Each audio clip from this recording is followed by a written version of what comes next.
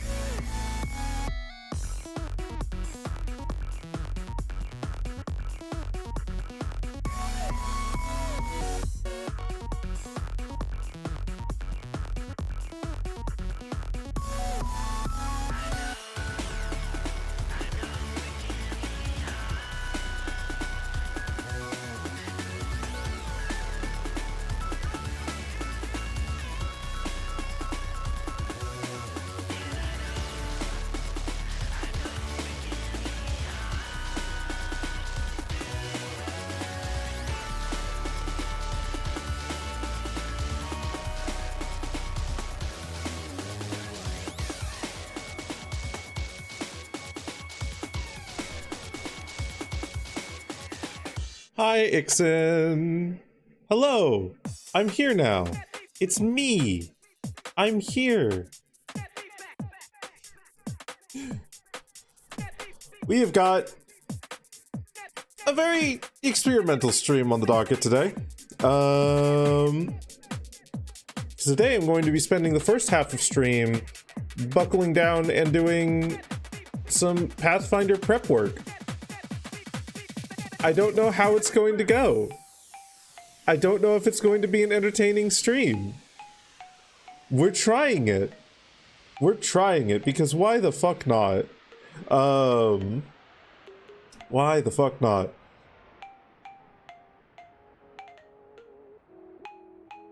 I also found out yesterday that I've got only like 2 days before early bird purchasing for Ferality ends, and I have just looked at one of my group chats, and I'm gonna need to ask people, like, okay, who's actually going to Ferality? Like, I need to know. I need to know, because if everyone's like basically of the mind that there's no point in going to Ferality because we're just going to like hang out like we usually do anyway, then what actually would be the point of me getting a ticket to it? If none of my friend group is going to go to Ferality, then there's not really a huge point. Not really a huge point at all. But if they are planning on going to Ferality, then I kind of need to buy the ticket right now. What if we hung out? We could at Ferality. I wouldn't be opposed to a little bit of a hangout at Ferality.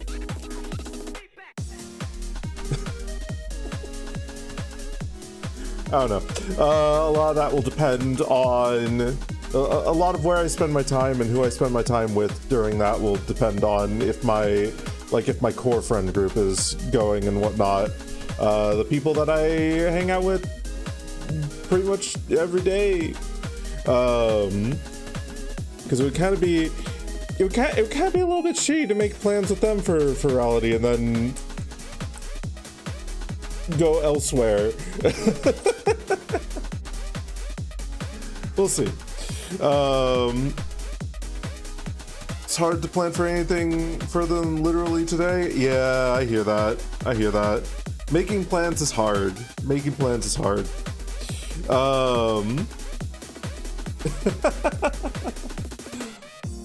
But that's what we're going to be spending today doing. Making plans.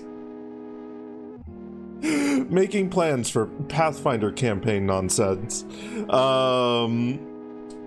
And then doing a little bit of Path of Exile. What the fuck else? My brother has been going absolutely fucking insane on the Carters 2 recently. He's been going absolutely fucking insane on that game. Like, he has... This fucker has 6 world records in that game. Granted, they're on, like, custom workshop tracks with, like, maybe about 200 other competitors on most of them. But, like, the world records that he's competing against are literally some of the best players in the game. Literally some of the best players in the game. Like, he has stolen, that is impressive. That's a 70 stream streak. Holy moly. Look at you go. No, but fucking... like... There's a few players. There is... He's got a hilarious name, but his username on the Carters is Poopy. There's Arca, and then there's Penta. Like, those 3 players are... You go to any, like, workshop track, and you see, oh shit, like, they are at minimum, one of them is at minimum in the top 5. Always. Poopy has a whole shit ton of world records. He's got, like, 100 something, I think, I want to say. He is literally the highest ranked player on the leaderboard for, like, you know, holding world records and shit like that. I want to say Arca is the 2nd highest and Penta's the 3rd. And my brother's been taking world records off of them. Some of these world records have stood for like nearly a fucking year as well. So, like, they were strong fucking times. They were strong times that he took down. I am astounded by him. I am fucking astounded. He is so fucking good at this game. I have no words. He recently got a world record on Dark Sanctuary as well, which is a track that he and I, when I was still playing the game actively, he and I traded back and forth a couple of times, and then he just got like miles ahead of me in terms of his skill. So yeah, no, that I have been so fucking hyped for him and his progression on that game. Cause fuck, man, like I spent a good portion last night of my time just sitting in a call with him, watching him play this game, because he's so fucking good, and it's so fucking like fascinating to watch him play. Meanwhile, I've been on an absolute tear in the finals. I have played like the past like 5 cash out games that I've played. I have kind of sort of soft carried my team to victory in the tournament. Like, 2 games we won. 2 other games we got to the finals, and then 1 game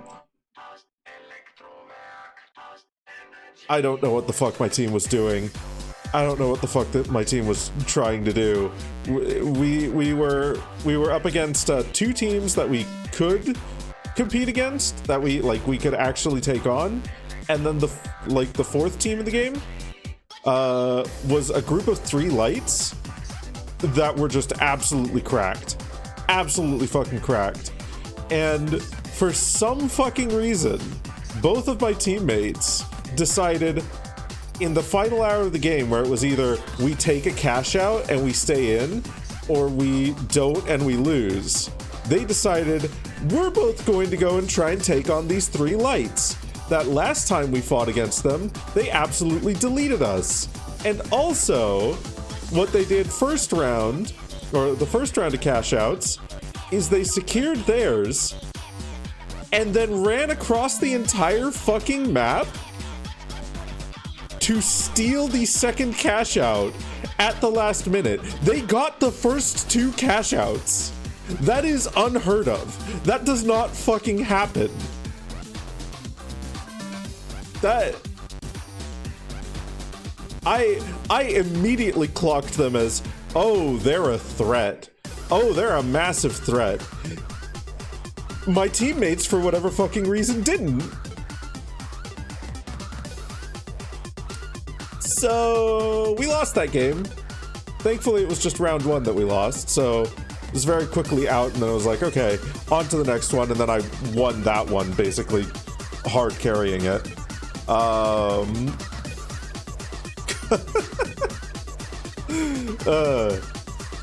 I've fallen in love with the finals again. I've fallen in love with the finals. I need to play more of it. I need to play more of it. If it didn't like fucking lag to shit when I have my VTuber up as well, I'd probably play it on stream. But because it lags to shit when I have my VTuber up, I don't think I'm going to be playing it on stream. Unfortunately. But that's okay. That's okay. It's a fun off-stream game. It can be a very good off-stream game. What else? What else? Oh, Sammy and I recently placed an Amazon order for some popcorn kernels, some coconut oil, and some Flavacol, which is a thing I've recently discovered is what movie theaters use to get like that that really nice buttery flavored popcorn? Yeah, making our own popcorn, because the UK, for some fucking reason, does not have like buttered microwave popcorn. They just don't. They just don't. Your options are salted, or kettle corn, or just plain. I don't know. I don't know why not. I don't know why they don't have buttery popcorn. I genuinely, it baffles the shit out of me. Some places do, Tesco's usually don't. I've looked at other places though. It is vanishingly small, the amount of like places that carry any sort of popcorn other than salted, kettle corn, or plain. Those are generally the three options. I used to see butter popcorn. Maybe it's just Wales? Or maybe like places are phasing it out for some reason? Question mark?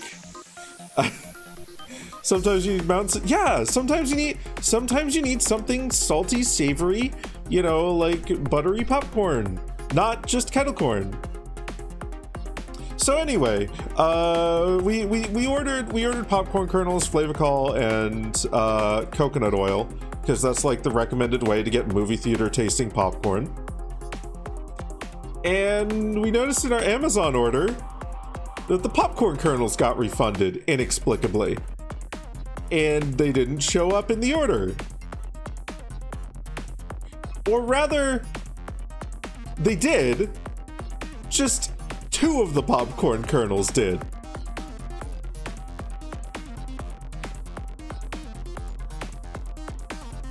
I think we can piece together what happened to the bag of popcorn kernels. Hi Donnie, welcome on in.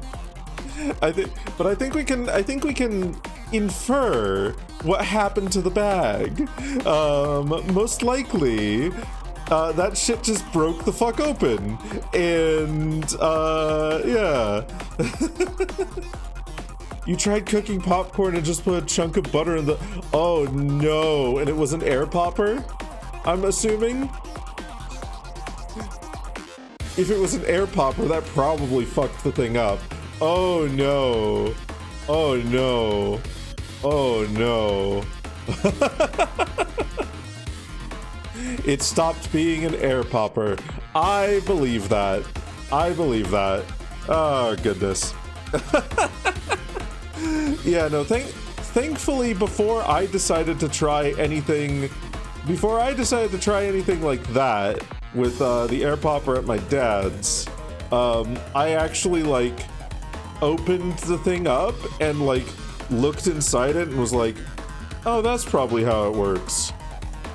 Melted butter on a fan isn't really gonna, that's probably not gonna work. That's probably a really bad idea. I'm not gonna do that.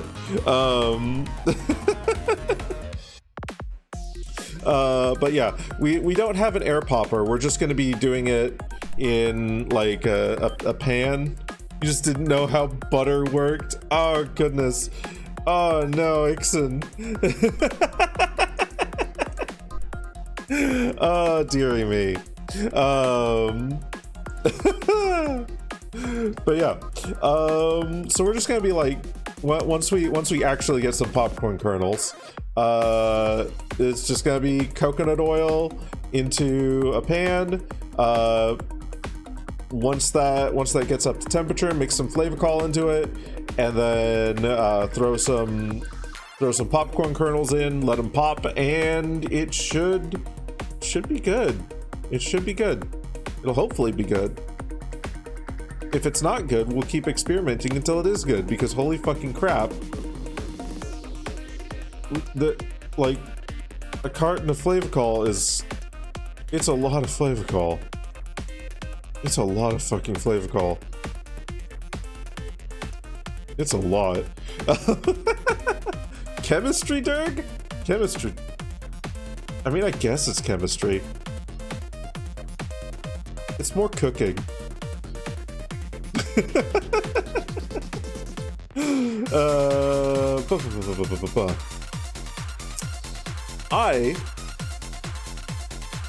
I don't think I have anything else in particular to talk about. That's been most of last week. Never been good at chemistry, so any cooking thing that involves chemicals that you suck at is chemistry. I mean, not quite, but sure.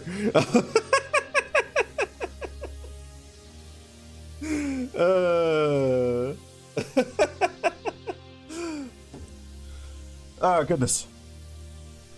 I had to do some reshuffling of my OBS setup as well to make this work. So if anything breaks or is weird or awkward today, that's why. That's the reason why. Hopefully nothing breaks, but it might. There's a starch possibility that things might break. So anyway, let's go over to the scene where things might break. Hey, look! It's basically a white screen. Let's get some Spyro music on here. So, the main thing that we're going to be doing today is going to be a shit ton of data entry. I have got... let me see here. I pull this up. I've got this room right here. I got this little tavern room. Ooh, I need to add the barkeeper NPC back in here. But I've got this little tavern room here, which is very cool and very good. But a tavern is nothing without drinks. Hi, Yellow. Good morning. Welcome on in. A tavern is nothing without drinks. And the idea that I've currently got kicking around in my head is that I want these... Oh, I'm gonna need to change this one to 30 minutes there, but that's fine. It doesn't need the maximum duration, it just needs duration. I want each drink to kind of sort of function like an affliction. With stage 1 giving bonuses, and stage 2 generally giving penalties. So you get a bonus now, you pay for it later. That's the idea behind the tavern. But more than that, I want to have... I've removed the bases and infusions from there. I've got them in this. More than that, I want to have ingredients that are used. So in this case, the Elven Mist is a mint and chamomile tea made with the steeped base, which supports 2 infusions, and then mint and chamomile. So I'm making a few to start out with, and then I'm going to add these as like items that can be randomly found within the gauntlet, that people can then combine together at the tavern to make new drinks that it might have in stock later. Sort of mix and match, combine your own boons, which feels like a lot of fun. You found something wrong, or what was wrong with the harmonic balancer on your car. It's an $8 key that locks everything onto the crankshaft that someone crushed by not lining up with the harmonic balancer before installing. Totally not you? Well, shame on that someone. Shame on that someone. You have soup and caps lock, Yellow. Did you put the caps lock into the soup?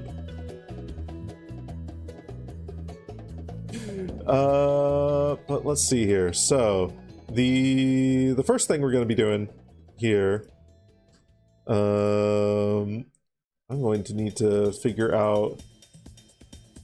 I can probably put my Pathfinder or my notes on this over on this screen here, which you guys won't be able to see, but that's okay. So let's get the... Let's get all the bases of the drinks in there. Oh, actually, just duplicate the drinks template there. Today we're going to be creating Laughing Stock, which is just coffee. Let's see. Beast's Brew, which is a beer. And duplicate this. Dwarven Ale, which sounds like a beer, but is actually more of a spirit.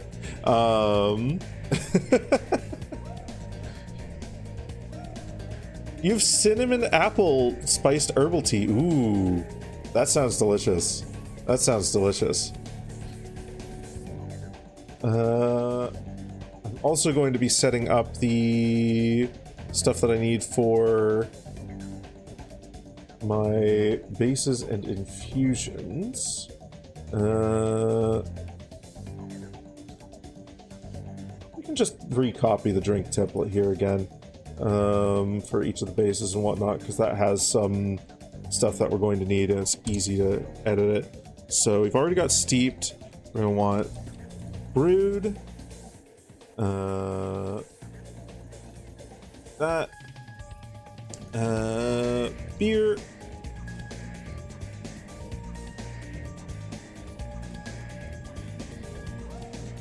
I've got a list of things that I want to do, and roughly what I want to do with them. Today is mostly a case of I just need to actually like implement the quote-unquote coding aspect of it. Wine, which we'll get to shortly here. And milk as a base. And then infusions. For those, we're going to be making chamomile and mint, stone root,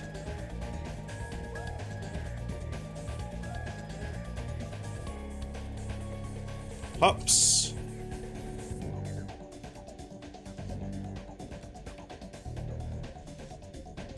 ginger, and then if anything else comes to mind during this stream, we'll probably do that as well. To be fair, cinnamon and apple could be solid ones if I can think of anything to do for those. Also probably should just do chamomile there and mint. It doesn't need to have the herbal aspect to it. I say coding, it's really not coding. At worst, it's just editing like JSON files.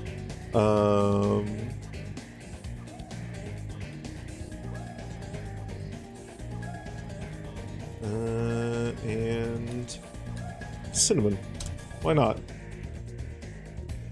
Cinnamon and apple. Don't know what we'll do for those yet, but they're there. They're there as the things I might use later. I'm going to keep that up there because we're probably going to just drag things into there as we're done with them. Do I want to give these? Yeah, let's see here. That.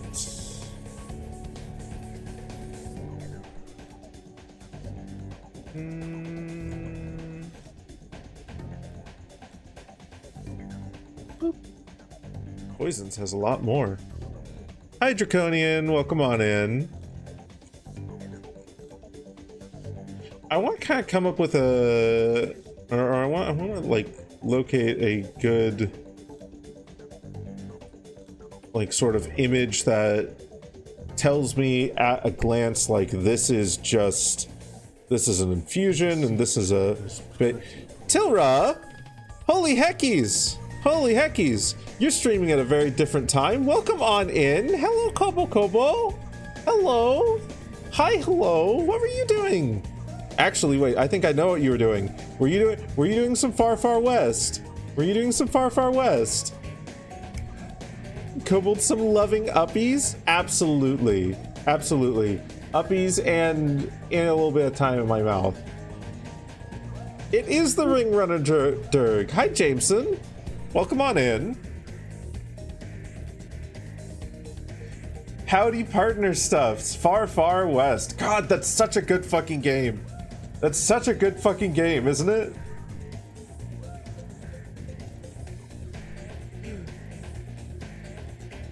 Welcome on in, though. I hope you're doing well. And hi, hello to those of you who might not know me. I'm Laveau. I'm a variety streamer with a little bit of a vor theme, a variety streamer, if you will. Today we're doing some Pathfinder prep for my home campaign that I've kind of got going. Mostly because I just want to see what the vibe is with that. If I vibe well with a kind of mostly just chatting stream, but also like futzing around with this nonsense. You're very obsessed with Far West? God, I know. It's so fucking good. It's so fucking good. Game is so good. But yeah, I'm gonna be doing this for a handful of hours, however long it keeps my interest. And then I'm gonna be transitioning to Path of Exile. So it's Pathfinder and Path of Exile. It's a path stay. We've got more paths than your body has room for. So many fucking paths. Just an unending amount of paths. I can't hold all these paths. I can't walk them all. We're just gonna use that as our image for infusions.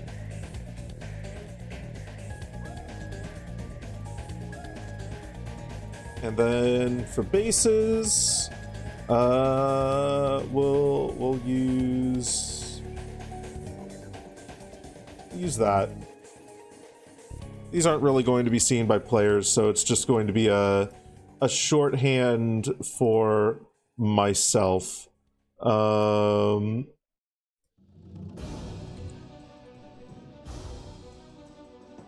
Pathological pathing, yeah. Pathological pathing. Everyone loves pathological pathing. Okay. So let's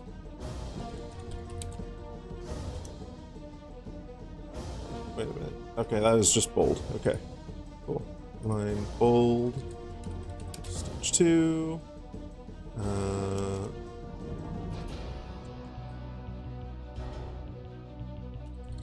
I also want duration on this.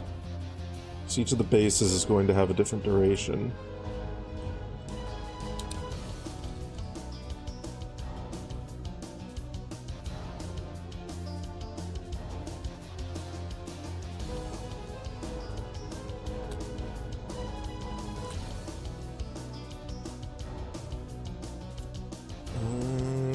It's 20 minutes.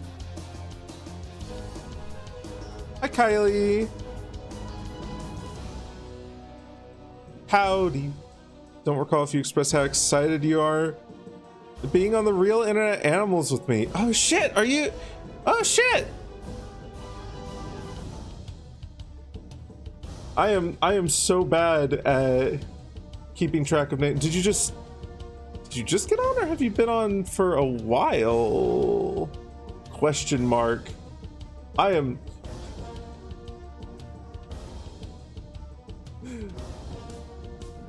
Latest member as of Sunday. Holy shit. Holy shit. Welcome on in. Welcome to the Internet Animals. Glad to have you.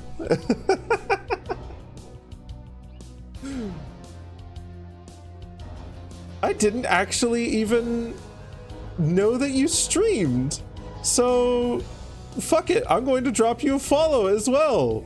I am learning so many new things. From guilty confusion to excitement. Yeah. Guilty confusion is a mood with me a lot of the time. Oh, goodness. Welcome on in, though. Welcome to the Internet Animals. Guilty confusion is how you made it this far. Fair enough. Fair enough. Oh, my word. No, but hopefully you can... Hopefully, what are the words I'm looking for? Hopefully you get something out of the real Internet Animals is maybe not the best way to phrase things, but hopefully the intention comes across. Because, like, these groups are usually, like, what you make of them, essentially. So hopefully you find some camaraderie, some resources, some collabs, etc., etc. I definitely have with them. They are a lovely, lovely, lovely, lovely bunch. I've kind of made it, like, low-key a goal to do more, like, collabs in the nebulous future, and they have been very good for that a handful of times. Stage 2.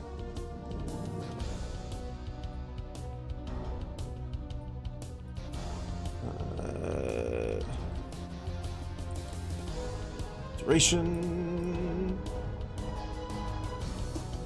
Anyway, excuse me while I flounder with this.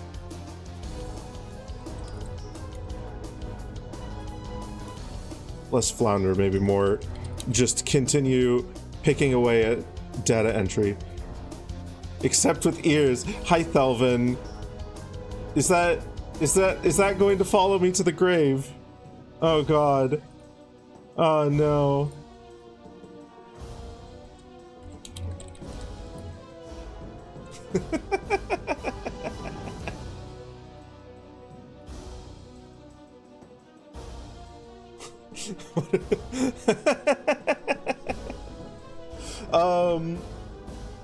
Anyway, goodness, I got distracted there. Kobo is going to bed. I don't know if you're still here, but have a good bed. Have a good bed. Thank you for the raid. We'll take good care of your community. We'll do our best to, at least.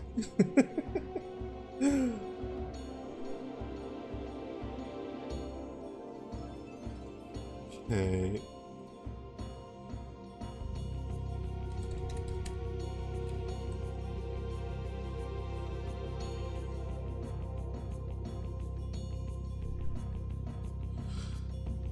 Yeah, a lot of this stream is just going to be me doing a lot of this. Trying to set these things up such that they are easy for me to work with in campaign. I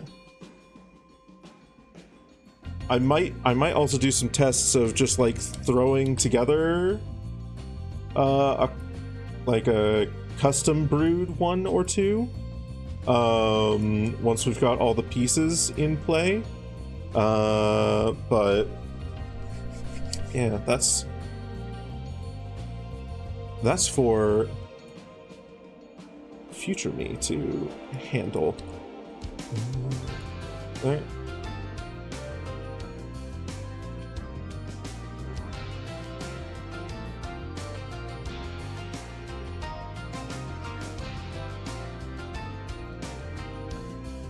Okay. And then... Oh. Oh no. Oh well, that's fine. I had it copied, so it's okay. And then we go to here, grab this, and we go through each of these.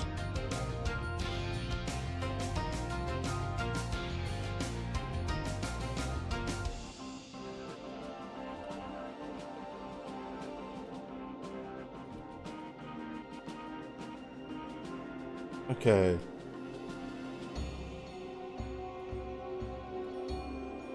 So for beer, we have got something in stage 1 for this one. My idea here is that it only supports 1 infusion. But it has a minor boost in stage 1, and that boost continues to stage 2 with a bit of a downside attached to it as well. Okay. It's 1, 2 saves against fear.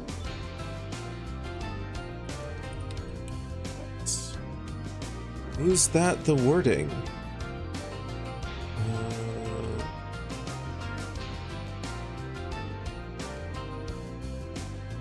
Not quite. +1 item bonus to saving throws against fear effects. Okay, there. And then this continues into stage 2.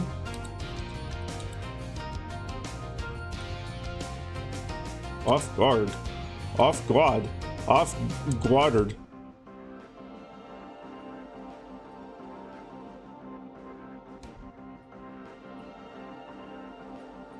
Okay, come on. There we go.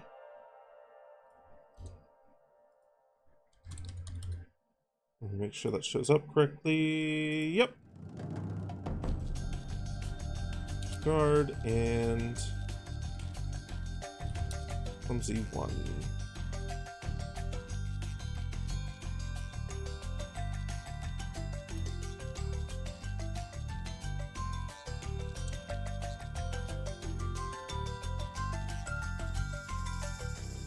A 3-stream streak, Thelvin. Holy heckies, look at you go.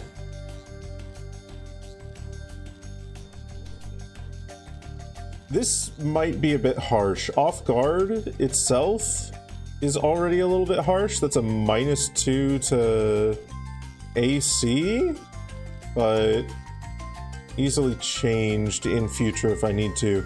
I could drop the clumsy there pretty easily. You should get breakfast. You should get breakfast. Go get yourself something to eat.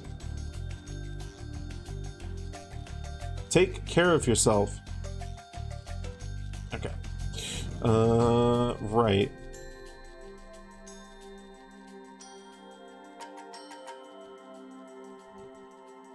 Pardon me.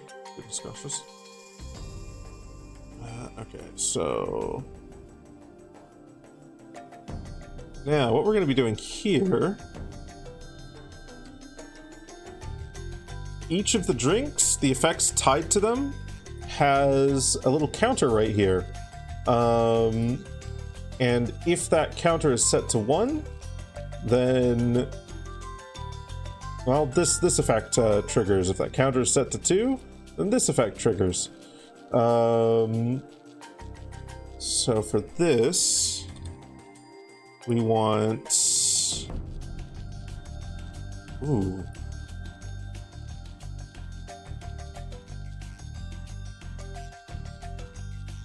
I don't actually know what the wording is going to be for that. Let's see if we can find something that...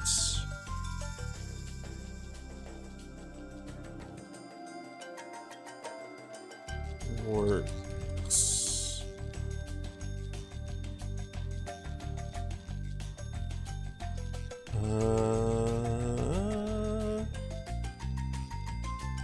What's something that gives... What's something that gives a bonus against fear effects?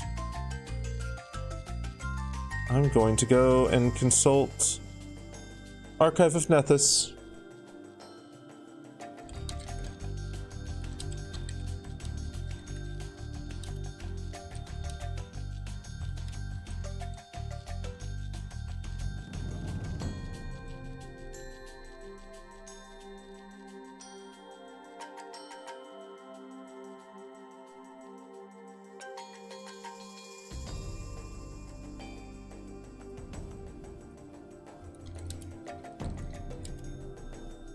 Corruption.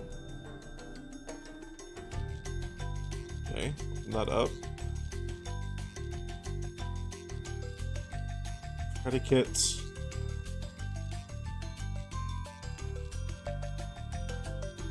Ah, okay, I see.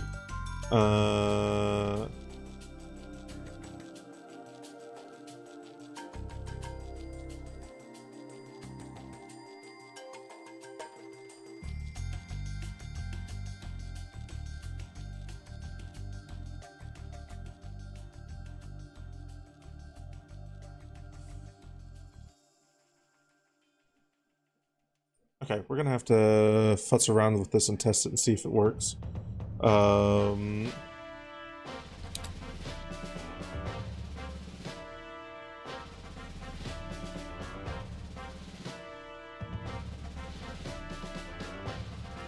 add in item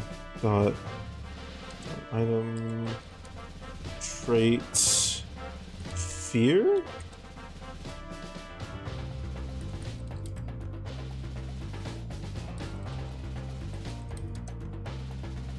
Okay. Right. Let's get an actor out on the field.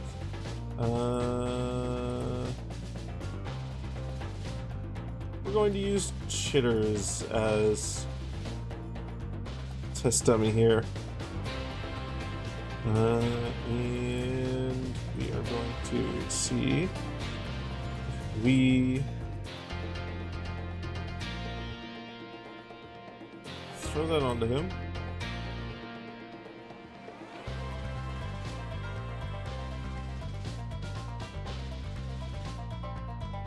Okay, no effect to his saving throws there. So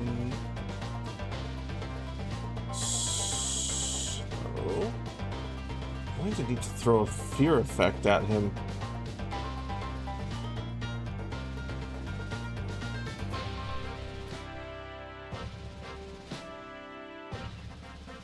Reaper probably has that. Let's see.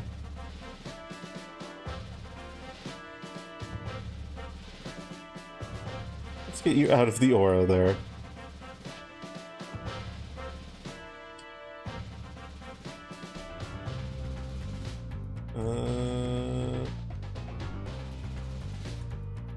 Let me just target you and have you do demoralize.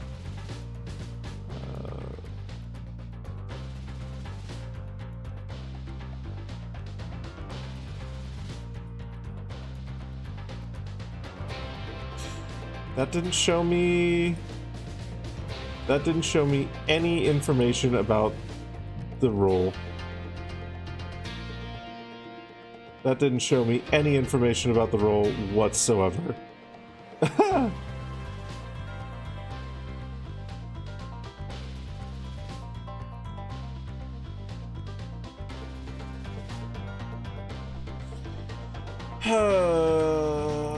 Shit, this is the tough part about the Foundry system, and what usually takes the most time. Just making sure that things fucking work.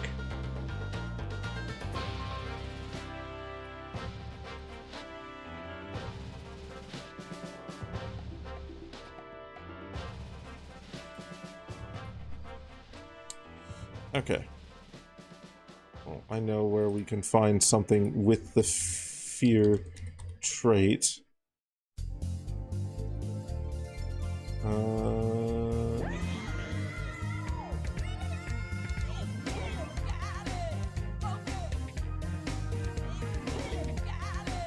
Spell?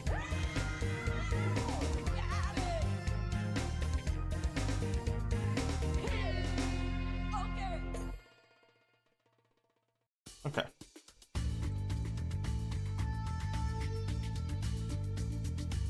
We'll judge out here.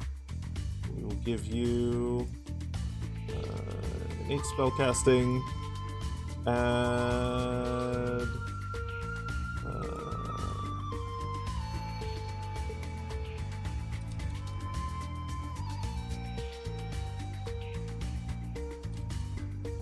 Oh wait, no, that's the wrong tab. Add fear onto there. Okay.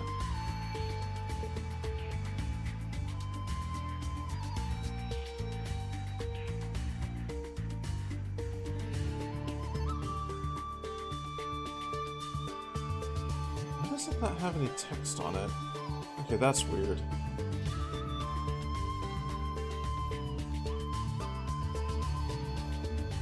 Okay. Full success. 11.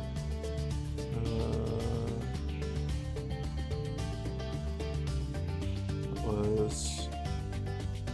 No, okay, so it didn't add any.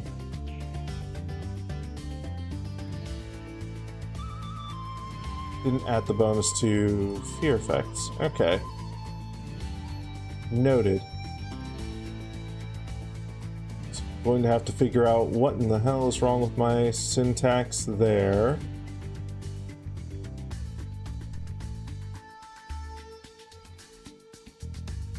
That? Right, that's something I'll figure out offline.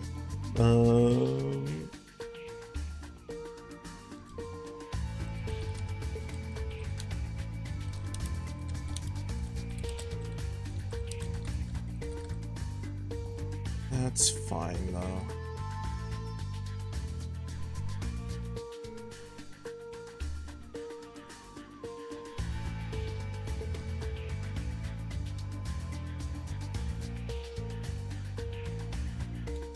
We don't want this. We want an item.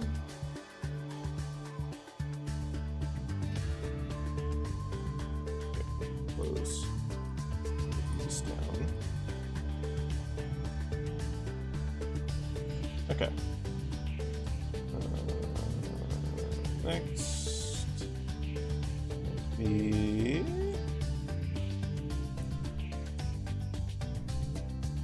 missions. I want to give you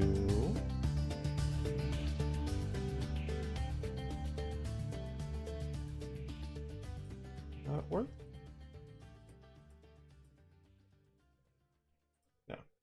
To copy the UID and then paste it in there. Okay. And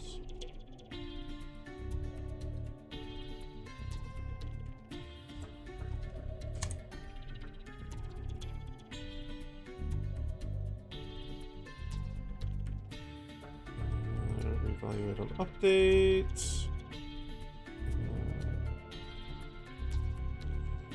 We also need here.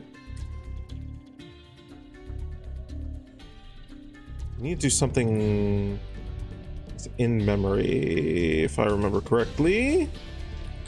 Elements.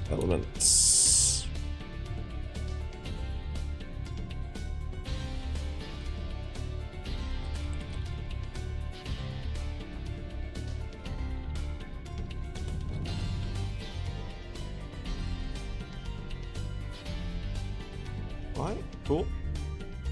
And then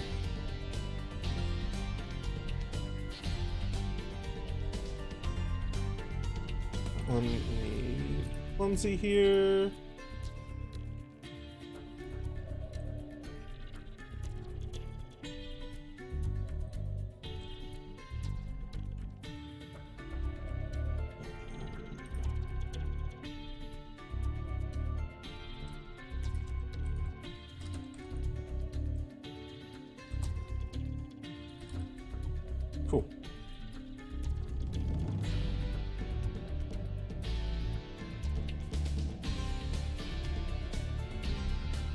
test at least if that works. Throw this on here. No. No.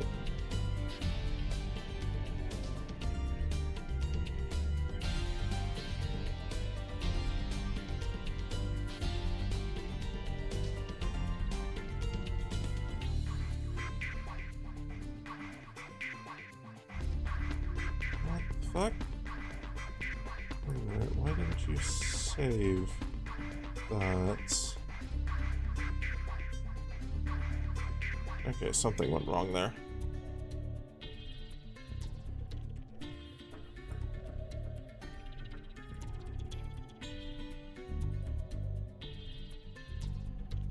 Right.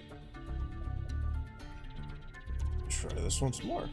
Oh, maybe because I was editing... I think I was editing the one that was on Chitters, which is a local one, and it's not going to do anything to that one there. Okay, and then I grab off guard.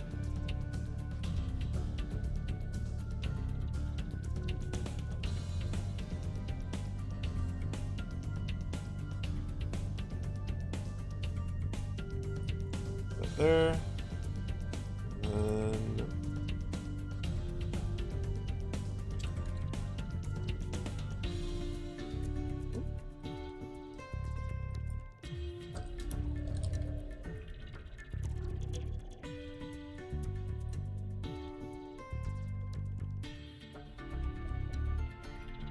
why? Okay, attempt 2. Okay, good. There we go. That's working. That's working as it needs to. Cool. Good. So, the fear effect doesn't work, but the other parts do. That is fine. That's good and fine. We can accept that for now. Okay. So, this one... going to be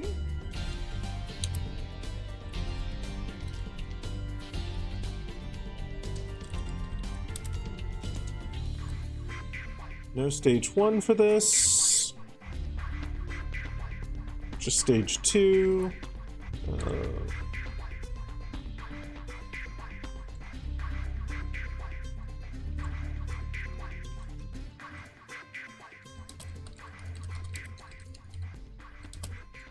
And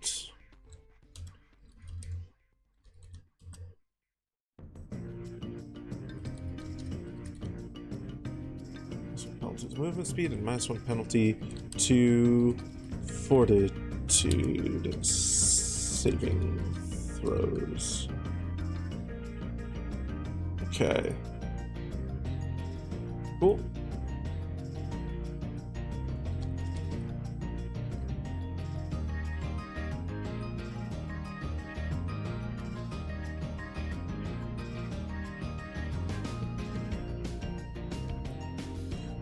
This, that's,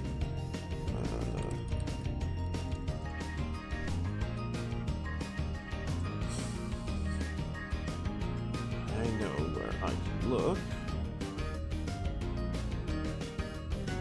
for what this would do. Living conditions, this could be,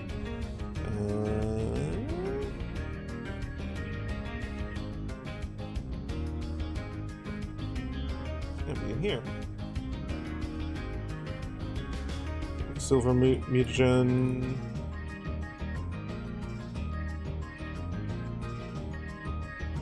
The effect.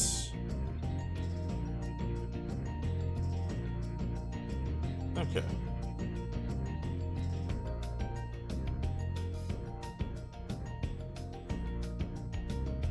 This one that we can toy with and edit. Okay, land. Probably just put speed here because I don't want it to just be land speed. I want it to be speed as a whole. It's 5.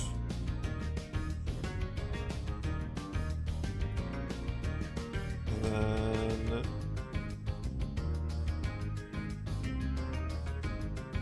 next thing we want on that is -1 to fortitude saves.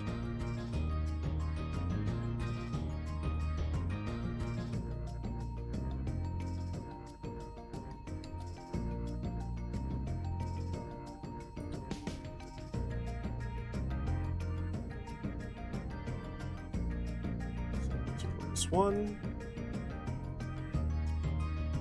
This, something like that. Cool.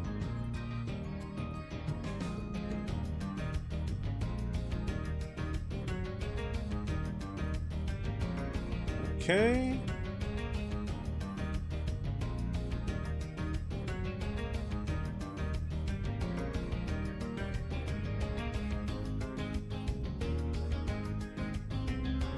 That's gonna be it.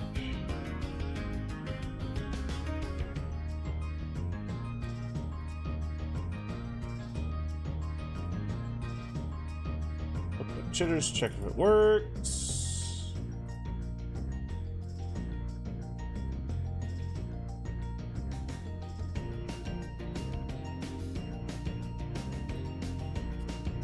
.15 land speed. Okay, cool.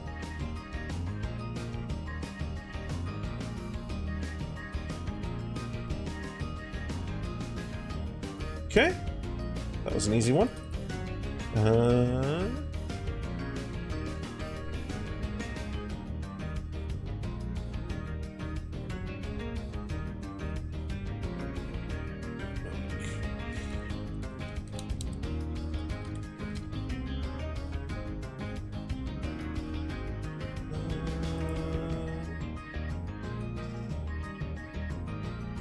Yeah, these can be 10 minutes.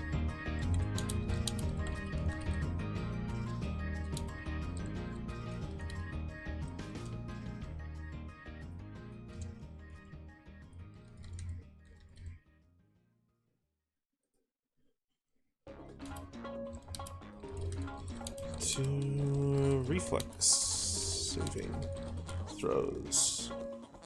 Okay.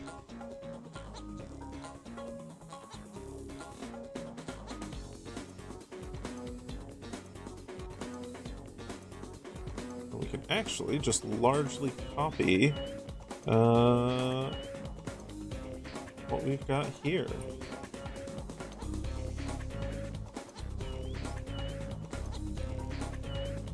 I change this to milk. Change that to 10.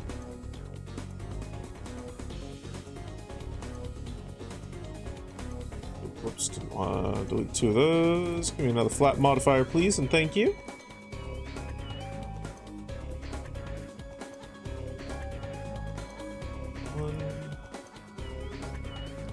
Reflex. Should be making these item bonuses.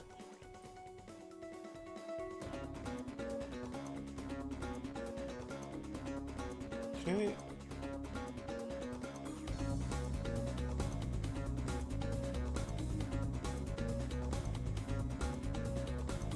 Why they weren't item bonuses. I'm pretty sure I set the template up as item bonuses. Okay. That's good though. Right, spirits.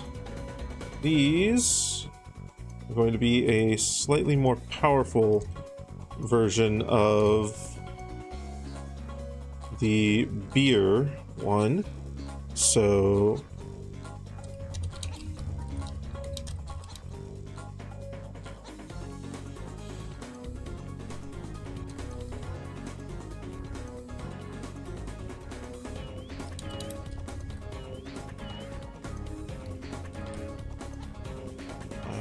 going to need to double check the phrasing on that one. If we go to...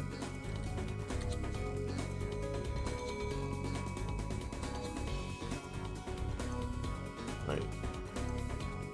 Fighter has got a feat known as Bravery.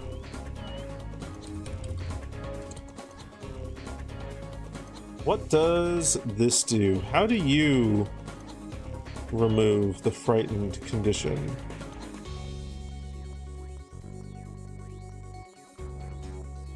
Okay.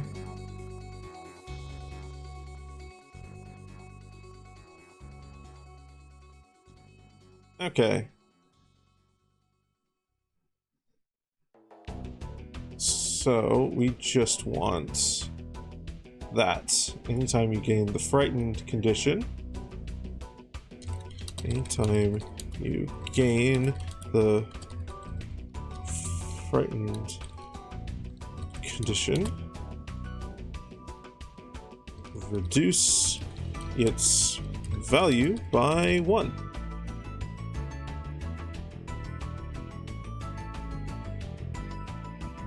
Cool.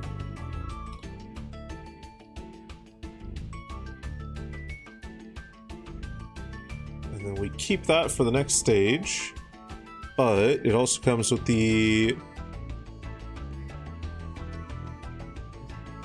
downsides of off guard.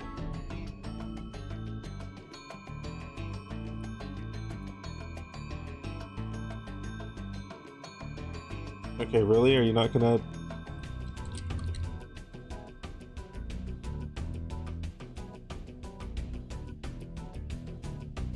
There.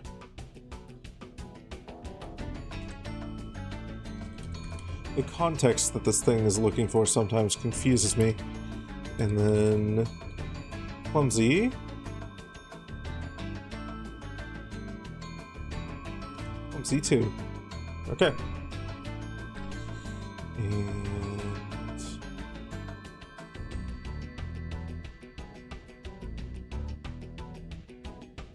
so the frightened condition thing is just going to be done manually, because I don't think that there's a way to control that, unfortunately. But the clumsy and off guard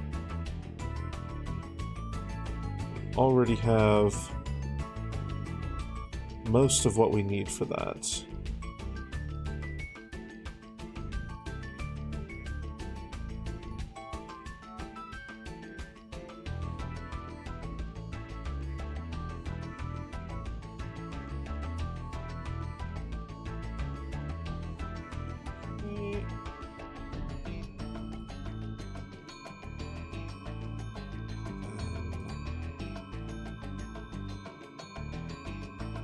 Something that we need to do for the clumsy thing, which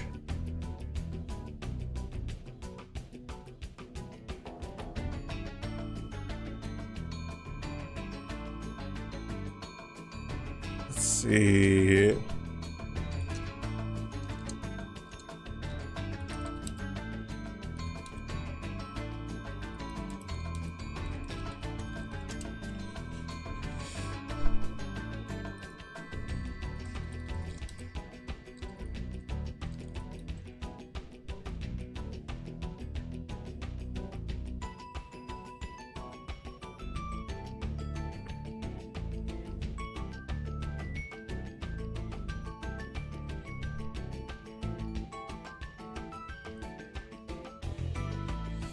Okay, let's try this. Ooh.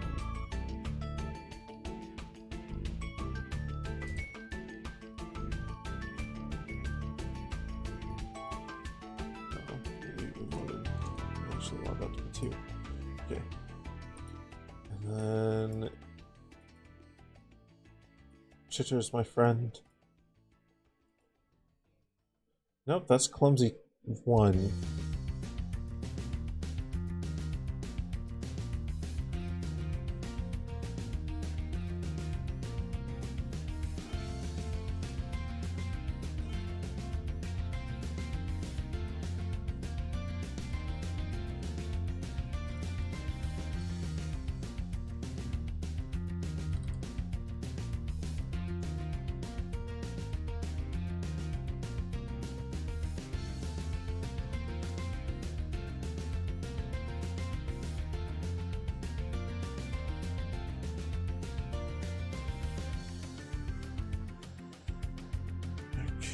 Okay.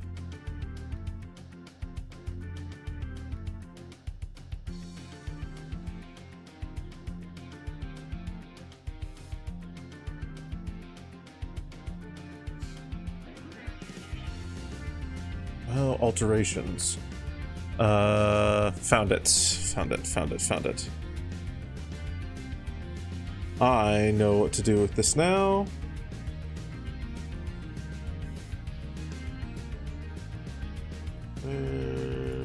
Spirit them back. Okay. What level? Alterations.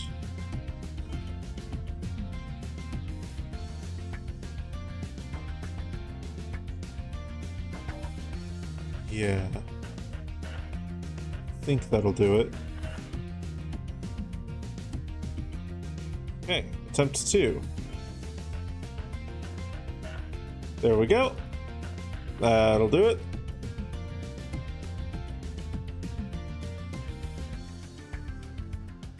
Alright, and then final one. Oh, I didn't set the description for Spirit. No, wait, I swear I did. That's why I opened up the fighter thing and everything.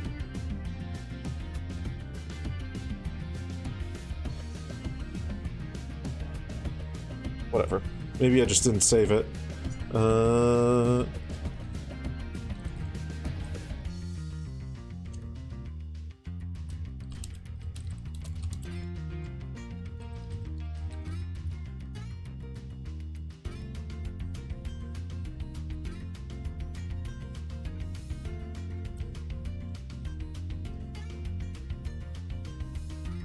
Hi, Futal! Welcome on in.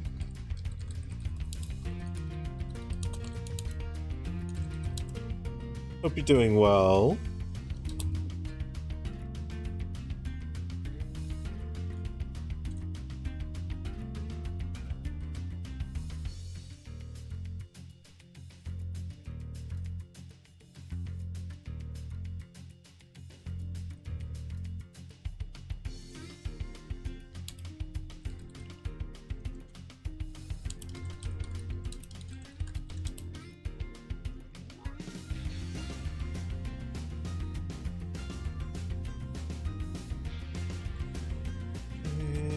There.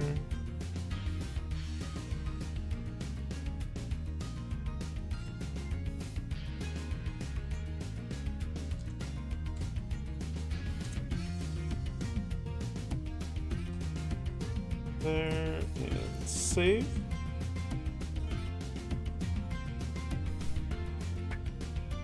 Okay. And then wine, finally. Right, what did I have planned for wine? We had... That's 10 to... Movement, speed. No, this isn't stage 1, this is stage 2. So, this is only stage 2. So... to movement speed, -1 to reflex saving throws. And then that's for 10 minutes.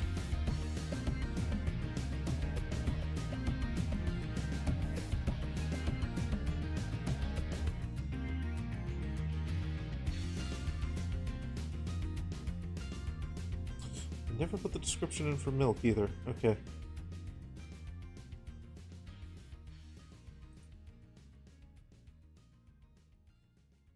Do that real quick here. Milk is...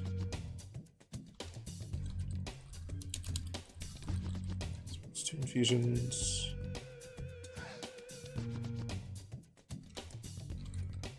Or maybe I did, but I just closed it without hitting save. That is a constant problem with me. I will learn not to do that inevitably.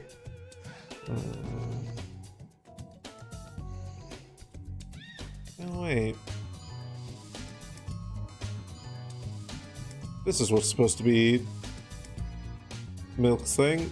So that... There. This... It's 1 infusion, and... Oh, this does have a stage 1 and stage 2. Okay.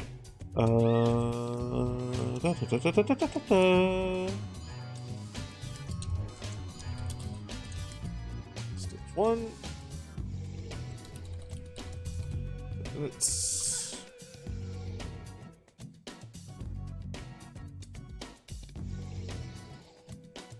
Okay.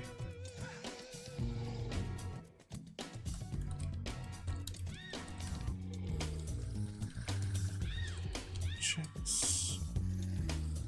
Okay. You, it's here. Keep that. But also Feeble 2.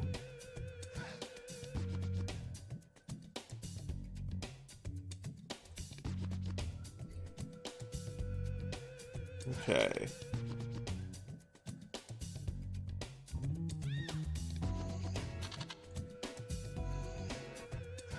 Save rules.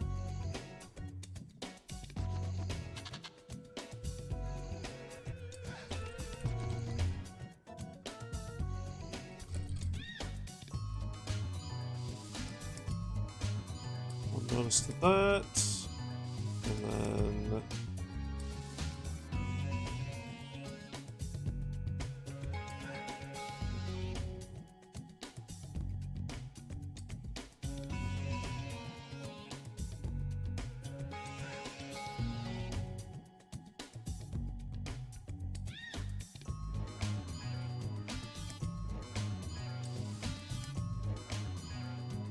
move these. We need that item.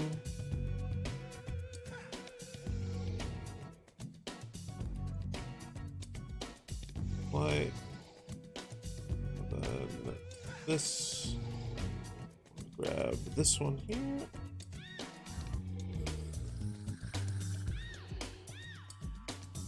There we go. And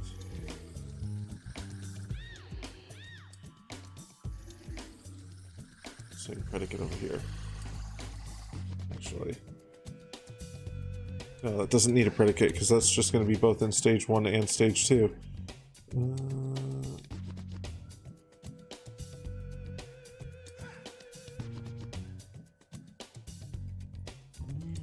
I can also just do this.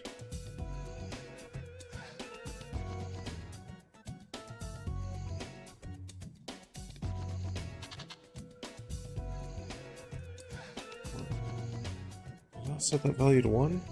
Might not have set that value to 1.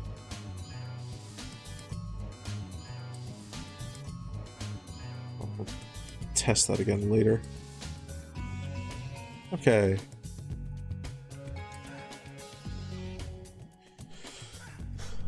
Got all of those done.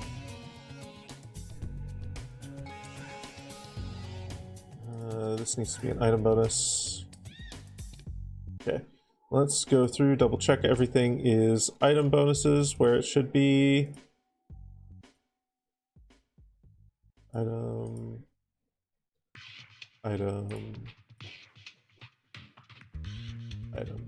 Okay. And then we can put everything but the beer.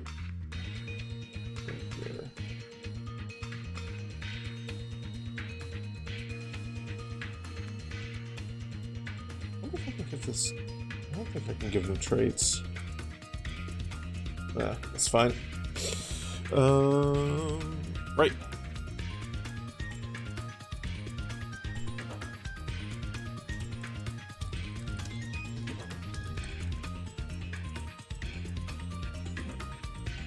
Chamomile mint's done.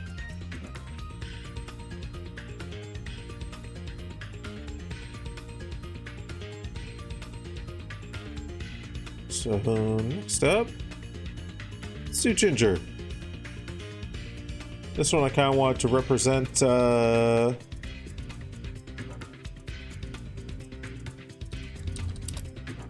what you would, or what's traditionally associated with ginger, which is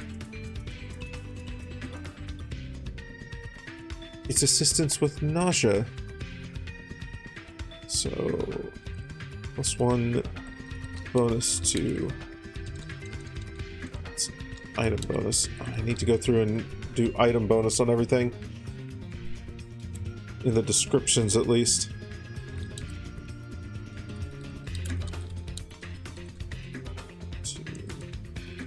Fortitude, saving throws, +2 item bonus to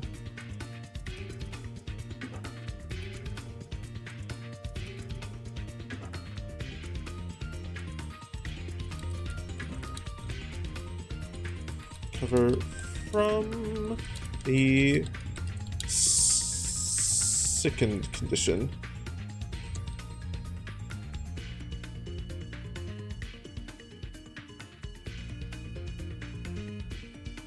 I need to double check the phrasing on that.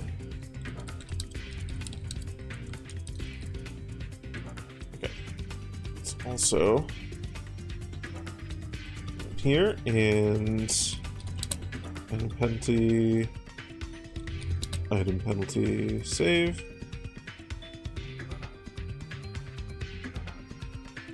These are already represented in the rules elements.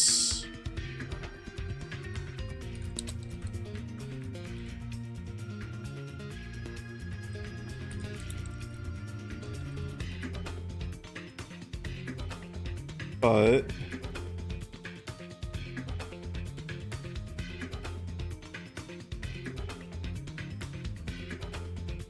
putting them in the description itself is also just as important, because that is what the players will be reading.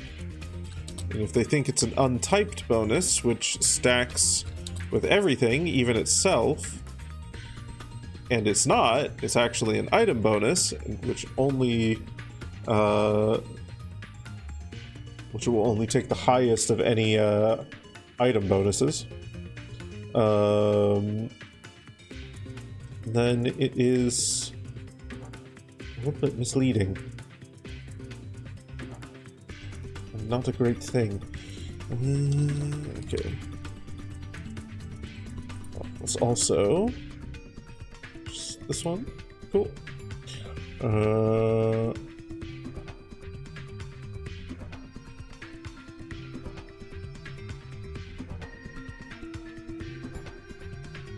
no, we didn't want grant item.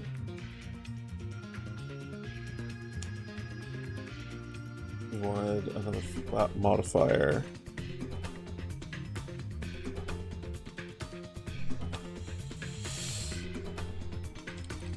So this is gonna be for. So this one's gonna be for saving throws. And there's gonna be 2. It's predicate. We need to check phrasing. Predicate off second. So this one isn't going to be finished today. I'm going to finish that off stream because it's going to be a lot of floundering around and looking in places where I don't know. but we can get the fortitude bonus in at least. And then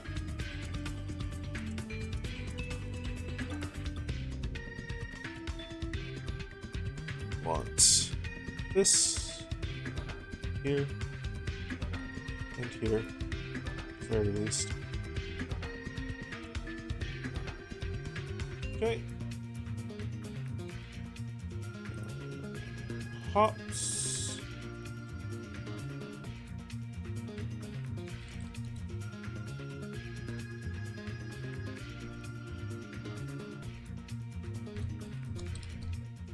Ooh. Did not have that clip. Wait a minute. 1 documents have been linked. Oh no.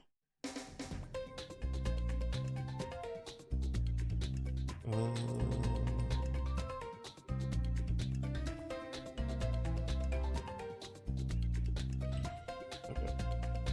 Just remove that, and then I think that'll be fine.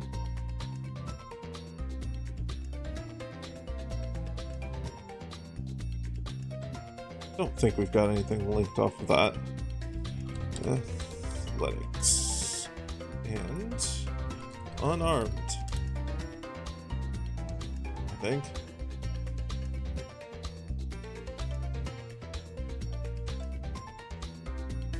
Can just throw this onto Chitters here and see if it works as expected.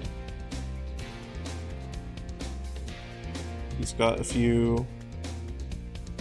Okay. Hopefully that's not adding to the damage as well.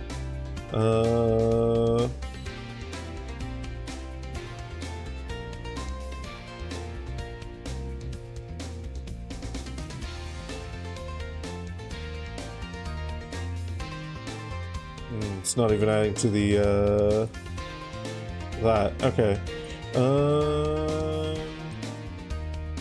But we can look at this bestial mutagen. Okay, how do you add? Okay, it's unarmed attack roll. Okay. Attack roll. Okay, that should do it. Item. Description. Stage 1. +1. Item bonus to unarmed.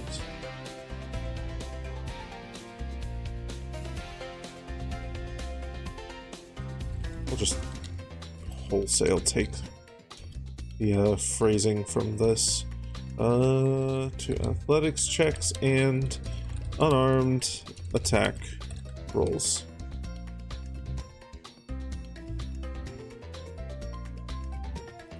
Okay.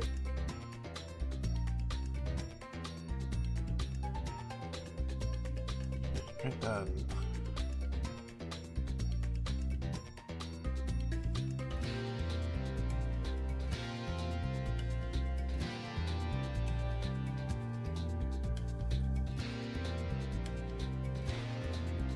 Oh, we need to actually test it, make sure that is working. Okay, cool. +8 on that.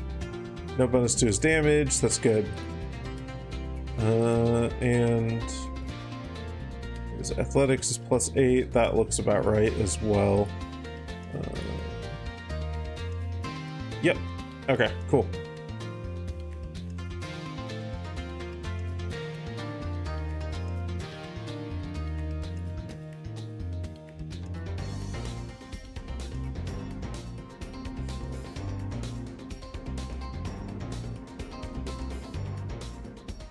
Ops is done. Stone Root. Fortitude saves and +5 temp HP. Okay. think that's gonna be from the Juggernaut mutagen.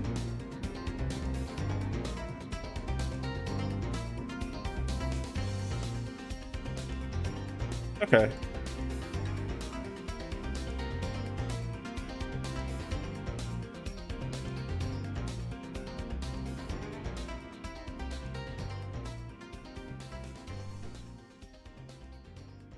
We can just super easily snag this, throw it on here, and then delete that one, snag this, and throw it onto here. Cool.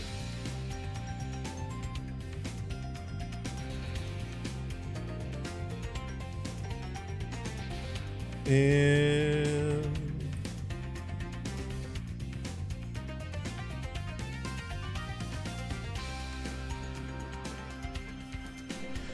with that, that's all the ingredients done. Okay. Now, let's see, because what I want to be able to do here is kind of on the fly throw together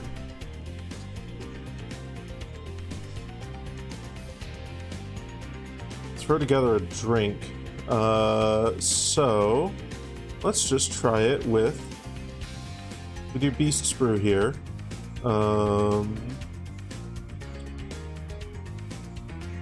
So Beast's Brew is going to be Stone Root and beer. We're gonna have to double check beer in the future, but this is fine for now. Oh, we didn't put down stage 1, plus 5 temp HP.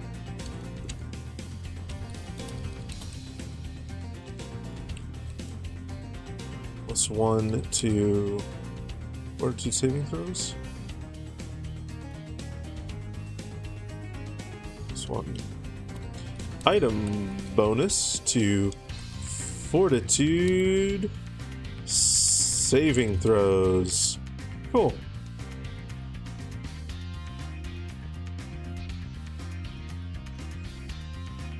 Okay.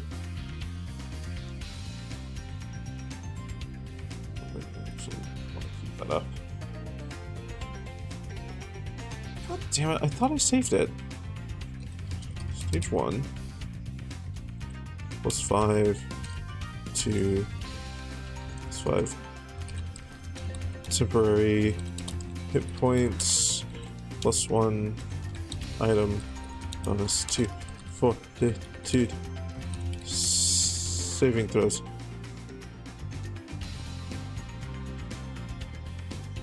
There. Okay.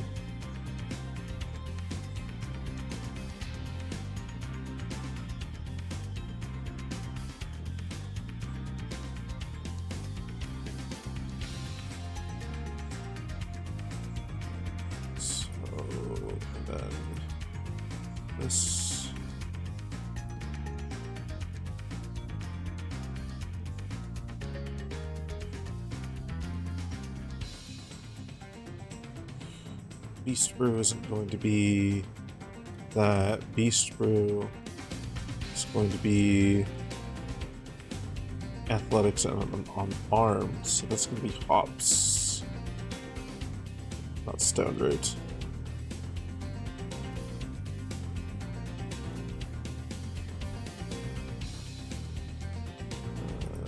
Do this.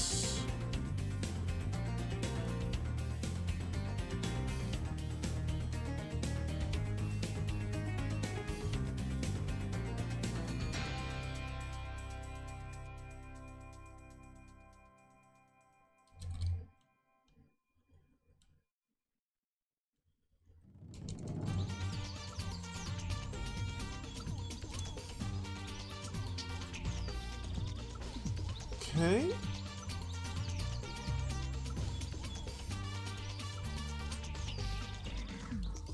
And then we would think of a little description on the fly, but in this case, we've already got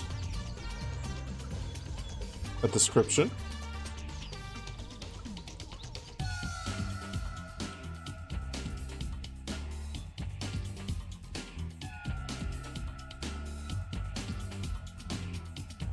There.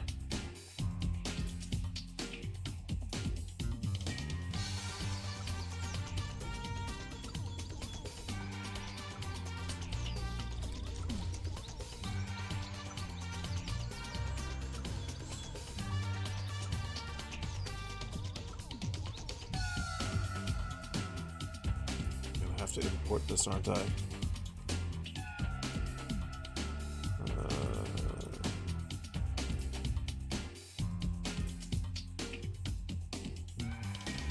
There.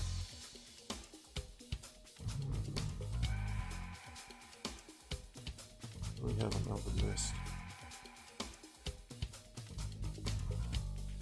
Ingested. Okay. Cool.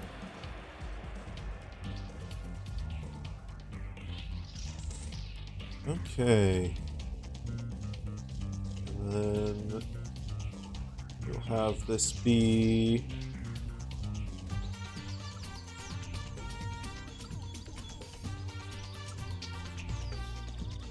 that rules bit.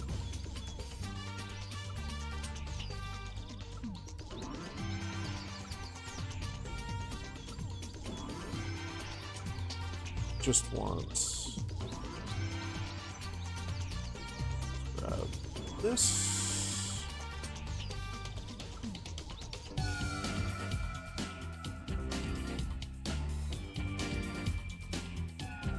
What?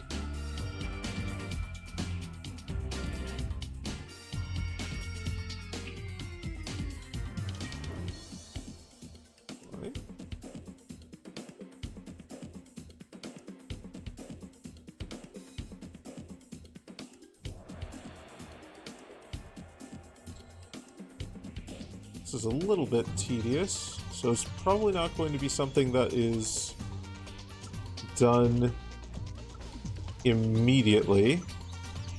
It'll probably be a... Okay, you gave these two things to him, and come back on another run, and he'll have it available for you. Just for the sake of not slowing down an actual session with, okay, let's now create like 5 drinks that the players want based on items that they found during the run. So that'll probably be an out-of-session prep thing. But all things considered, that's not too bad. That's not too bad.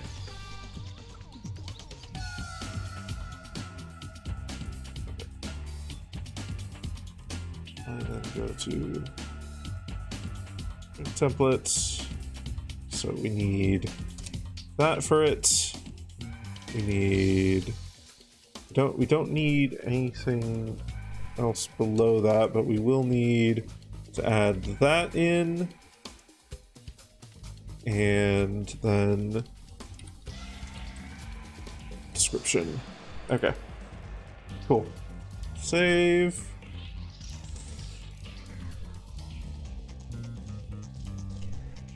Okay. Then we will change this to that as the baseline.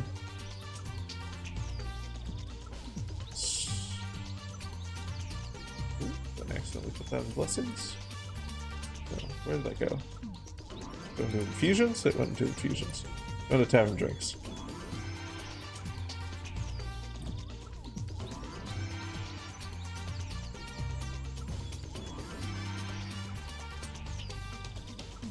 Okay. Alcohol doesn't need to be here anymore. That's a base that we don't need anymore. Okay. this. View over here. Let's open up the Dwarven Ale.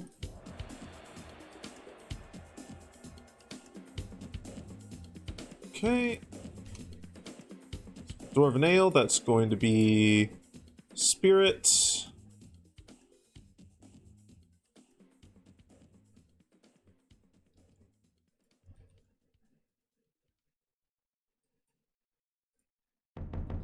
Plus Stone Root.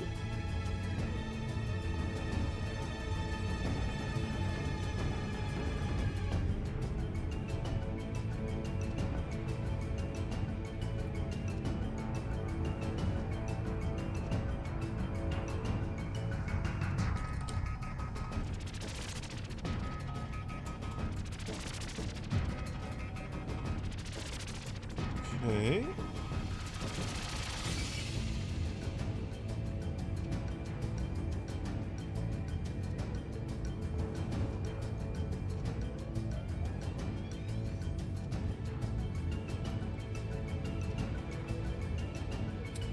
There. So that, cool. And then Spirit, Stone Root. This.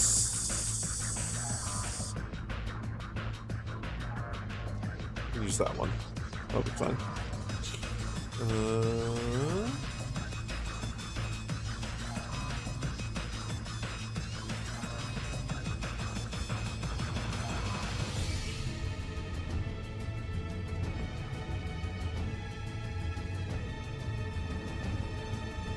There.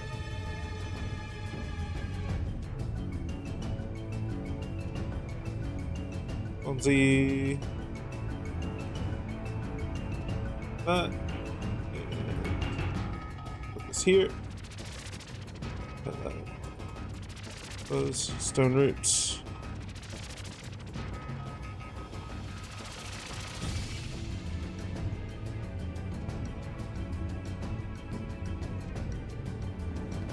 And temporary hit points.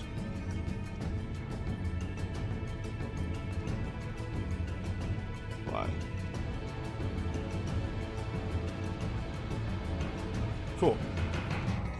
And then finally, Laughing Stock.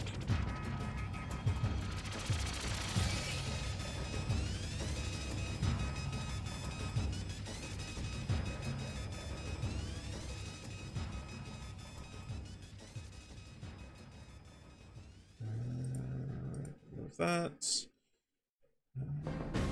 Remove this. Clean up my items a little bit. Okay, finally, Laughing Stock. That. Look at that one. Because this is just coffee.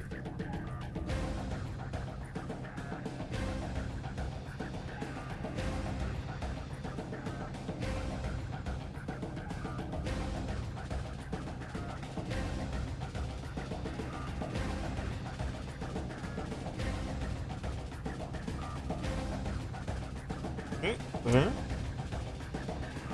And then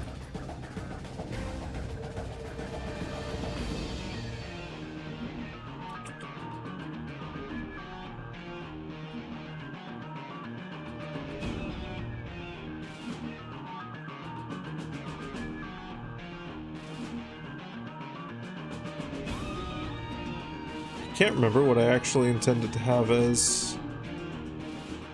Ooh, I don't think I even created the other part of the infusion for this.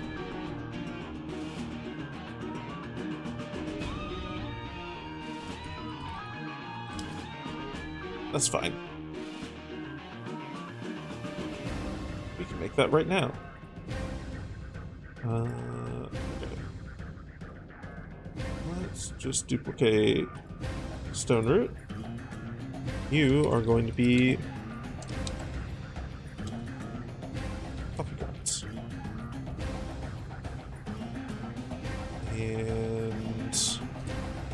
stage 1 bonus for this is going to be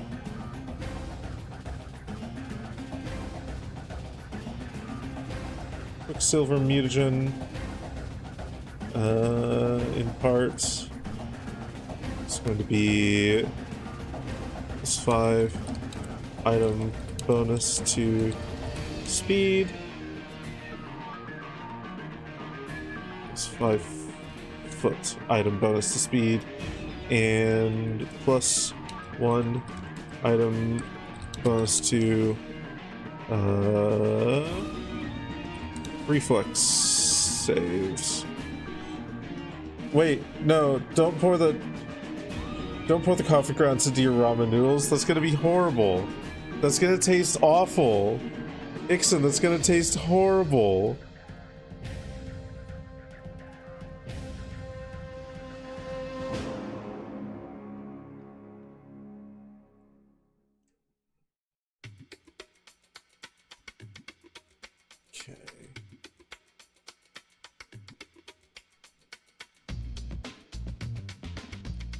Okay, yeah.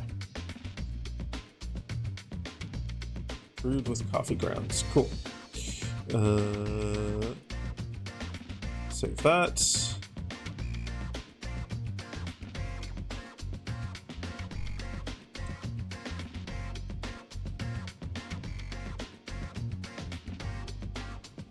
That doesn't have a predicate.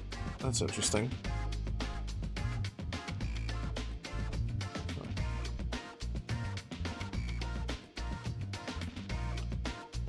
Where did I copy this from?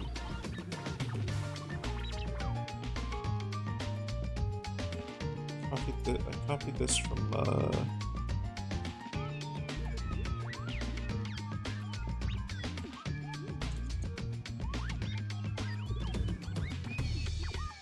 from Stoner, didn't I? Oh yeah, that doesn't have a predicate. Okay, we can fix that.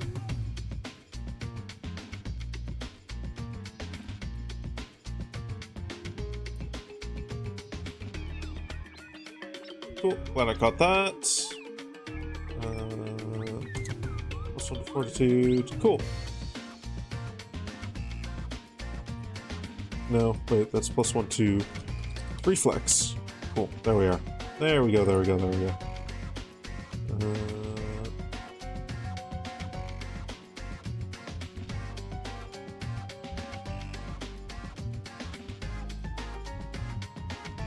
And then put this here.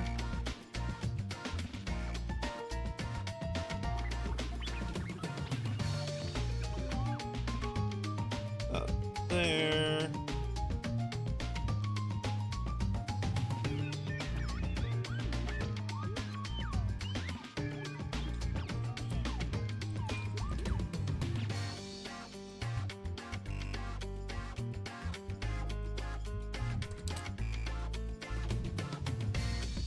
Status penalty might make more sense with this.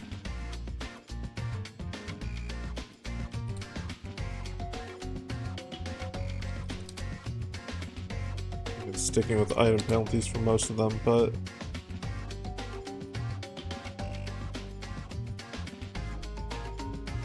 might change it to status penalty depending.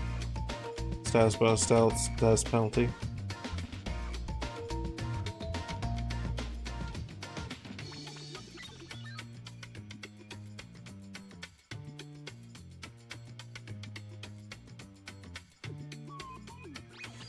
Okay.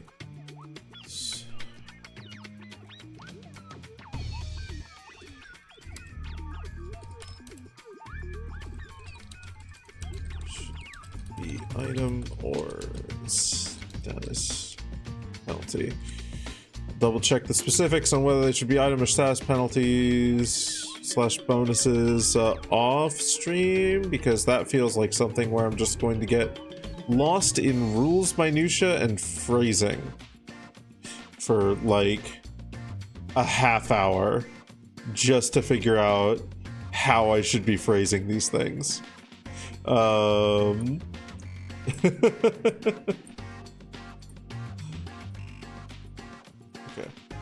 But with that, I need milk and coffee grounds.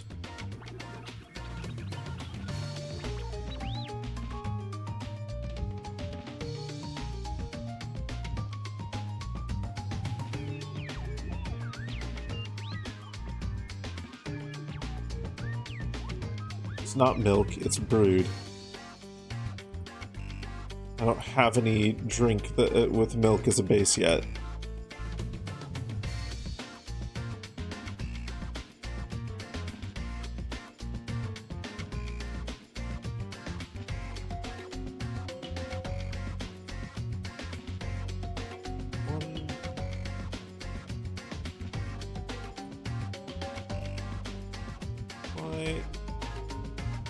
Those rules.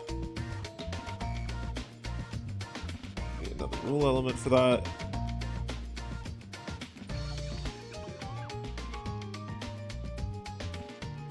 Chalky milk makes kobolds good at sports.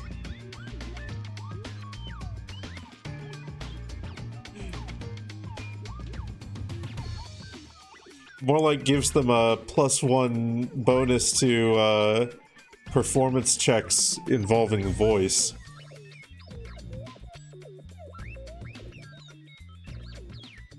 Chocolate milk is strangely good for loosening up the vocal cords. Okay.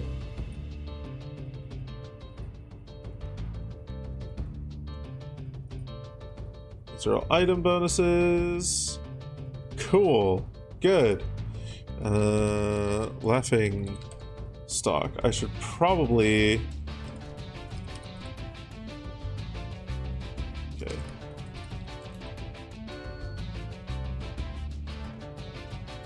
You honestly didn't know that? Definitely add it to your routines. Yeah, most like warm drinks in general help like soothe and loosen up the vocal cords.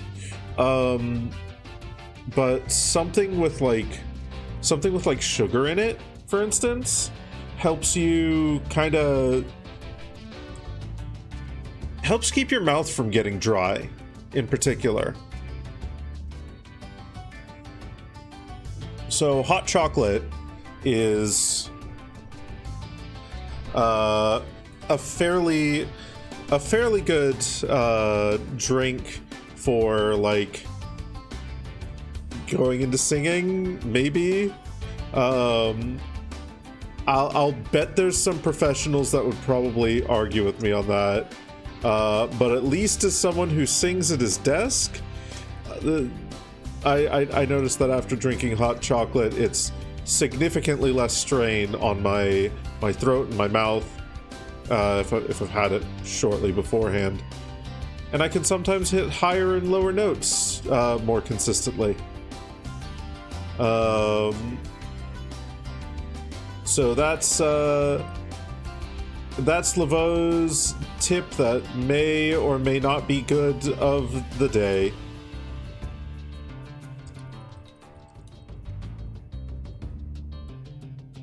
Oh no, I didn't add slugs for any of these.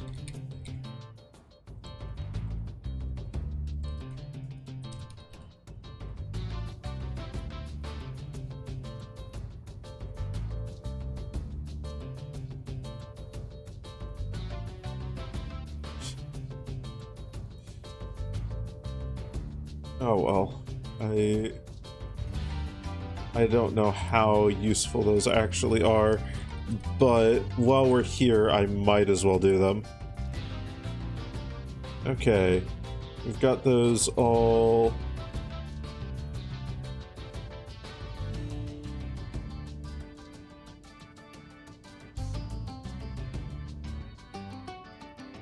Okay, I need to check. Do I need to import these?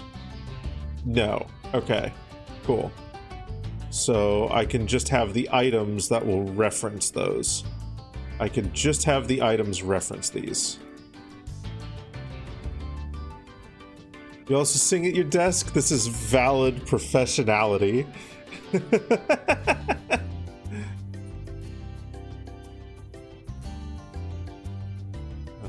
Okay.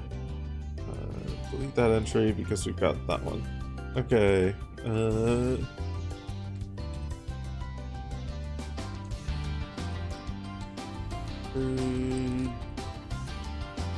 Template. Yeah, we'll just name the slugs for these ones templates. Oh wait, no, I already have a brood base. Okay. Hops, infusion.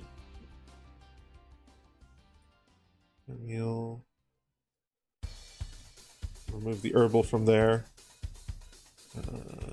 Milk base.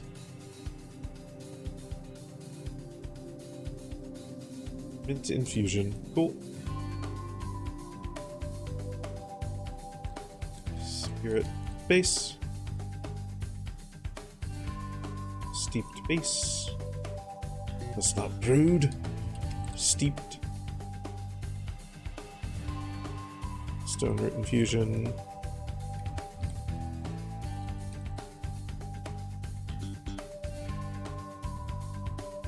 And wine base. Oh, and then coffee grounds base.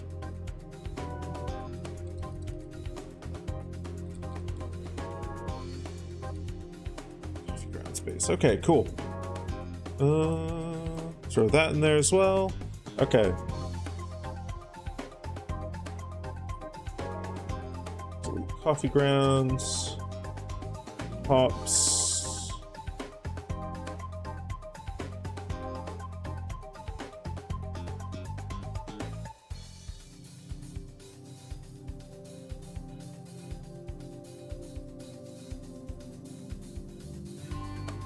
Beer is one that we haven't put in there because we need to potentially check that it actually works and then troubleshoot that if it doesn't.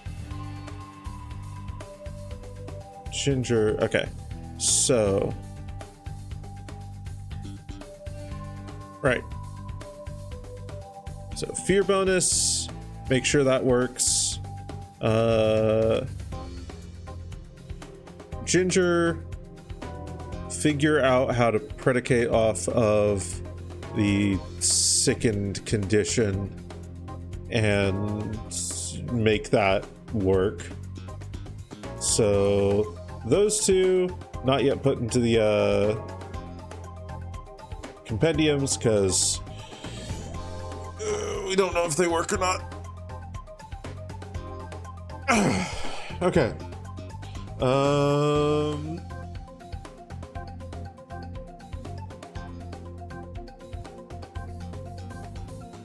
Right, what else do I want to do?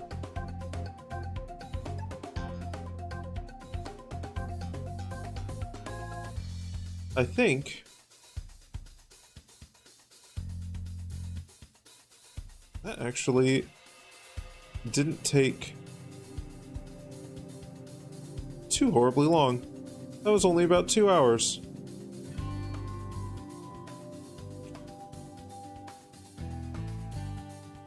Right. You know what I'm gonna do?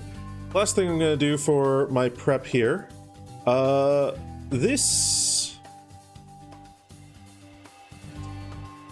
dungeon sorely needs a starting tile. I've been just verbally describing it up until this point, but I think I should actually make a little map for it. So I'm going to open up Clip Studio Paint and we're going to do a little bit of art.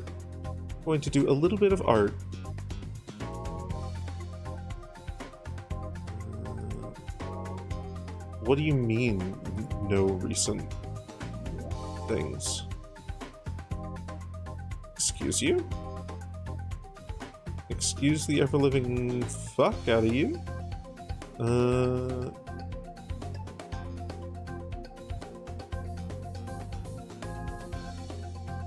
It's gonna be in pictures?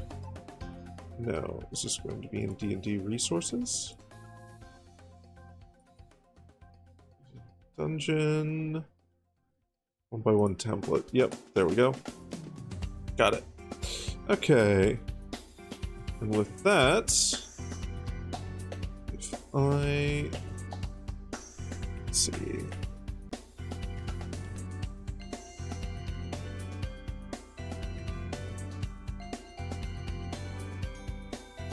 Let's do... Okay, there we go. Hey, Clip Studio Paint. Right. So, how I've described this in the past is... Ooh. I've described this in the past to my players. There is a stairway down that then leads into a little like reception style area with some bookshelves and a desk and the receptionist herself, Jess.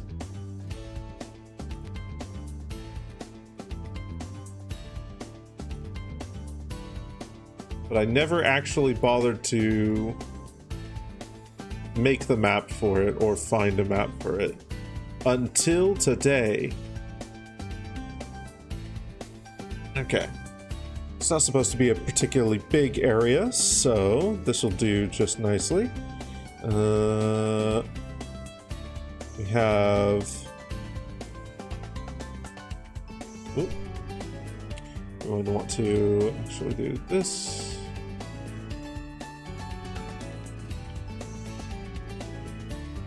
Bookshelves here and here.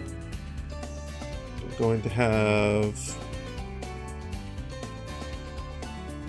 out from the wall here.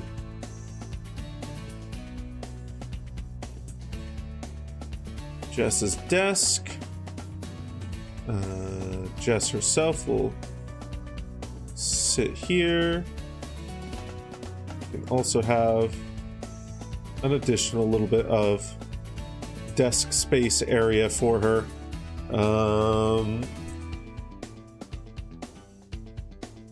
These will be bookshelves along here, and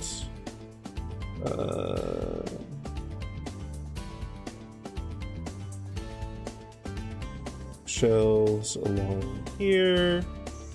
We'll have some seating here.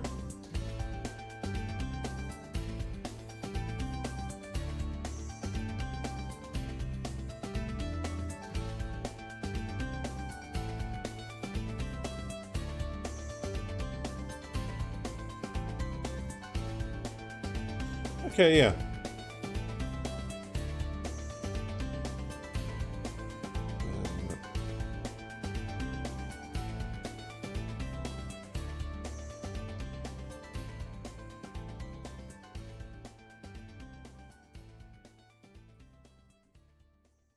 Stairs.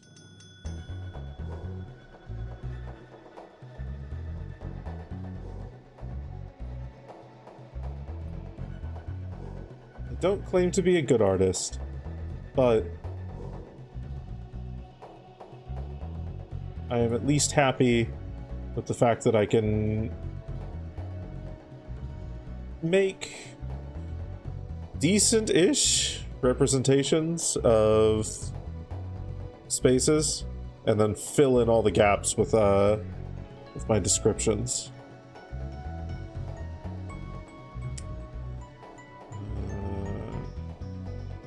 Okay.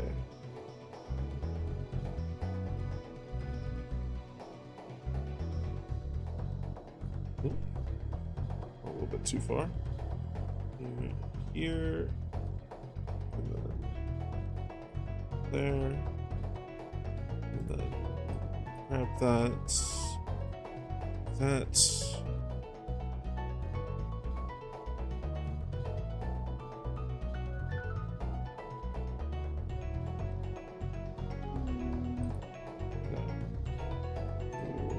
move this one over here. So we got one little couch right there. Paste. Ooh, whoops.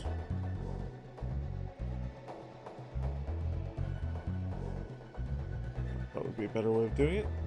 Instead of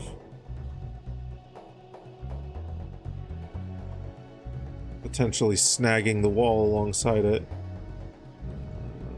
Okay. Another one.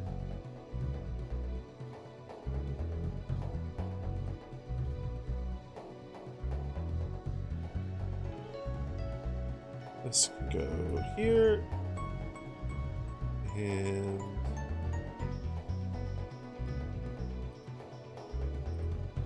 okay, we need to be another one. There we go. And last one can go here.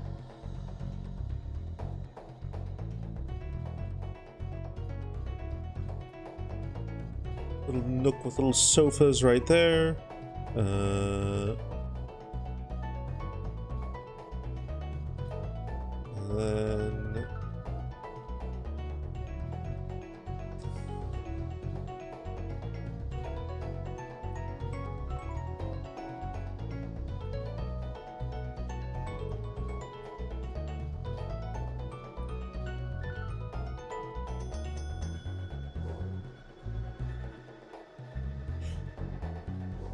not my best potted plant, but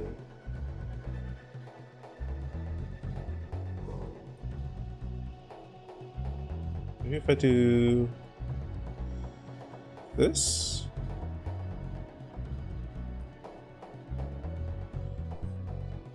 No. Okay. Maybe instead, let's make this a little larger. And then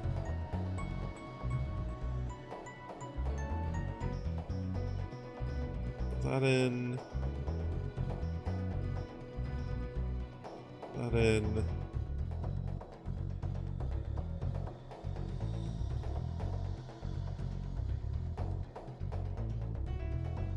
That looks a little bit better. Probably what I should do is make this like this up here, and then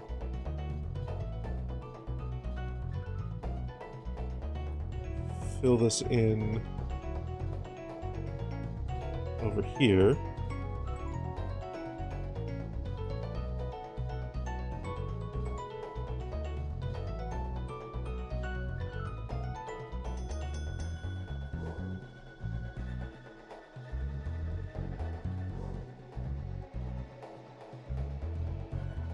Then we can select it, that, shrink it,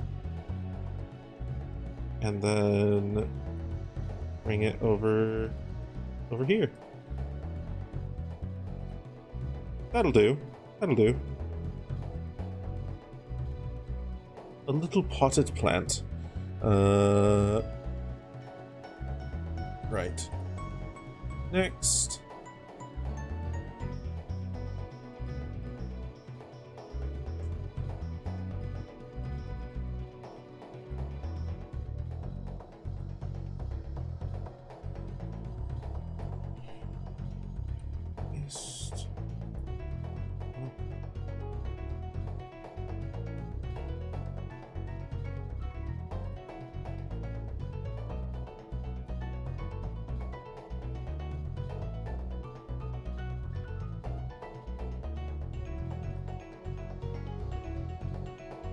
This over here, and then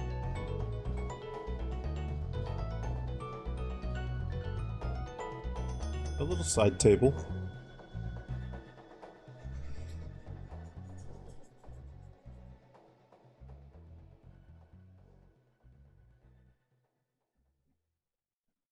The rest of the space looks very empty, so we're just going to add in something to fill it up just a little bit.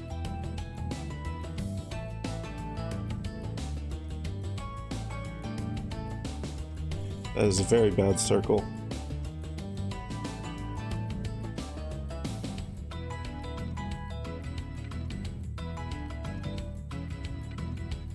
Slightly less bad circle.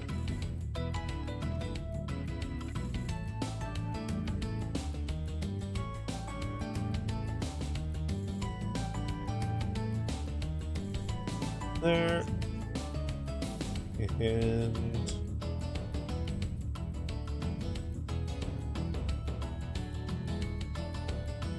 seats around it.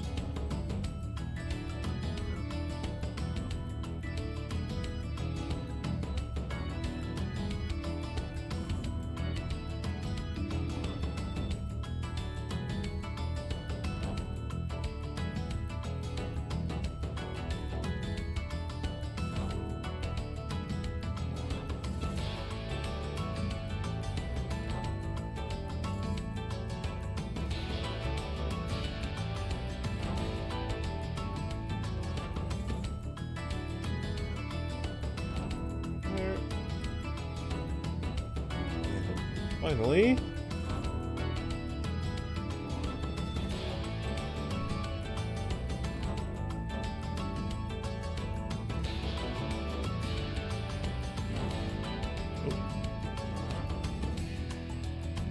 There.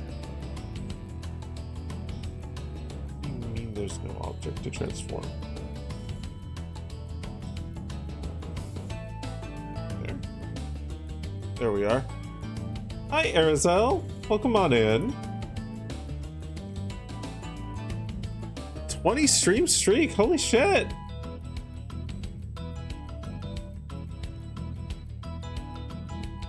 Welcome on in. Hope you're doing well.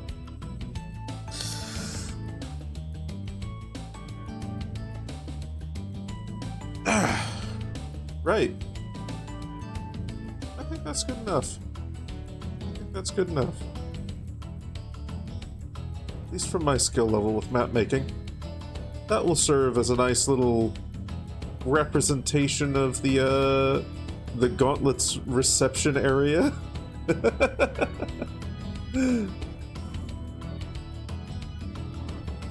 Okay. We're going to save as reception.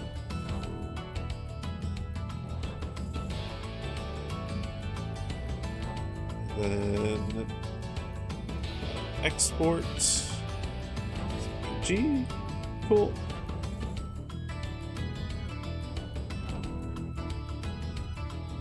You got a thing to do, but then you'll conduct an art study? Ooh, fuck yeah.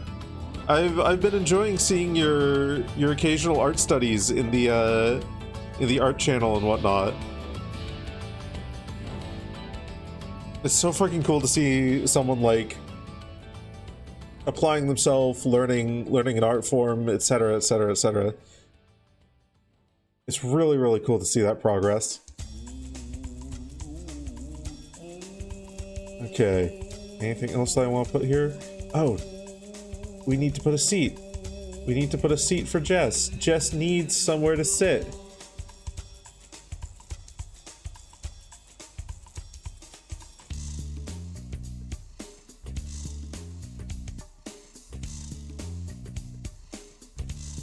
Okay, we can merge all these layers. Anything on this? No, it's fine.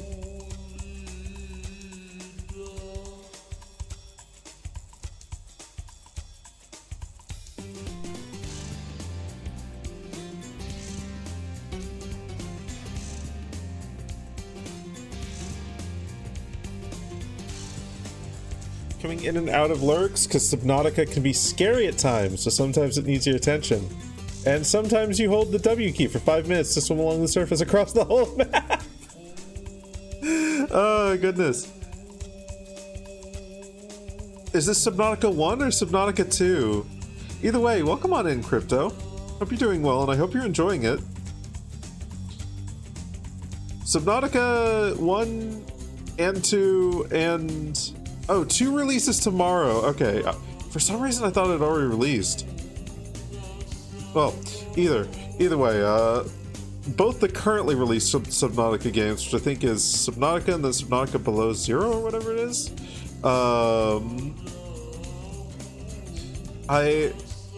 they're the kind of game that I really respect, but I absolutely cannot play myself because I've got thalassophobia, and those games are fucking horrifying to me, to the point of just freezing up, paralyzed, unable to play the game. Like,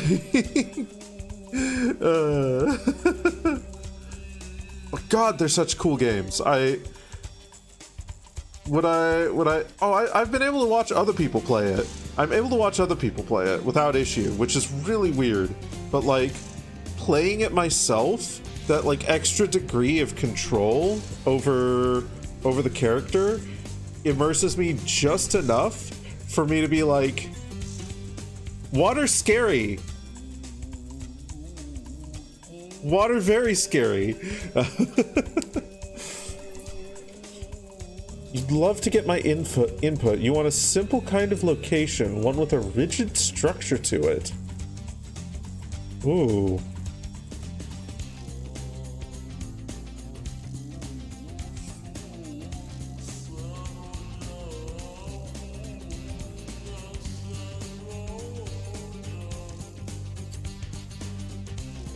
My brain wants to say Buckingham Palace, but I don't think that's a simple kind of location. I don't think my brain's being helpful here. Pyramid. That's a good suggestion, Crypto. That one works. I'll second pyramid. If that fits your needs, Arizal. Watching someone else play it. Yeah, exactly, Arizal. Yeah, I've watched a few people play it. Like, I watched Fox's play through it. I want to say I watched Dag play some of it, but I could be making up memories there. I don't know if he's actually played Subnautica or not. I know there's been at least 2 streamers that I've watched. I know Fox's was one of them. I don't know who the other one was for certain. Then I've watched a number of videos, video essays on the game design, you know, all sorts of fun stuff like that. You're on your 3rd playthrough? Oh, fuck yeah. Okay. Yeah, that's good enough. That works.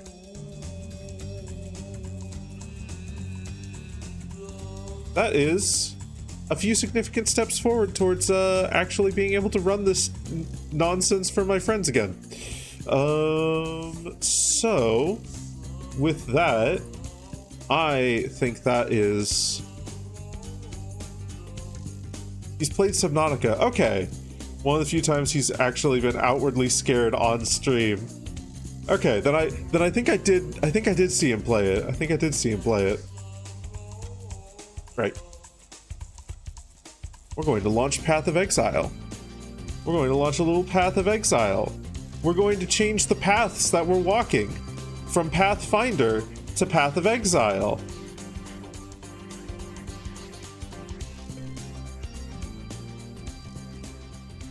Okay. If I go to studio mode again, getting used to this new, like, flow of how I handle changing games. Oh wait, no, I need to back to here, and then we can remove JSON editing. Hey, there's Path of Exile. Even though JSON editing shouldn't be that anymore. Huh. Okay, there we are. Built your deepest non-creative base ever. 1,372 meters deep. Holy shit. 1,300 leagues under the sea.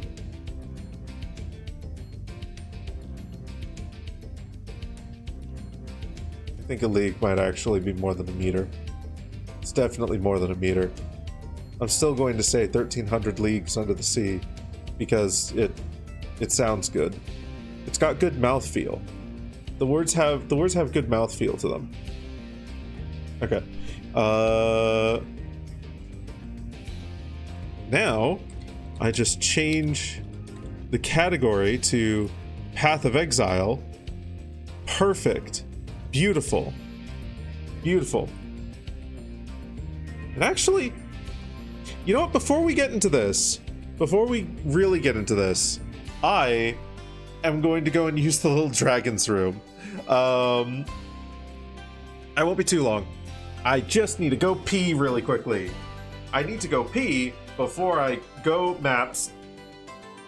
Back in a mo.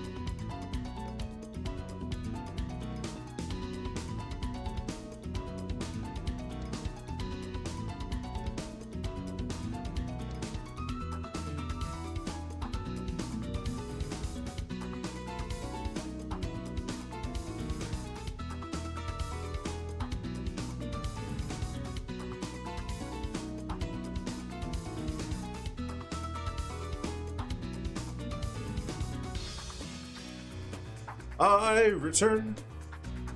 Messing with scanner room cameras, and the game forgot to load the world environment for one of them.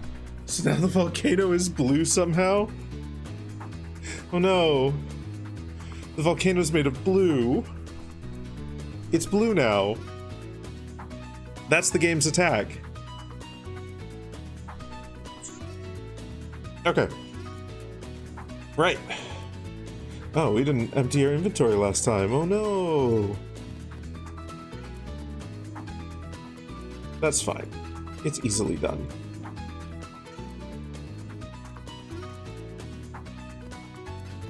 Then let's get a map. Sure. That's gonna tank the shit out of my defenses, but my survivability is so fucking hefty anyway. Like, fuck it. Is there a Pokemon I'd want rivalified and added to Rivals of Aether 2? So, which one, what element would they be, and how do you think they'd play? Okay, so there's actually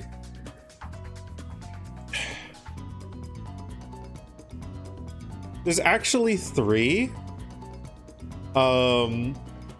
Like, I know who I'd pick if I had to only choose one, but there's actually three, and all of them are actually from Project M. So Lucario, and I just want Lucario's moveset from Project M.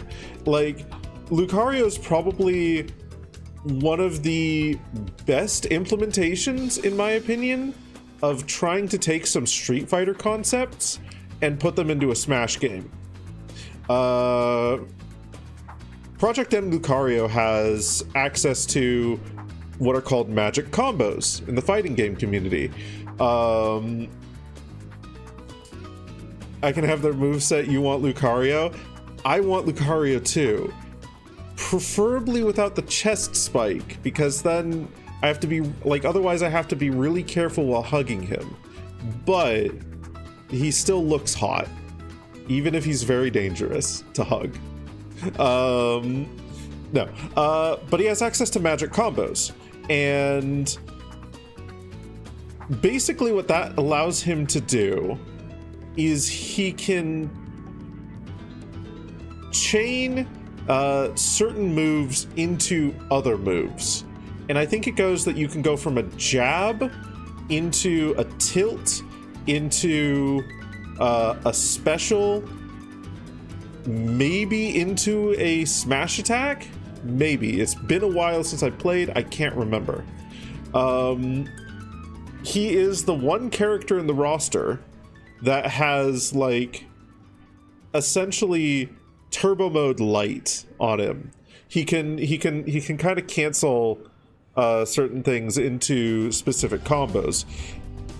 But, like, other than that, he still plays like your standard, like, Super Smash Bros. Character would.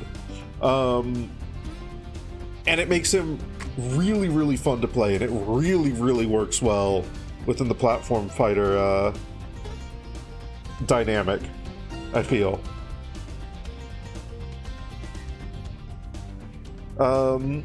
You say he can't be in Rivals of Aether as is, but I think he'd be okay as an Earth character.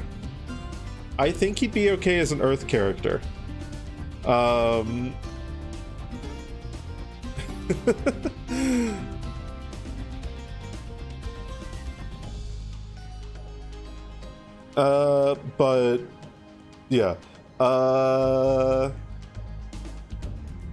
Let's see.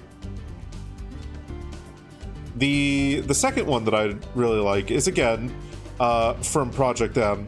And that is Ivysaur. Ivysaur in Project M. I don't know what specifically it is about Ivysaur, but, like, none of its design is, like, really defining outside of maybe the solar beam. like, or hyper beam or whatever it is.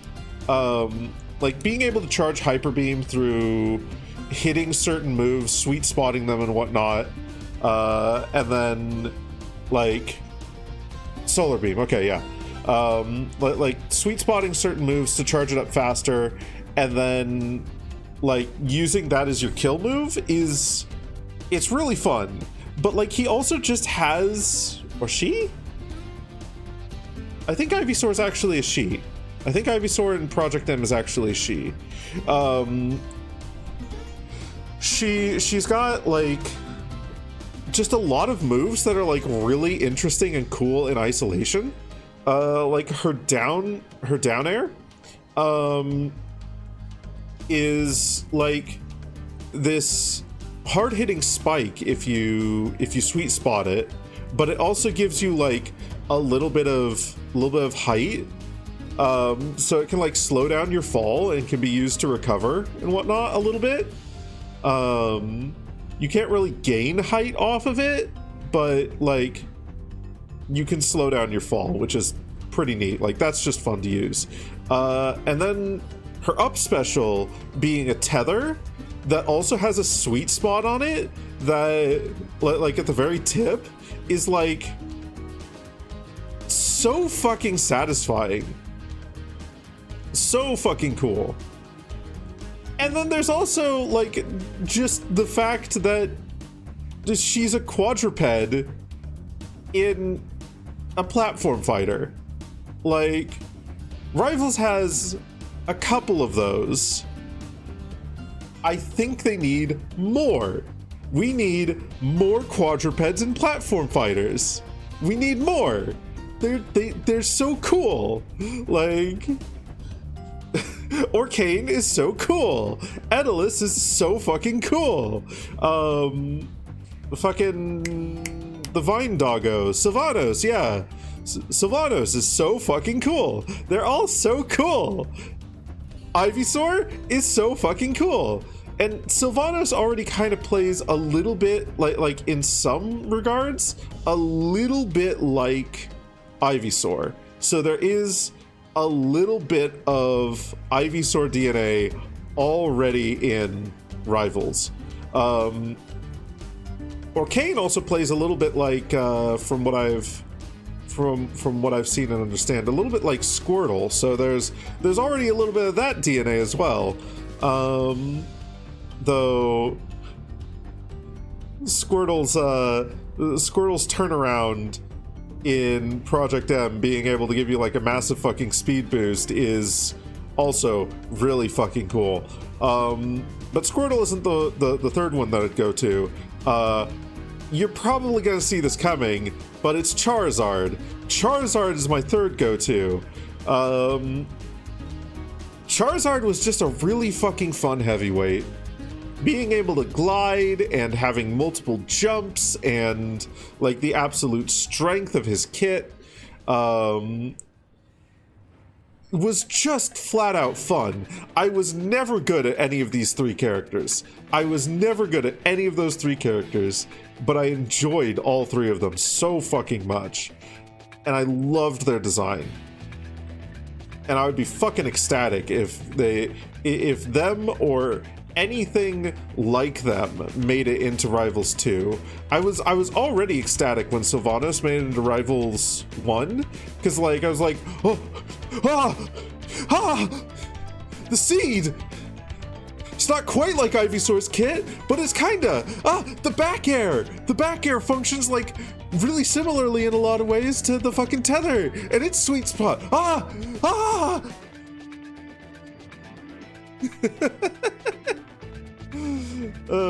It's like it's so exciting to see like when characters are clearly influenced by like some other design.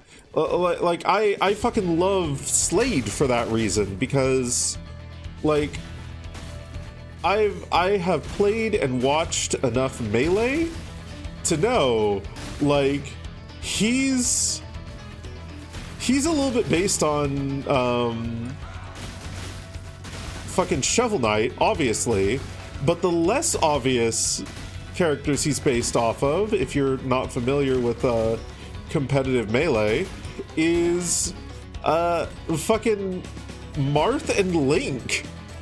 Like, they seamlessly fucking combined Marth, Link, and Shovel Knight, and it just he's so fucking cool. The fact that with Slade you can do a motherfucking, like, you can up B, like, off the edge, slide off the edge with your up B, or with your up special, and it functions exactly like Link's. I mean exactly like his. Like, he's so cool.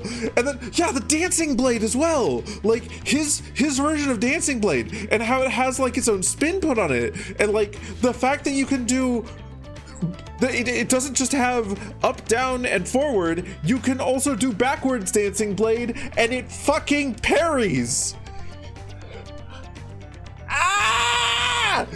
He's so cool.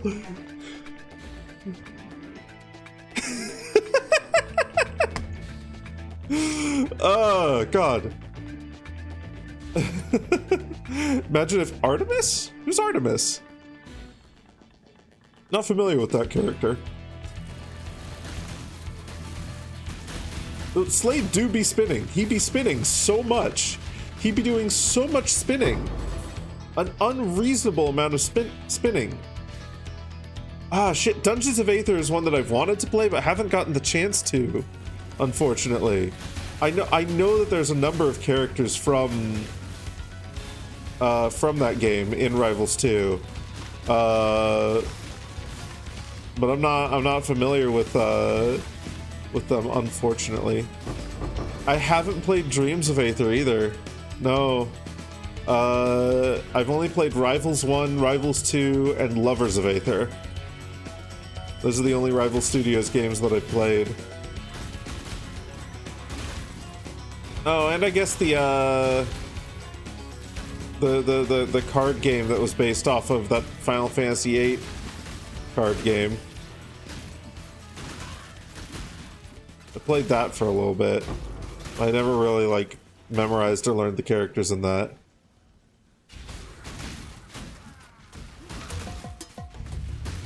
They're games that I should play inevitably, though. They are definitely, at some point in the vague future, games. Death is not the deterrent it once was. Okay, if death's not a deterrent, then go into prison. We'll get what we need. I choose an honorable. Go prison. Your body is strong and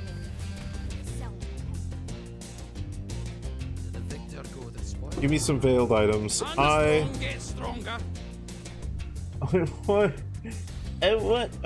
boots. Like Excuse you. Hello?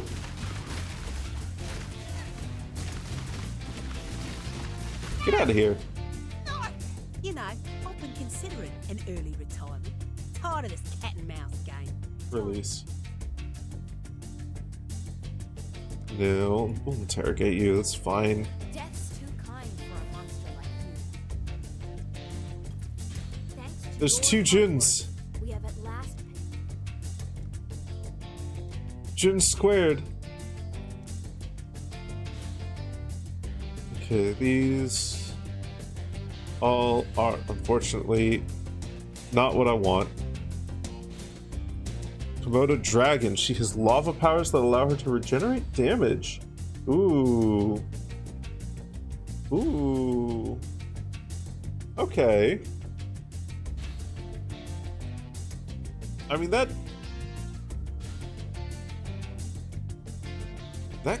could make for a very cool Rivals character. Though I think we'd then maybe be a little bit overloaded in the... If she's a high-ranking member of the Fire Kingdom army, I'm guessing she's a bad guy? She's a villain? We'd then potentially be a little bit overloaded on Fire Kingdom villains between her and Loxodon.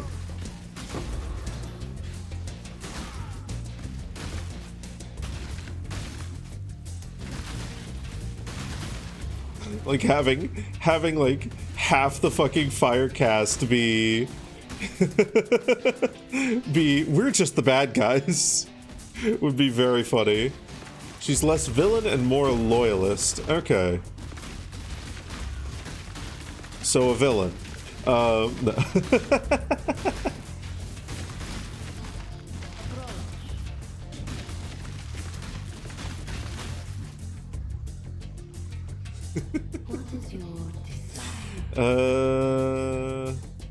Give me a cache of maps. I want a nightmare map. I want more nightmare maps. I want to start stocking up on nightmare maps so that when I feel ready to start doing them, that I can do them. Oh, that was maybe a bad idea to be standing in that. I almost died there.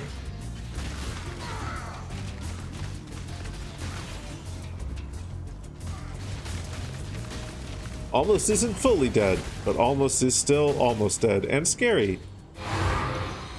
Okay, 3 tier 16 maps, neat.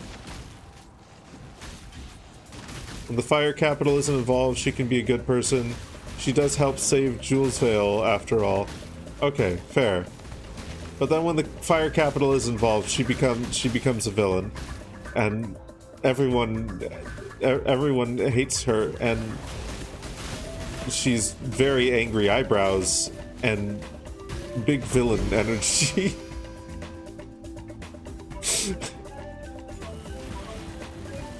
I don't know why I'm harping on about this. I don't know why this is becoming a bit.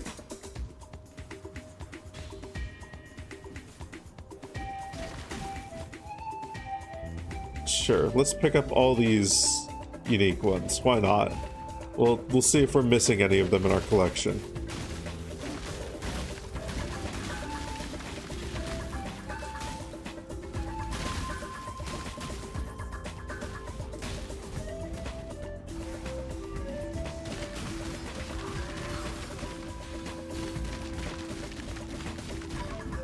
I wonder if you can I don't think you can, but a part of me wonders if you can exchange 3 tier 16s for a nightmare. I would imagine the answer is no, because that would probably make it way too easy to get nightmare maps. Yes, I must constantly interfere. In fact, it is my sworn duty as the main character.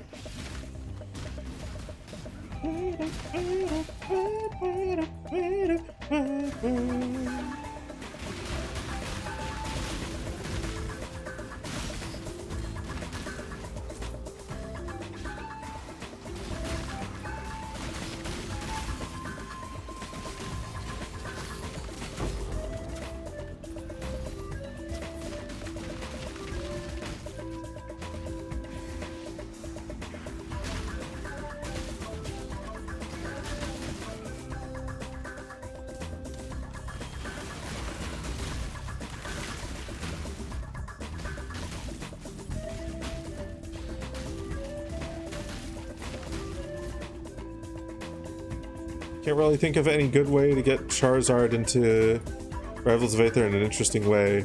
A lot of Smash heavyweights are simplistic because their strength is, I die at 200%. I mean, yes and no.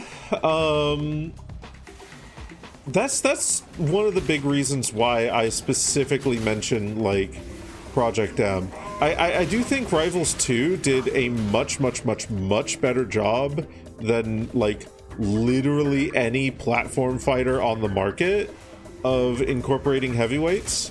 I think they have, like, they got it fucking nailed down. Like, give them burst movement and fucking, like, pair that with like the systems already at play, like parrying and whatnot, and you have got, like, really solid heavyweight characters that simultaneously feel really fucking fun to play, but also generally don't feel like impossible to play against. Like they've hit a really good balance there. But that knowledge didn't grow in a vacuum. And I'm gonna say it, that DNA present in Project M. Ike was like probably one of Project M's most well-designed heavyweights, and Edalus takes after him a lot in how like how his game plan kind of function. So Ike's big thing that made him work really well, was they changed his side special to be jump cancelable. That's like the biggest change that they made to him. There were of course a few other like minor changes, but giving that burst movement to him was fucking huge for like what he was capable of doing without making him impossible to play against. Let's see. Who else? Bowser, they did some really good things for Bowser by giving him super armor for a number of his moves. So he could just straight up fucking like challenge someone, take the damage tax in some cases, but come out and top in a trade if they didn't respect him. But he was at a bit of a deficit in neutral outside of that, and it played really fucking well for him. Like, it played really well for Bowser on top of like some other movement changes, or not movement change, yeah, moveset changes. Like Bowser got a projectile version of his fire breath that charged up over time, and he could use that instead of his sustained fire breath. So he had a little bit of a ranged option, and he didn't get guaranteed fucking bodied in close quarters. Still had his downsides. He was still slower than the rest of the cast, but he played really fucking well as far as a heavyweight goes. He also had the ability to cancel his down special, like the jump up and slam. He could jump up, cancel that, I believe, and so he had decent upwards mobility. They did a very similar thing with what's his name, DDD's up special as well. Like DDD already had the solid projectiles with his Waddle Dees, but then his up special, I believe, under certain circumstances could be canceled, and then you could do moves in like from that. So like the list kind of goes on, but Project M did a really good job with their heavyweights, and you see the DNA for what they learned there for how to balance heavyweights in Rivals of Aether 2. You see the ability to have like pretty huge upward momentum and decent like sideways momentum in Edalus. You see like the large hitboxes, like the disjointed hitboxes being really powerful with Loxodon that like Ike had. You see, God, what the fuck else? I swear there was someone in Project M who could cancel like a rollout style side special, like what Crag has. But like Crag has also got Rock, which is very similar to how DDD's Waddle Dees play.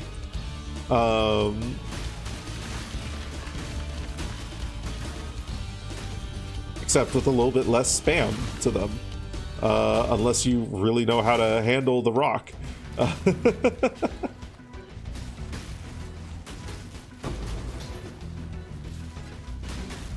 think the best Bowser would be the Smash Ultimate stats and moveset. Oh god, no. Project M Bowser? Leagues and miles above anything that Nintendo ever did with Bowser as a fighter. Like, genuinely. Bowser also got a really cool addition to his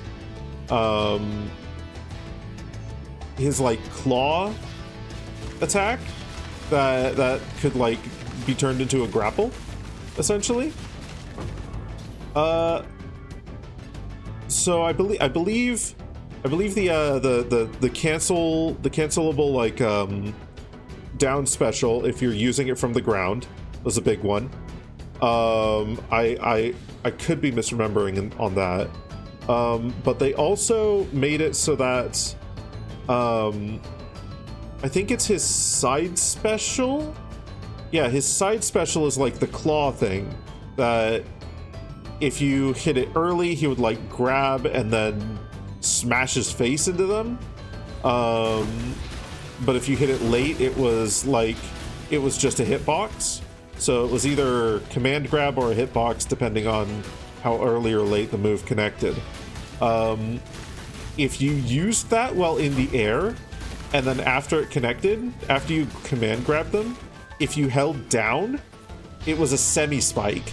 He instead of bashing his head into them and sending them away, he would like wind up his fist and then punch them down. And it would send them at a semi-spike angle. And that was really fucking good for his kit. Combine that with some instances of super armor, and I think they made him a little bit bigger as well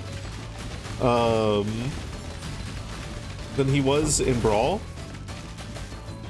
and he felt like a fucking imposing force without being impossible to play against.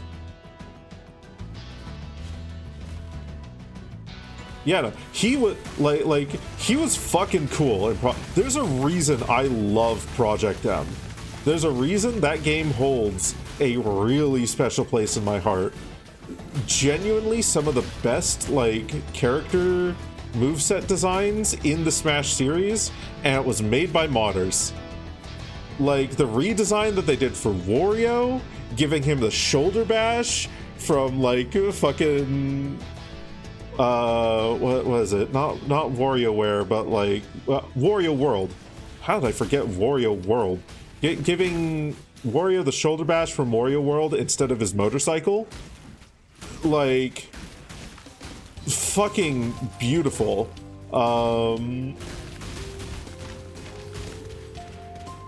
He just in general, like Project M's changes to all of the cast's movesets, as well as their balance philosophy in general, is legitimately some of the best you can get from Super Smash Brothers. Their approach to casual content as well, really fucking good. Turbo mode is so fucking cool. And if you don't know what turbo mode is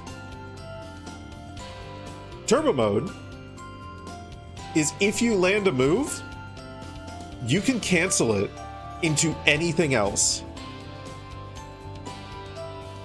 It is spammy as fuck. It is not competitive in the slightest. It is so fucking much fun to just land a move and then just start fucking button mashing and hoping that things continue to connect. It's so fucking frantic and so cool. Like, when you get a combo that actually like continues to land, that shit is like Dragon Ball Z, like tool assisted fucking super play nonsense. It's so fucking cool. It feels so fucking cool. The changes that they made to the stages, as well as a lot of the custom stages that they brought in, fucking absolutely inspired stuff in a lot of cases, and fantastic design. Like, I genuinely don't know why Nintendo hasn't done this yet, but one of their stages was like one of fucking Bowser's castles from Super Mario World. Like, fucking lava and like a Koopa Troopa climbing, or a Koopa in the background, like climbing on a gate and shit like that. And God, just so good across the board. Project M, the developers for that, absolutely inspired individuals, made genuinely the best Smash game, period, end of statement. The only thing that maybe beats it out in terms of like party play, in my opinion, is Smash Ultimate, and the fact that you can have an 8-player mode in that. That's it. That's it. Everything else, beautiful. Flawless from both a party play standpoint and from a fucking competitive standpoint. The fact that they had so many characters in the cast that were actually like almost all genuinely competitively viable.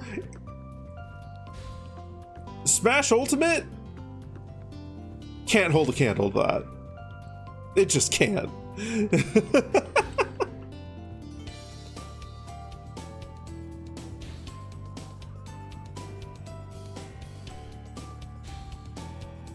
Very few top 8 situations in the Project M scene ever looked the same. The only time you saw characters like continuously showing up was because the player behind that character who mained them was just genuinely that fucking cracked. It wasn't like a Steve Minecraft situation or a Fox situation or anything like that. The amount of viable characters was so fucking varied. God, just so good. For reference, I'm talking mostly like later Project M, to be fair. There was a time when they based a lot of their balance around Fox, and so they had a tendency to give a lot of characters like 1-frame options. And then they found out, actually, no, that's a really bad idea. Actually, no, we shouldn't do that. And then they started balancing characters around Captain Falcon as a reference. And once they started doing that, the cast just all felt so much fucking better. They felt so much better.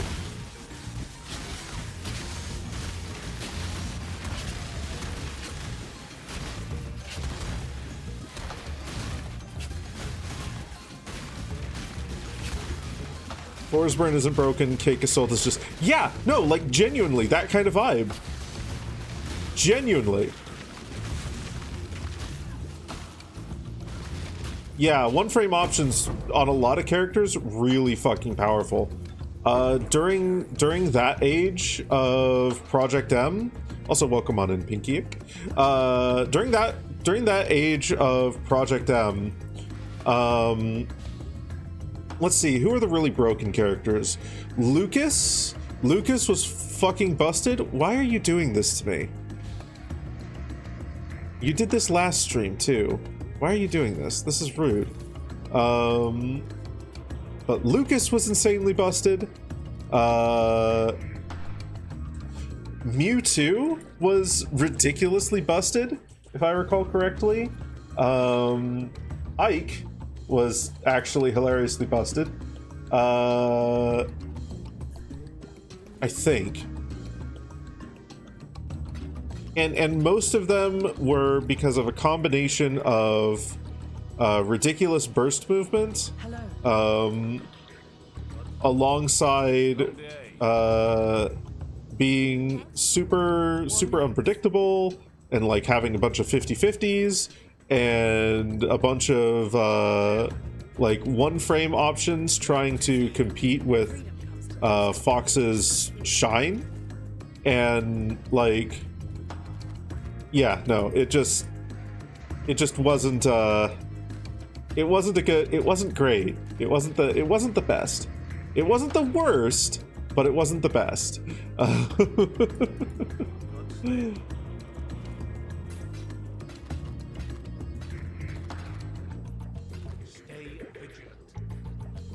Diddy Kong lost his dual banana because of that era. Yep. I think. Maybe he still had his dual banana in... Oh, yeah. Did he? Yeah. No, yeah. You're absolutely correct. How can I have forgotten about Diddy Kong? Yeah. No, he was a fucking menace in Project M for a while as well. I think the only character from my memory that they like once they stopped balancing characters against Fox, the only character that they really had a problem with after that was Jigglypuff. And the reason for that is Jigglypuff's got an instant fucking kill move that is like part of her core identity. If you remove it, she's no longer Jigglypuff. If you nerf the shit out of it, she sucks. If you don't nerf it, she's fucking overpowered. And any of the things that you could touch to make her suck less while nerfing Rest are really difficult to touch without fucking up her entire identity. I've actually like made reference to that in a handful of other like discussions about similar things. There's a surprising amount of like games and systems and whatnot where some aspect of something is just like core to its identity for some reason, and the developers can't touch it without like fucking everything up, but it's also actively fucking everything up, or fucking everything about its identity up, but it's also actively fucking everything else up.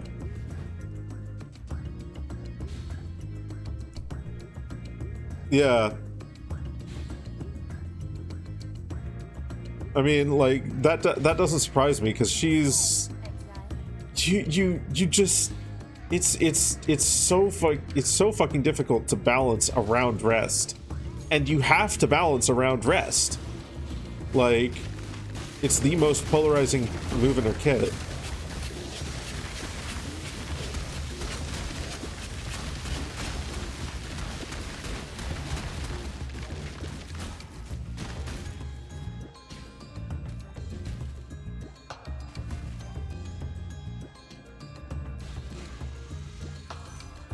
Sylvanus, Pedal Wave, your beloved, yeah.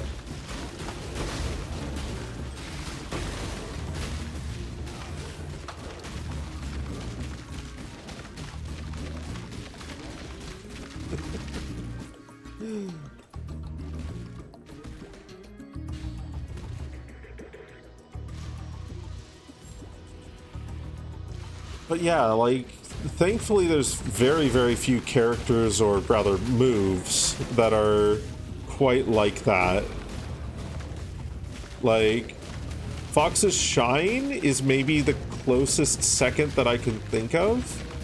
But like, even then, it doesn't generally lead into instant kills.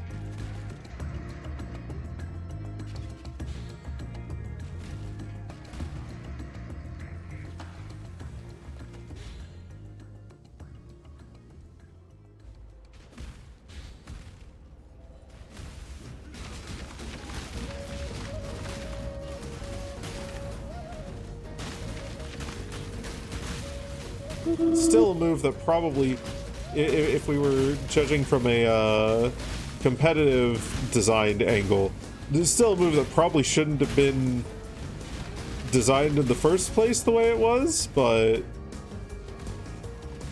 the fact that it exists and it still works decently well means it's not that bad. Also, hi Jade, welcome on in. You want a friend, I do. You surprise me,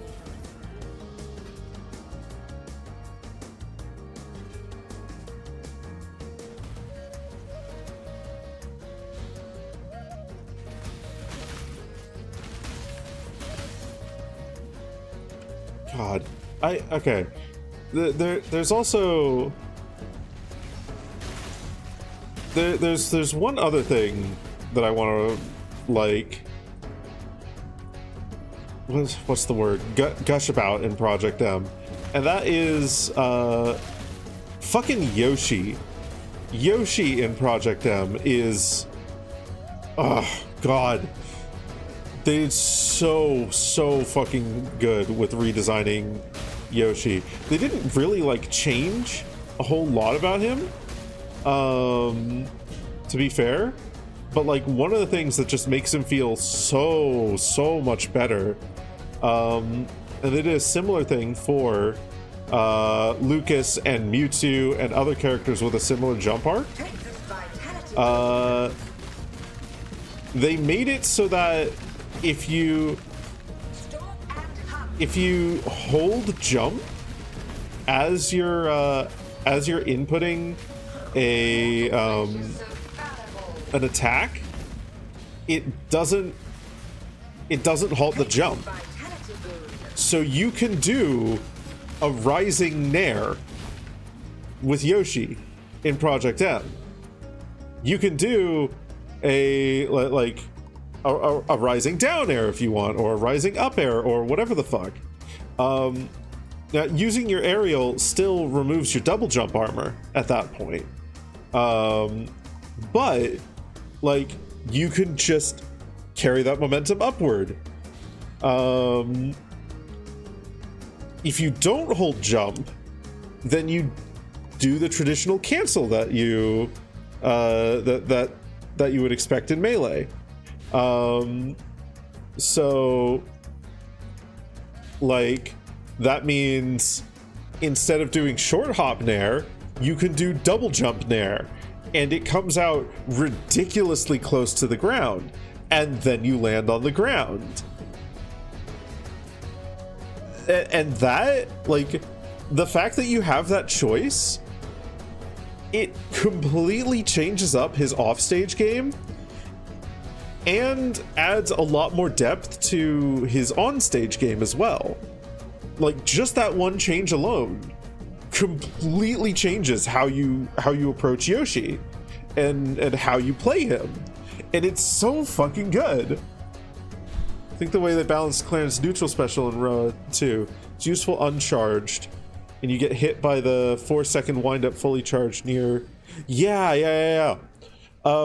That is actually, I am 100% certain, is actually inspired by Ike.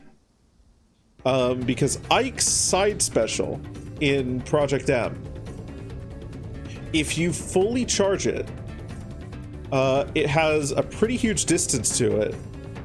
But then what it also gains is if you perfectly time a B button press to stop it, or to like put out a hitbox,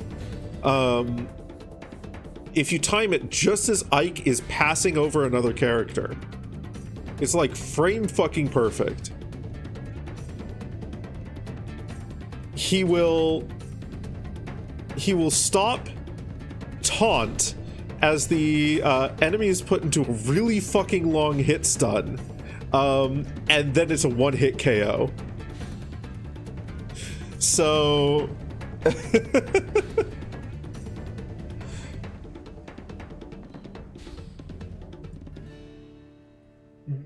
basically same thing that Claren does, except she doesn't dash. Also, god damn it.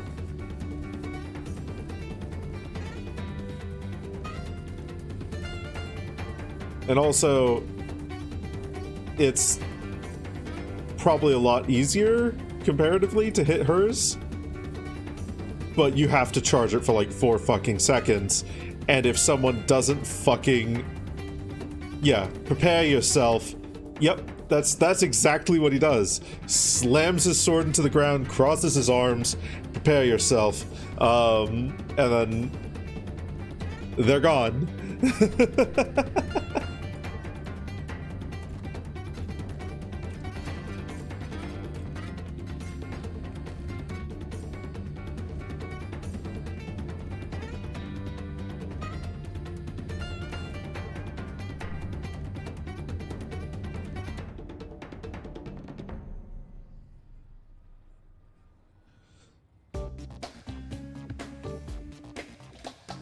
They also did a really good job, like, making Snake feel really good within the ecosystem. He's another heavyweight, technically. Now, he doesn't have, like, a lot of the insane movement that the others have. What he does have, however, is just a fucking really solid combo game, as well as a lot of like ranged options and setup options. He's like a soft zoner. His ranged options require a lot of commitment in a lot of cases. He's a soft zoner, soft grappler, and like a set play character as well. Sort of. I guess trap character? I don't know what the terminology is. You know that he can place mines on people and whatnot. I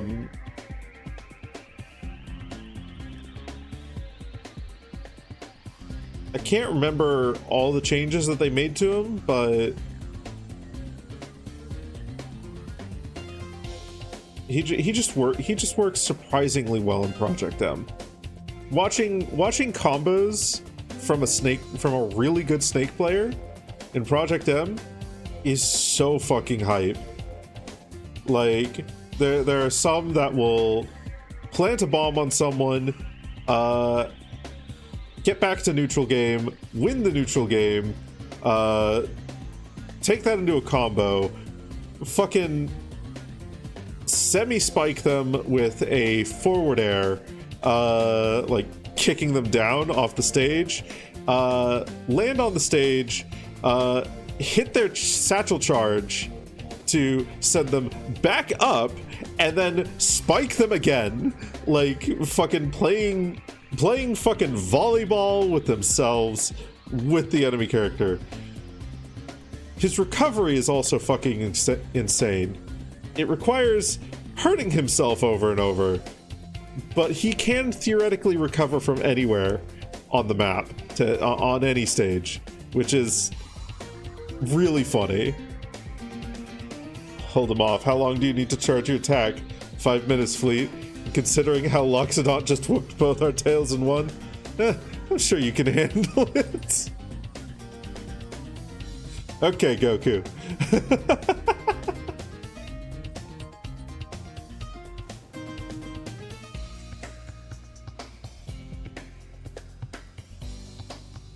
Oh, wait. I'm still doing these. Okay. Yeah, that's fine. We'll continue these ones. God, I love Dragon Ball Z Abridged.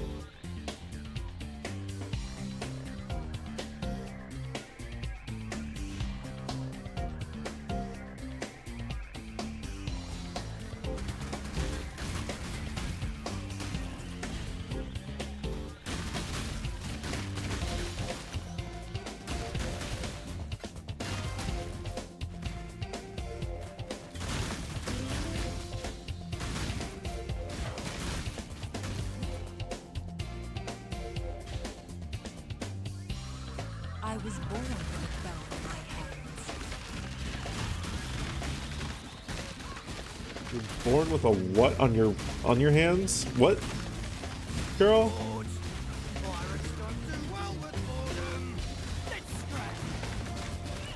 Beasts. We can settle this. Otherwise, like And I'll just beat you in 4.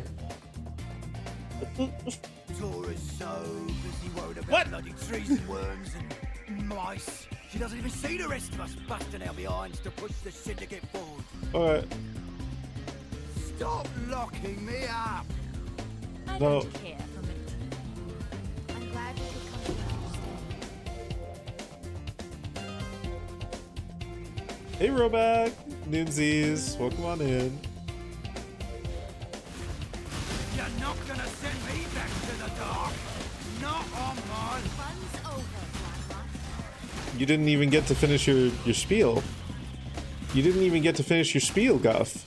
Guff, you didn't even get to finish your spiel. Good at this job. So, how about... Keep your word or lose your head.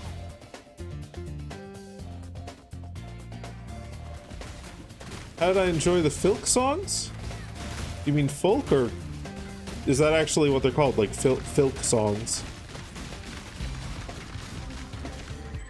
Either way, they were okay. They were okay. Not my cup of tea. Not my cup of tea. I think probably Sammy would actually appreciate them more. But oh, sci-fi folk. Okay, Filk songs. Okay. I think Sammy would appreciate them more, but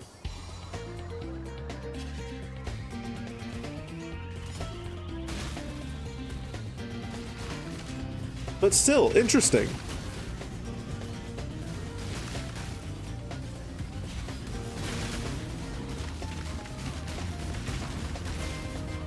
For Silk songs, Little neck for that. that's a game I have to play eventually. I'm honored to serve. My head still hurts. And Hollow Knight. No, I need to play both the original Hollow Knight and Bash well, exile. Today. you should have and to Silk admit, Song. I'm ill fit for this duty.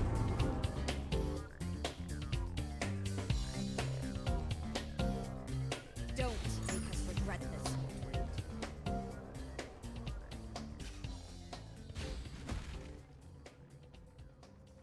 Okay, we'll continue this way. Come on. Let me do big leaps. God, I'm... Fuck. I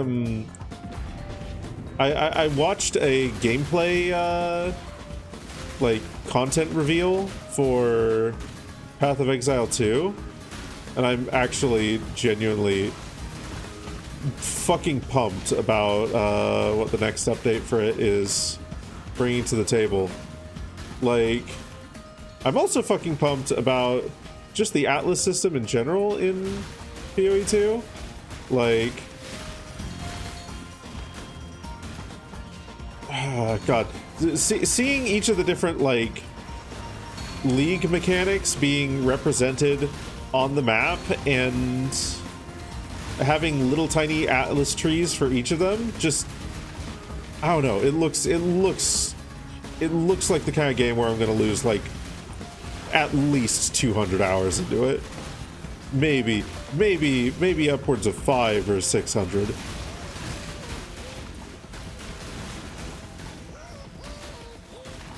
At least. Hi, Dweros.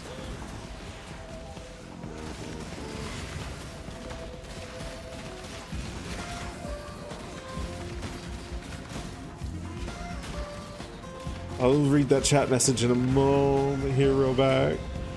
Making sure I don't die. Okay. Excerpt from Don't Push That Button. Now Fred, he was precocious. He tried to poke and pry and stick his nose in everything that moved. His parents often warned him, be careful what you try, and his incautious conduct disapproved. But if it had a lever or a button, a lever or a knob, just like a magnet attracted Fred, I wish I had a nickel, a farthing, or a bob for every time his dear old mother said. A diagram of different bug music? Wait a minute.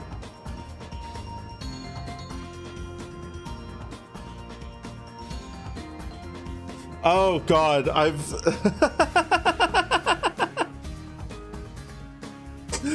I've seen a version of this. I think the classic version of this meme is dragon music instead of bug music. Buzz metal, electronic, rotcore, deathwatch metal, arthropunk, pest rock, new chitter, emoth, silkwave, tarsal gaze, tarsal, pop pollen, compound IDM, venom punk, webstep, electro sting, hive mind, bee dance, classical skitter, scuttle punk, oh god, dipter rock, indie parasitic, alternative dirt rock, locust core, midipede, oh my fucking god, speed swarm, chirp tune, low fly. It's actually rock music in the okay, that's the original. I know I've seen a dragon version, and I think I've seen a dwarf version. I haven't seen the bug one just until now. That's fucking great. That's so good. That's so fucking good. I love that.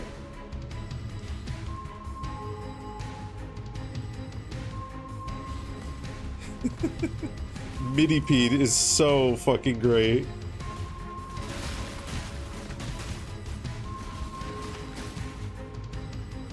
But yeah, no, I'm also like really excited for Path of Exile 2.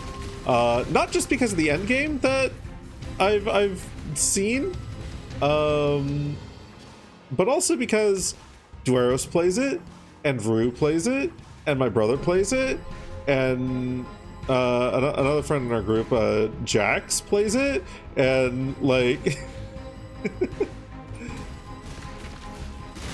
it's kind of like, god damn it. I want to play fun ARPG game with my friends. I want to be a wyvern who does the vor. That's gonna be my build. I'm going to be a nom wyvern. You can't stop me.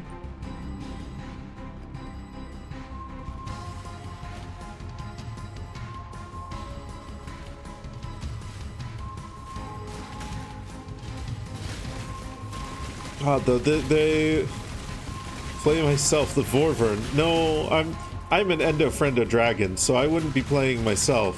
The Vorvern is an entirely different beast who eats to kill. I eat to cuddle. You eat to kill. We are not the same.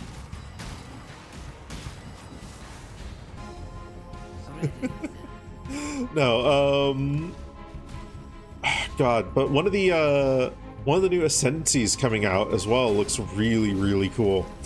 The Spirit Walker. The Spirit Walker looks genuinely fucking badass. This is the most pathetic Blight encounter I think I've ever seen. This is... Wow. It's a single portal. This is sad.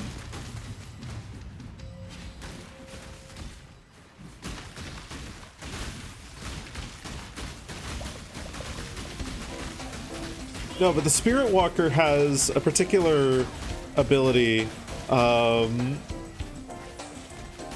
that I am absolutely enamored with the idea of, which lets you tame a unique mob as a companion. You can fucking bring a boss into battle.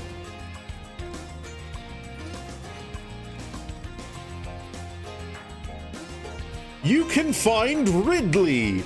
He's just some boss character. He's not even special. And then you can tame him, and you can bring him into battle. This is the most... God damn it. Here comes a new character.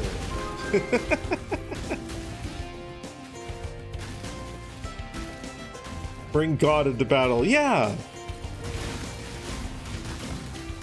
I imagine it's restricted to like beast type characters, but like there's still plenty of cool bosses that fit that design.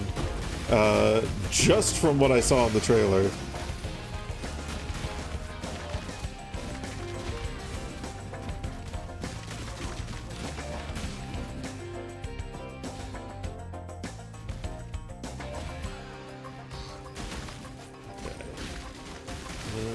I'm going to do these. Ooh, and the abyss there as well. Plenty of beasts in the sea. Well, I mean, you say that. You say wait, heck, sorry. But that actually brings up another thing, which is that one of the new leagues is being introduced for the Atlas, or a remix of a current league, I guess. So the Atlas in Path of Exile 2, it's actually like a world map, as opposed to like this thing here. It's like a map that looks like it's out like Civ 5 or some shit. And you do like encounters on that, and it's infinitely generating, and you can just go. But to the south of this map is the sea. And if I understand things correctly, before this update, you weren't able to go out there. But now with this update, you can sail from Kalgur to go to different islands and like generate more of the map into the sea. Like, which is just genuinely cool as fuck. It's primarily using like the expedition mechanics, which tongue-in-cheek apologizing for making my thalassophobia work. Okay, that's funny to be fair, but also it was a great segue for I have seized upon the opportunity to use it as a segue to excitedly ramble about other things that I saw on like a 1.5 hour long video. Cause fucking God. The map system just genuinely looks so cool because like it's like a civilization map, as I said, with like little areas that are like dedicated to specific like mechanics and events and shit like that. So like the breach, there's little like pockets of the world that have been like seized by the Hiveborn, and you can go through like little mini quest lines to get like a breach stone to go into those areas and cure it of the Hiveborn scourge, essentially. There's like Wildwood things which use the ritual encounters to let you get cool fucking unique items and shit like that. The Settlers of Kalgur lets you go and explore the sea and do like a whole bunch of, hey, let's go relic hunting by blowing up the ground sort of expedition type things. It's, yeah, I really want to play Path of Exile 2. I'm gonna play the shit out of the league when that drops late May. Later this month.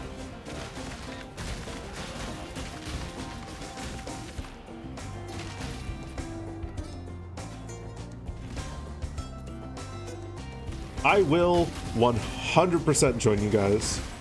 I have gotten the okay from Sammy. We've double checked our finances, and I'm not going to be able to buy the little avatar that I kind of want for a hot minute here. I'm not going to be able to buy the rat, which is fine. But I am. We do have enough to justify getting me both a ticket for Ferality. So I'm probably going to poke the group today and like figure out who's going and who isn't, and if it's actually something I want to buy this year around. I did finish my prep. When is Ferality? Good question. I know that the also, hi Mitha, welcome on in. I know that the what the fuck is it called? The early registration ends in like 2 days, and I kind of want to grab the early bird pricing for that. It's from June 4th to June 7th. So it's in about a little bit under a month. A little bit under a month is when it's happening. But yeah, I'm gonna poke the group chat and poke some people and see like, hey ho, who's coming, who's going, should I get this? And either way, I am definitely going to be grabbing Path of Exile 2.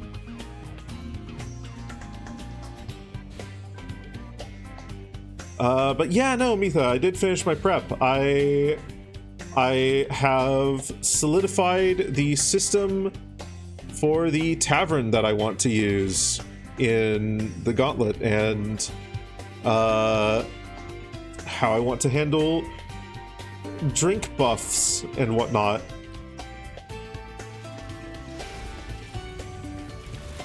We'll see how it holds up to playtesting when I actually start running sessions again, but oh no, I shouldn't have done a fireball one there. I should have done electricity.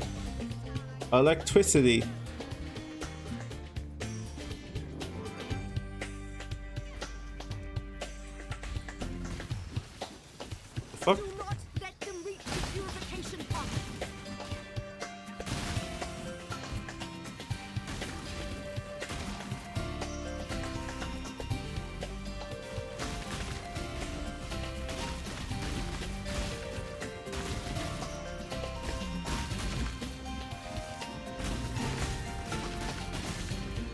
Okay.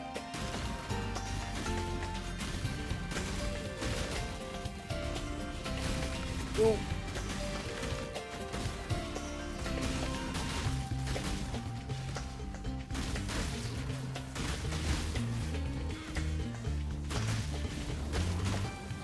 Put this here just to like slow those guys down a bit. It's not gonna super help, but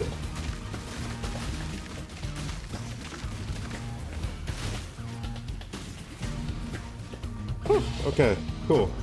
Ah, nightmare map, good. I need more of those.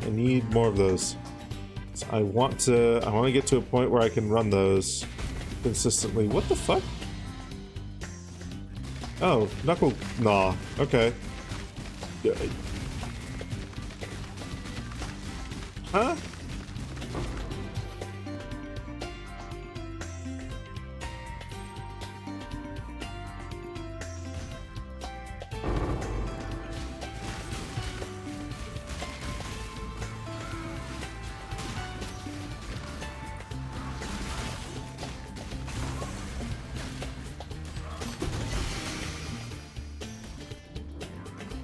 Okay. That's...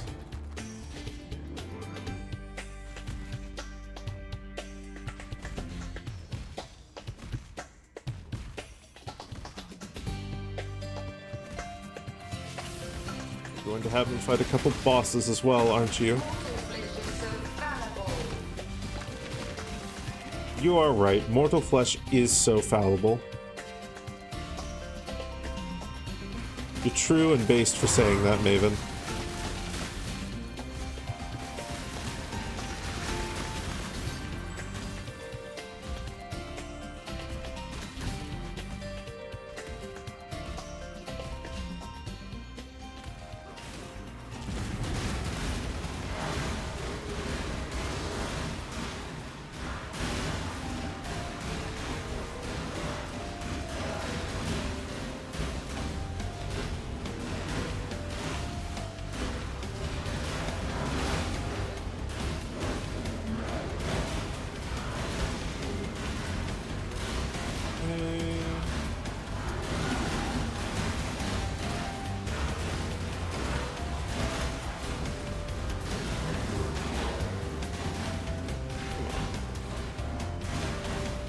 Come on, I'm a pixel away. There we go.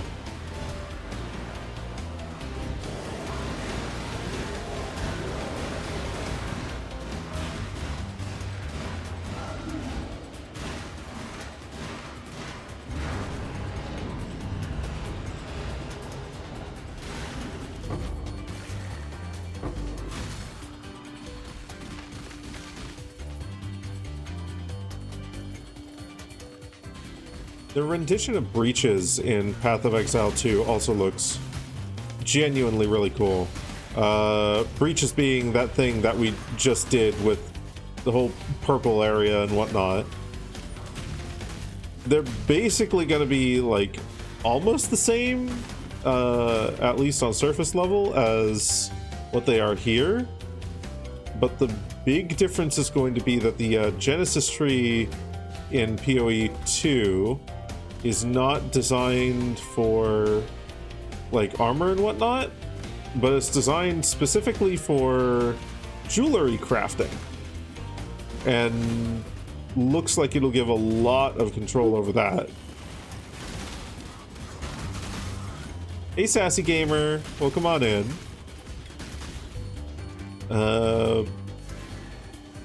Yeah, because of that in particular, I'm really excited for it. Because jewelry crafting in PoE 1 is... I mean, it's possible that there's just aspects I haven't figured out necessarily, but it is one of the more painful crafting processes to get, like, something that doesn't have a dead stat or two on it.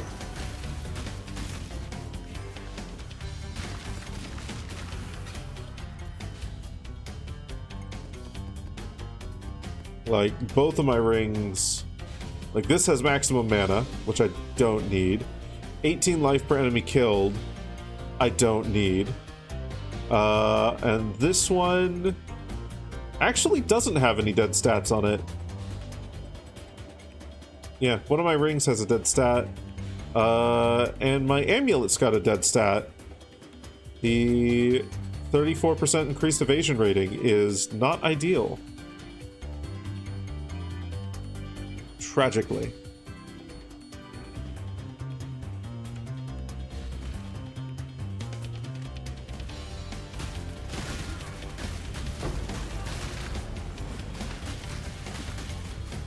Yeah, no, it does look like they did a pretty massive crafting overhaul and improvement. Like, it looks like they're following a similar trend in PoE 1, where, like, one of the things I really love about PoE 1 and its crafting and like league mechanics and whatnot is that everything feels like it has its place. Like, you don't necessarily need to interact with every single league's crafting mechanics to get a solid build, but like every league's crafting mechanics has something that it's good at or some additional layer that it adds on in some way.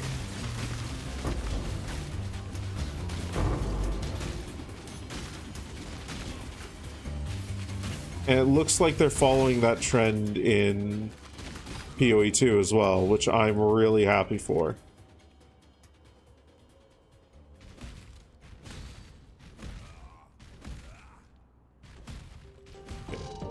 We're going to teleport back to here. We're going to plop down a portal. We're going to hope that it's... Yeah, okay, good.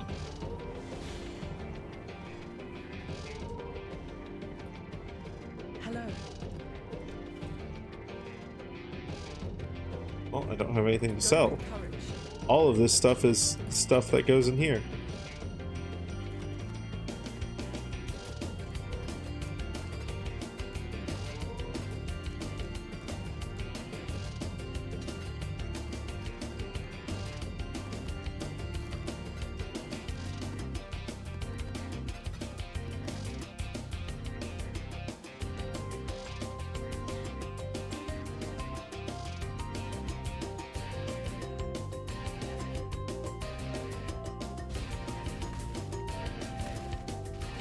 Wait, no.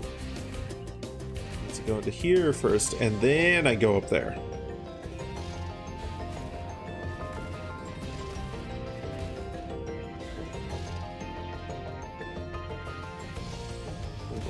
Why not?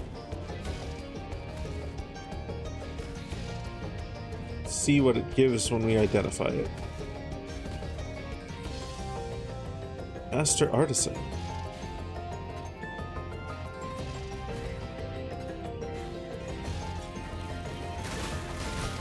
Yeah, it's just like, it's genuinely just like such good design, because like it means even if you can't get everything that you want out of a singular league, you can farm just about any league or any mechanic as like your main currency maker. Like anything works.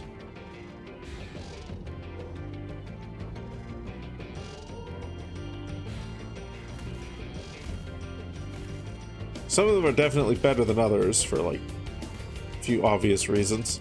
I think Delve is one of the best just currency makers if you really know how to build for it. And the main reason for that is because you can just keep going, keep making things harder, keep making things more rewarding. I think it caps at a certain point, but even so,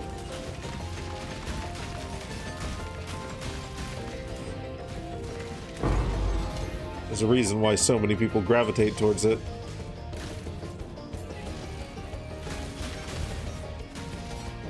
Just straight up running maps can be rewarding if you build them out correctly and if you use the right scarabs.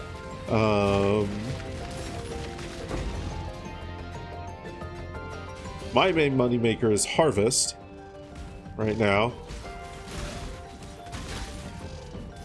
because I can sell Vivid Essence for like a lot.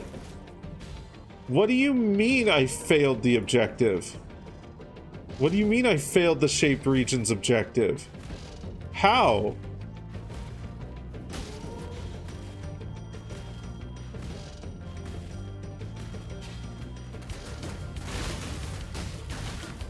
I don't understand. I don't get it, man.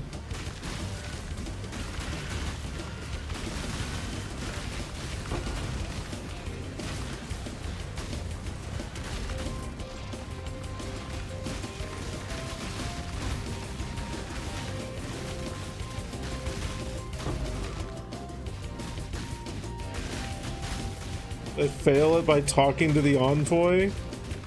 You're here? What's your prize? Your prize is failure. Oh.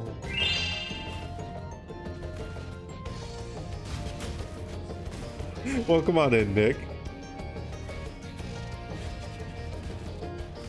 That's also an optional prize. Hi, Rial. Thank you for making me flat. I don't know why it did this one. I don't know why it did the big one. It shouldn't be doing the big one. It should be doing the small one. Oh well. I'll troubleshoot that later. It's not a massive issue.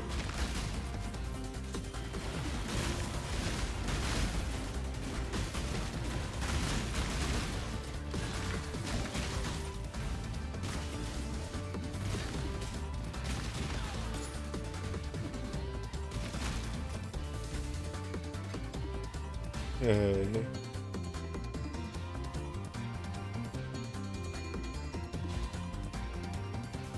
I don't know why I'm looking at those. I can't replace my belt. My belt is perfect.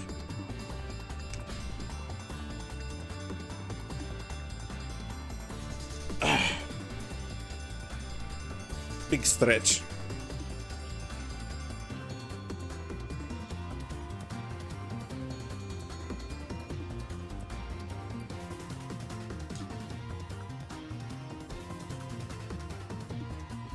I just had a thought, a wondering, a pondering.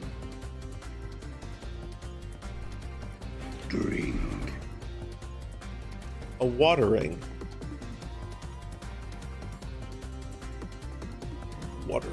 Hi, Carno. Welcome on in. Okay, so... No, I don't want that. I want to go to this.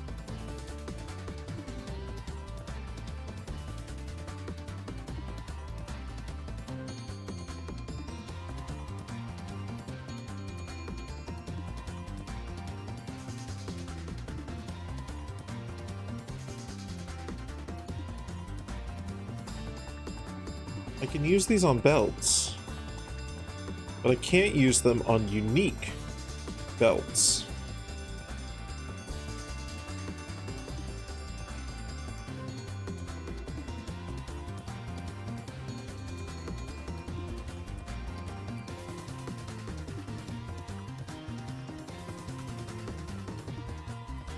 Now, right, so this wouldn't be the best way to handle things. Or this wouldn't be the best usage of my currency. Which forges unique equipment into another of the same item class.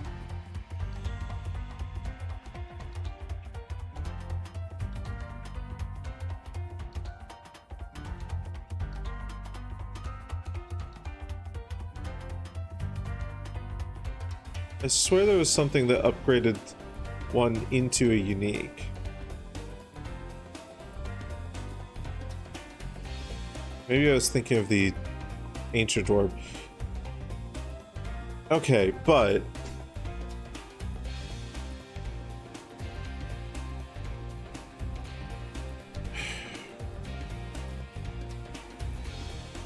This is such a low probability.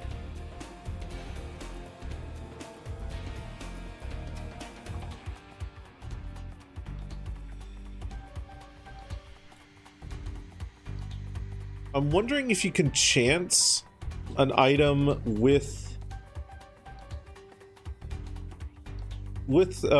quality on it into a unique.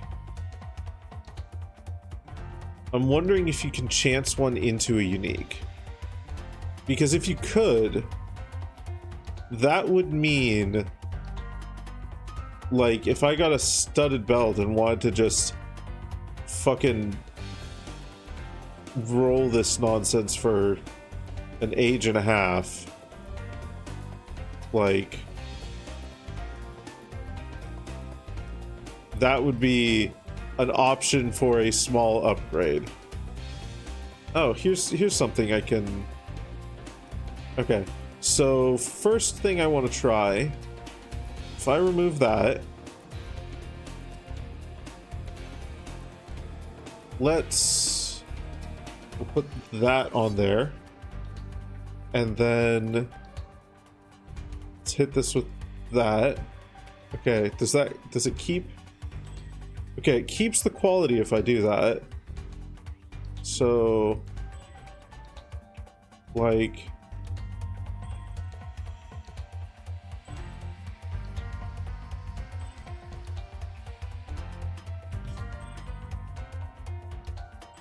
I'm gonna just do this a little bit just for the sake of experimentation. If we hit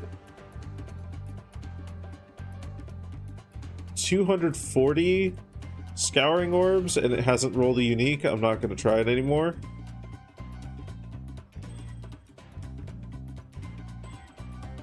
So I don't want to sit here and do this all day for science, but like that's an amount of currency that I'm okay with throwing away on a useless possibility.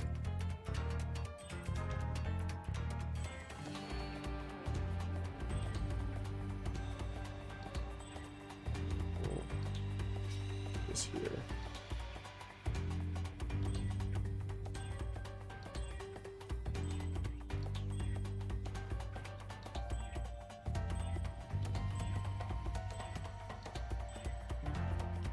Rough odds to hit each tiered unique items follows: 1 in a few hundred, tens of thousand, multiple tens of thousand, multiple hundred thousands. Okay. So I'm almost certainly not going to hit it this time. Yeah, no chance. Which is fine. It's genuinely fine. Greetings. But man, I can't help but wonder.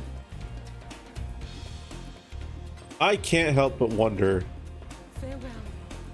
if you can chance a unique after putting an essence on it. I can't help but wonder what this world could be. Yeah.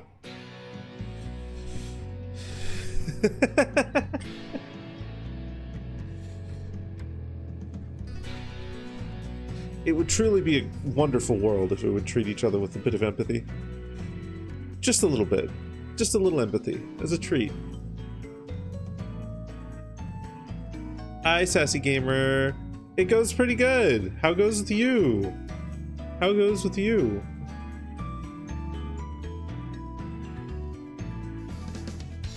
Just the tip. Yeah, just the tip of empathy. Just the tempathy, if you will. Mary Bean is ready to go. Okay.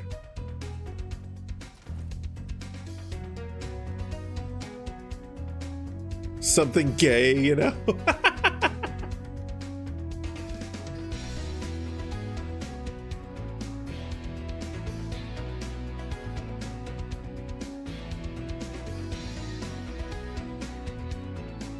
I feel like I wanted to do something else here before I went and ran another map, and that thing is this.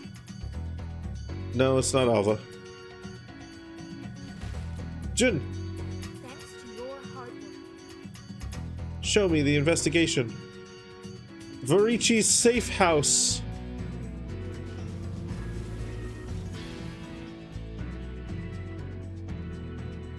Away we go. And away we go.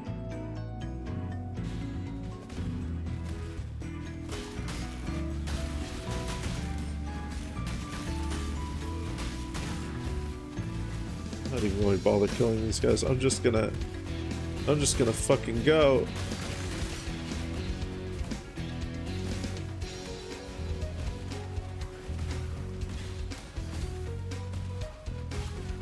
I can kill them on my way back if I want to.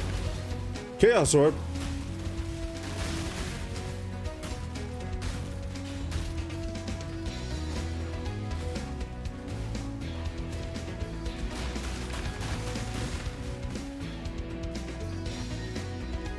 Safed house. You have become tangled in our tapestry, Exile. Yeah? It Tangle seems this. you desperate.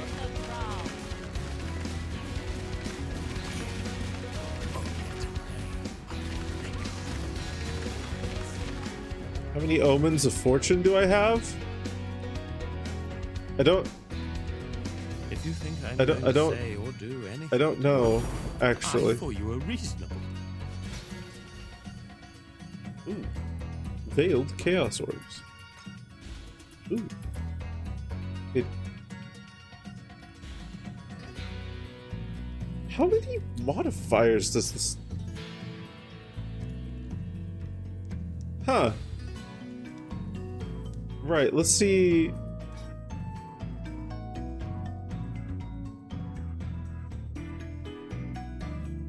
It can guarantee the next orb of chance will make it unique. I don't think I have any omens of fortune.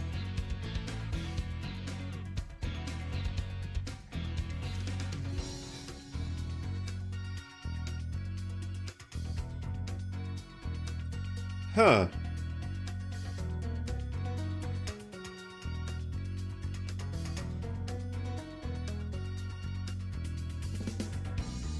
That's not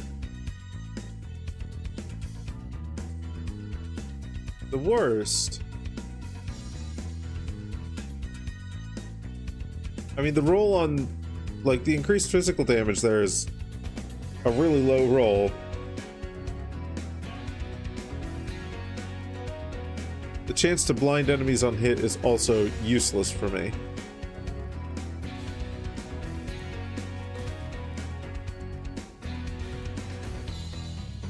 Oh no. Oh god. Okay, we'll come to that in a moment here.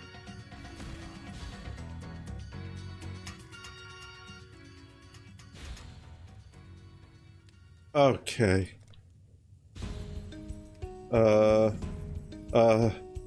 Sure.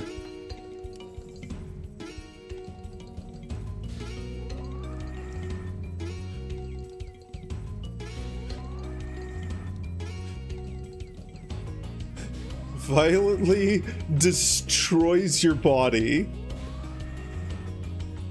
Of course. Yeah, no. Sure.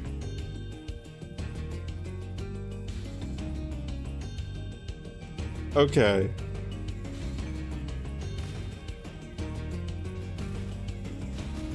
Oh, another trap stash. Okay.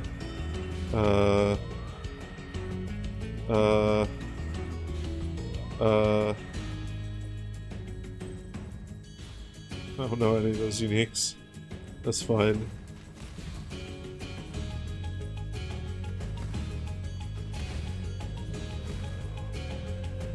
I'm not going to get a good item out of this.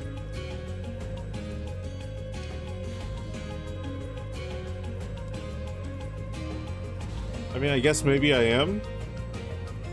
Sure, fuck it.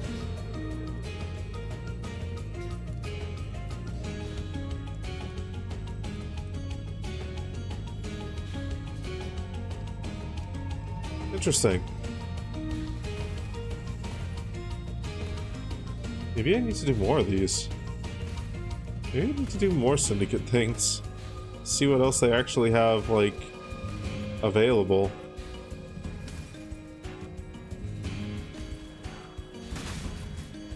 That's an interesting reward.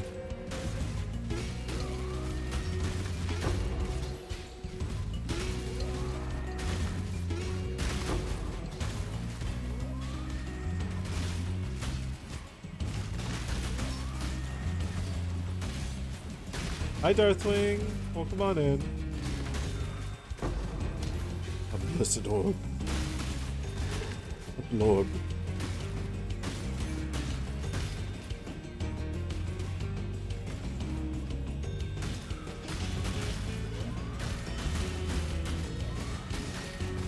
I don't know why I'm choosing to fight these guys.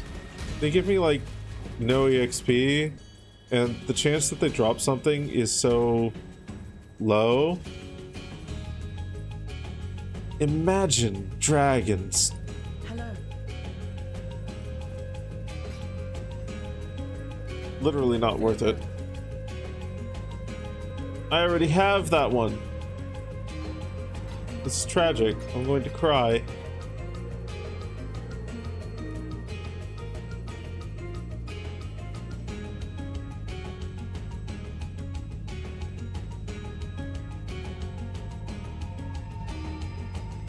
Okay, but wait a minute.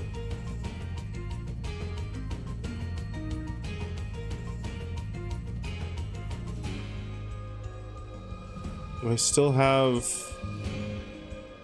the veiled...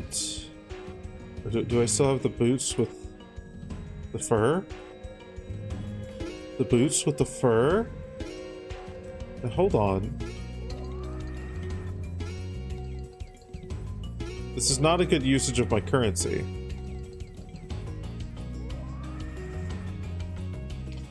Wait a minute.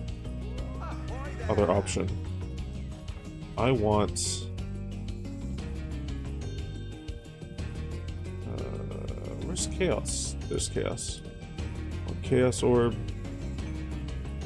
Give Chaos Orb in exchange for Veiled. Okay, so that's 180 Chaos for that one Veiled Orb. What if I want Fracturing Orbs for Chaos? That gets me one Fracturing Orb.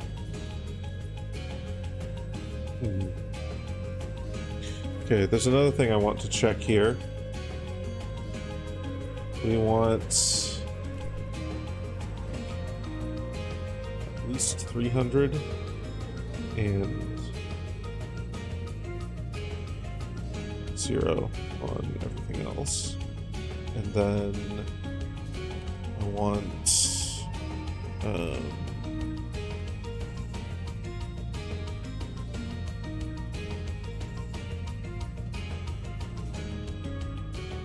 dexterity and intelligence.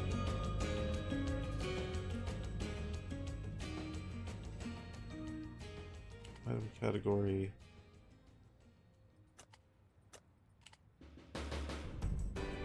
Boots. Boots. What do you mean, none?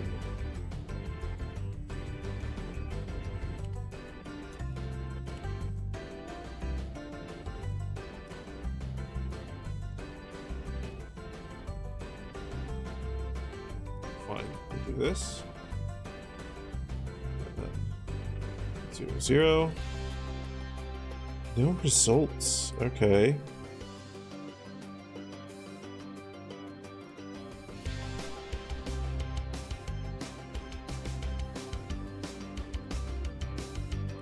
Okay.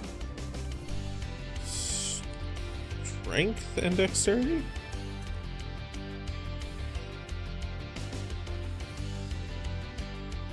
Okay.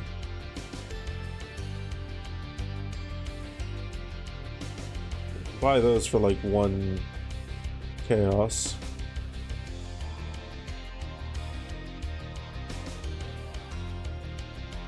I set that to 0.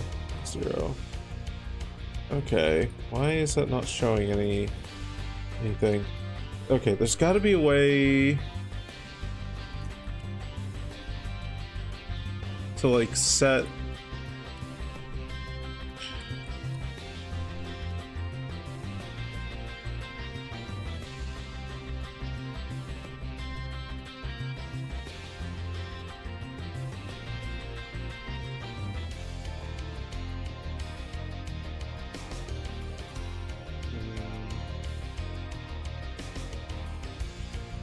Legion boots with us? No.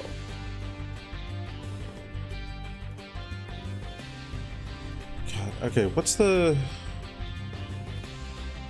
best boots I can get? Because if I'm going to get a base, I might as well get it.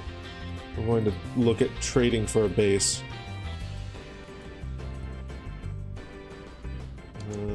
Might as well look at the best possible armor base that I can get.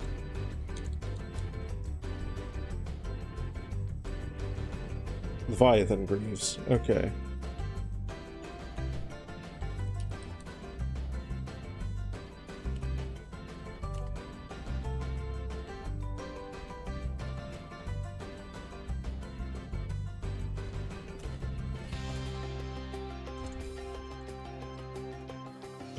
Okay, Leviathan Greaves. Any search.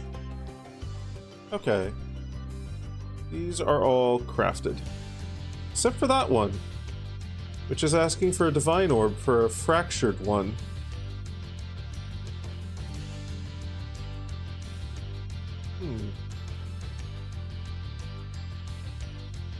Well, that is the base that I want to craft off of.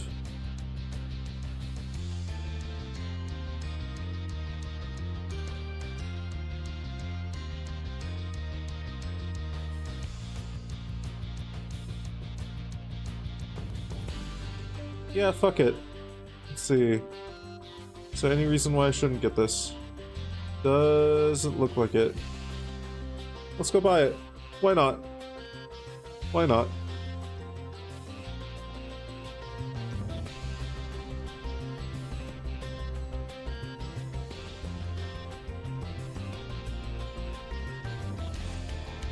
It's a divine, and that's okay.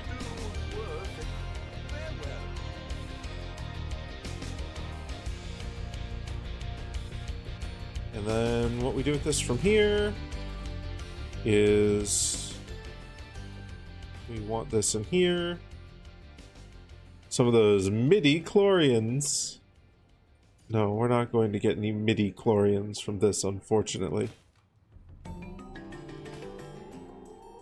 Okay, so what we ideally want is what's our defense looking like? What we ideally want is fire resist on it and chaos resist, as well as life.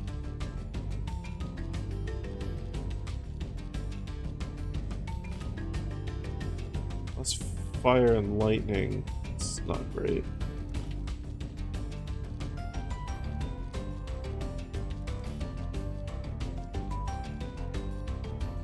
Probably good fire resist ones. I could roll specifically for a fire modifier here as an option, because that's a required one. Ooh. That's almost really good. That's...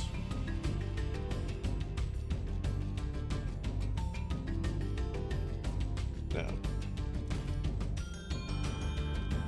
Now, that one... That one's actually really fucking good.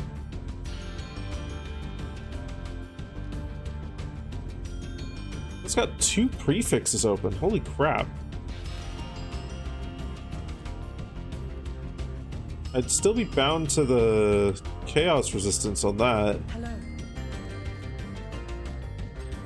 The chaos resistance for the implicit. But let's just slap a couple of exalteds on this and see what we end up with. Small bonus to armor. I mean, that's pretty good armor. Like, that's not bad.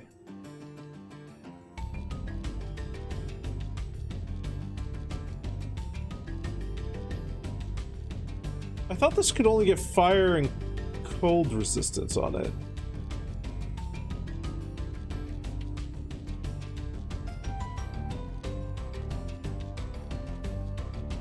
I don't really have the points to do chaos resistant on my tree. I mean, like,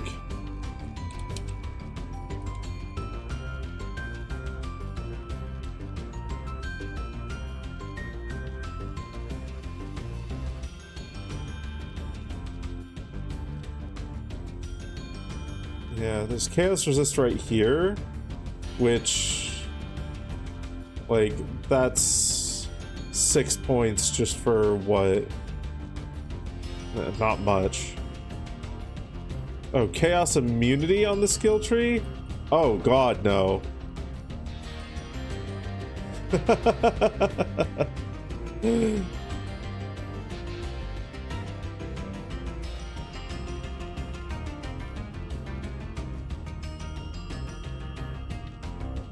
Huh.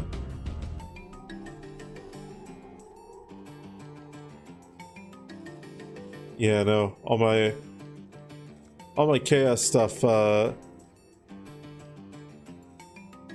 yeah, no, I know. It's Chaos Inoculation, I believe.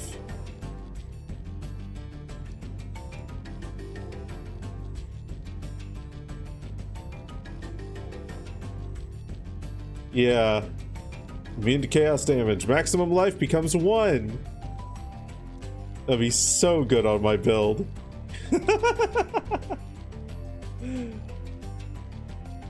Okay, if I turn the lightning resist into cold, this then becomes...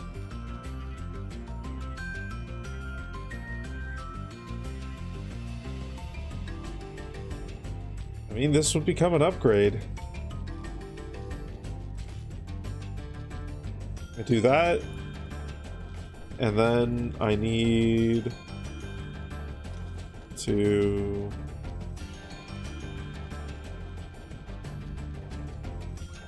spend a fuck off amount on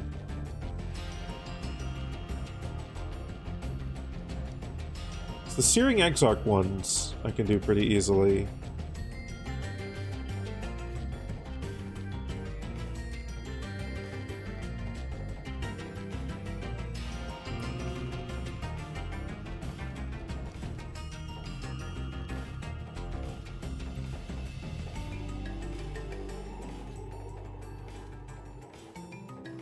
Part of me's half tempted to just tank the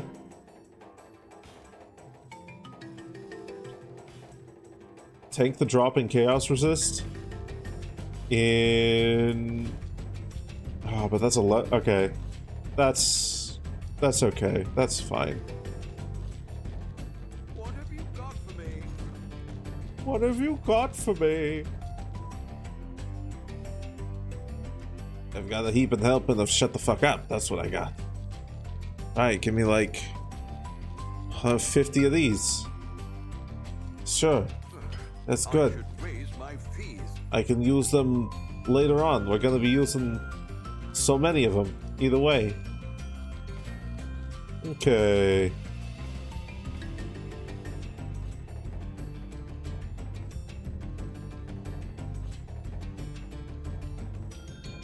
It's Immortal Call, not Enduring Cry. Damn. I thought for a moment, like, wait a minute. I didn't realize that was a possibility. That's huge. And I was like, no, wait. It's Immortal Call, not Enduring Cry.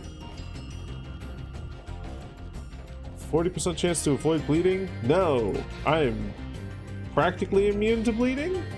Question mark?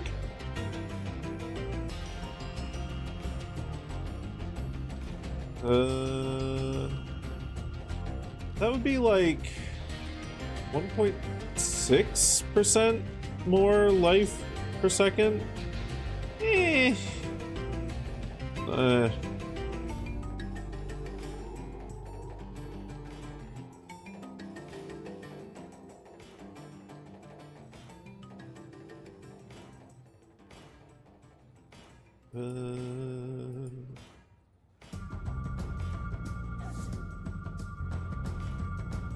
Missed what that cooldown rate one was. It's probably a Warcry related one. So that's what you usually get on boots. Need to right click there? That's fine.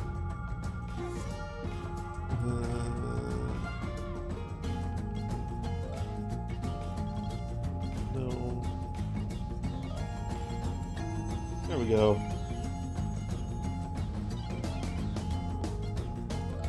That's fine. This can absolutely be better. This can absolutely be like loads better. But that's really good as it stands. 4 linked sockets, 1 blue socket. Thank you. Lighten that. Beautiful. That's pretty good.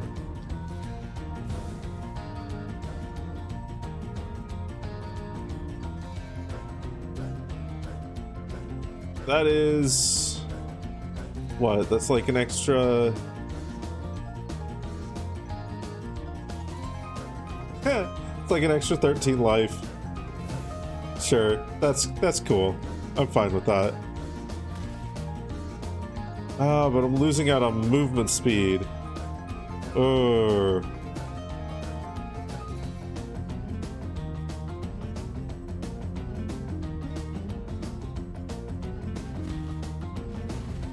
I mean, I do have most of my movement from Leap Slam here, so I guess it's not a huge issue.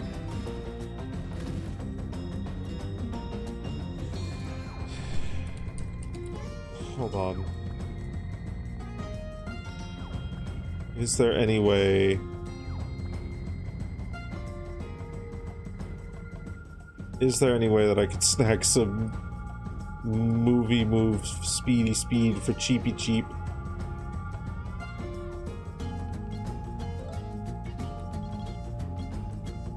Doesn't really look like it.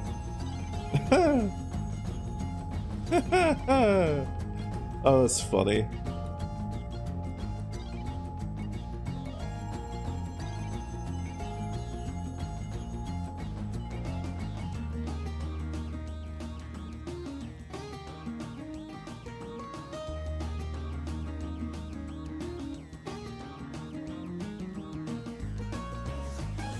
Okay, well...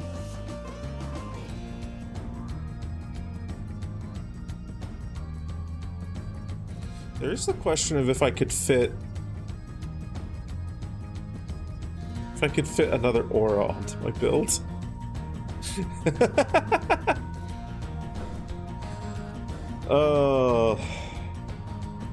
That would be painful to make work.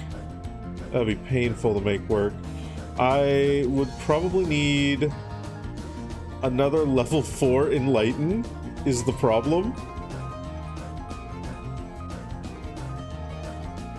And then I'd put it on my gauntlets.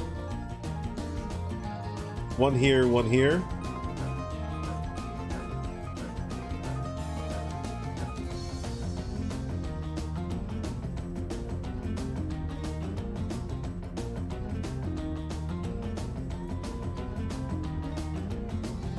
But in order to do that, I would need...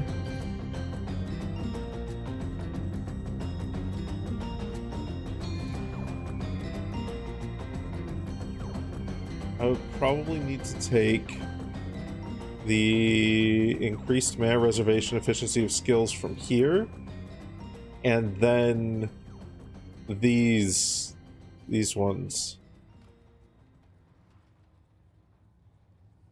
Need that 8% increased reservation efficiency.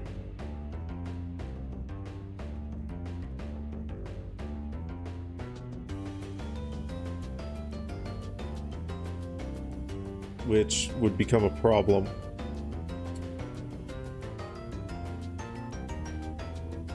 We'll run with the lower move speed for a bit.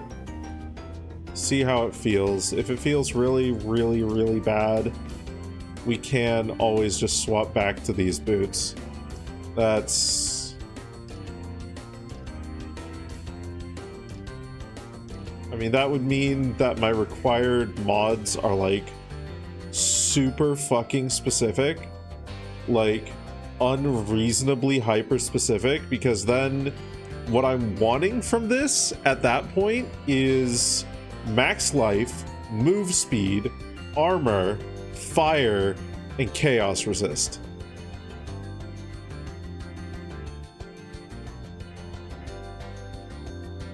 And I need specifically that, or cold resist. The only thing that I have like leeway on is cold or chaos resist is okay. I would ideally I want chaos resist because I'd really like this to be better, but oh goodness. Okay, that's fine though. That's fine. We'll just continue to do tier 16s.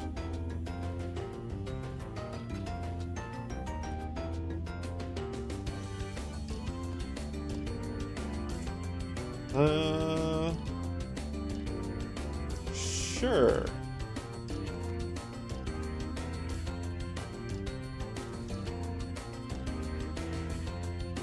Okay. We go here now.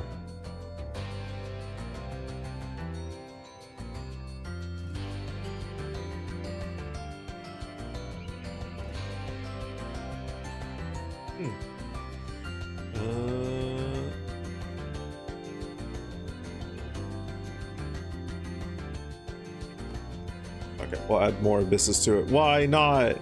Why not? More abysses. Unrelenting abysses.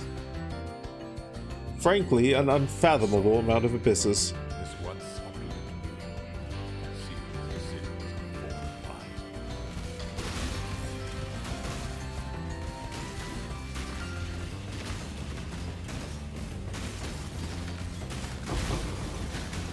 This isn't too bad once I get going.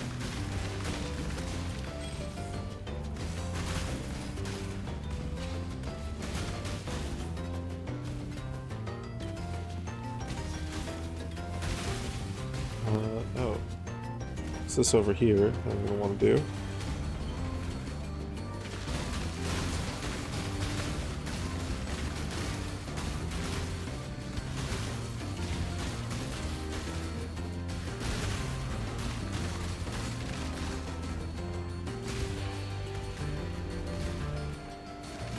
Please don't go into the other abyss.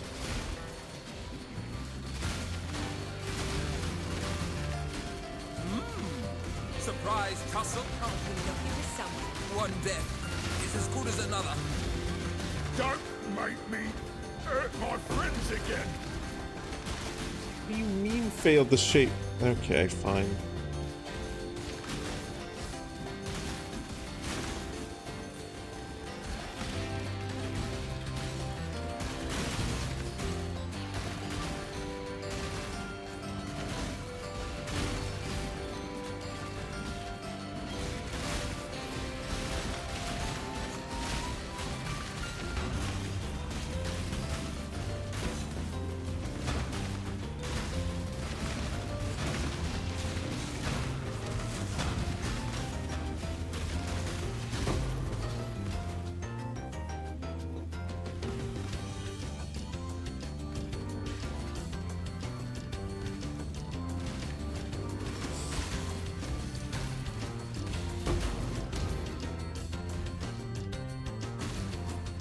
The abysses are kind of fun, but I'm beginning to get annoyed by, like, it feels like randomly failing them?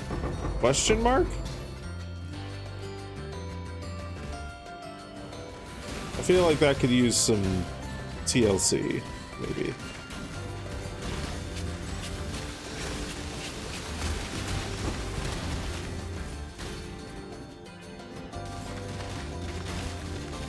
Speaking of needing some TLC, I will probably take a short break after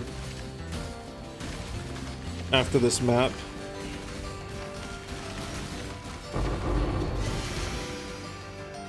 Oh my.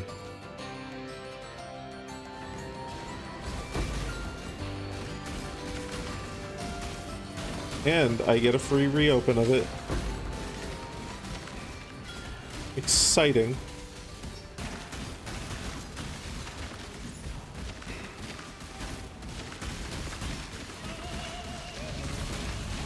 It's the meeting of the Black Crest. Oh my god, that's so many currency items. Gimme, gimme, gimme, gimme. Beautiful. Where's this fucking... There it is.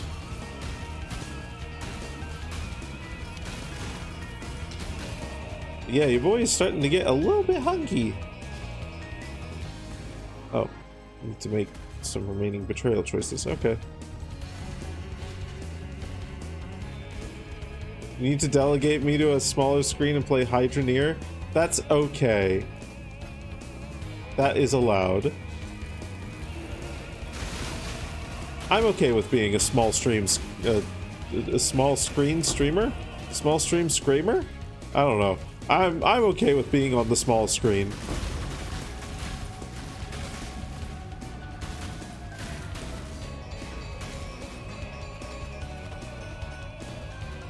That 3 times fast.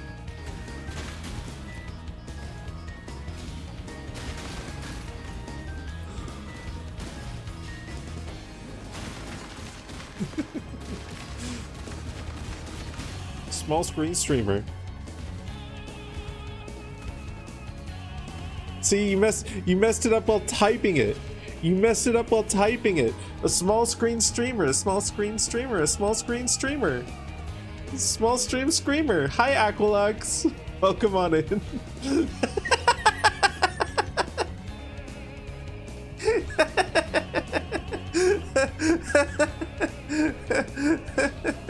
You can't even type at 1 time slow. How do you expect me to say small screen streamer 3 times fast?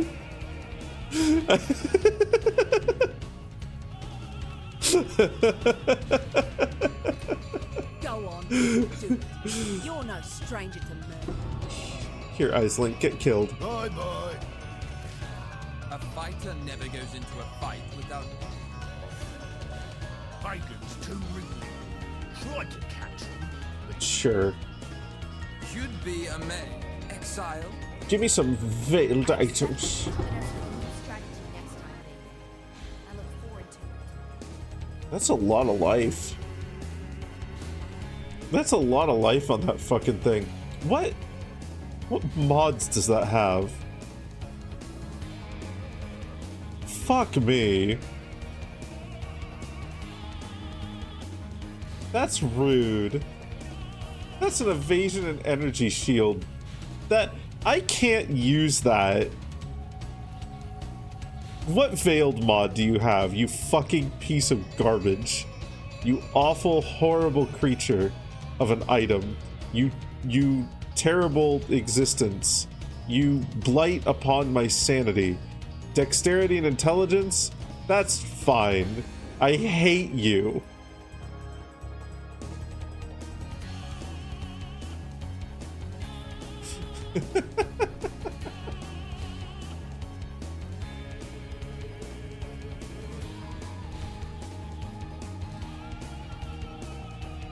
It taunts me.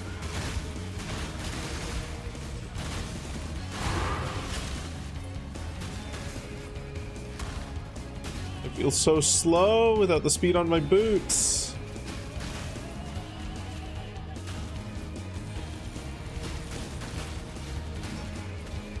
I should put the old boots back on. This isn't enough additional survivability to justify this. This isn't good enough yet. It's not good enough yet.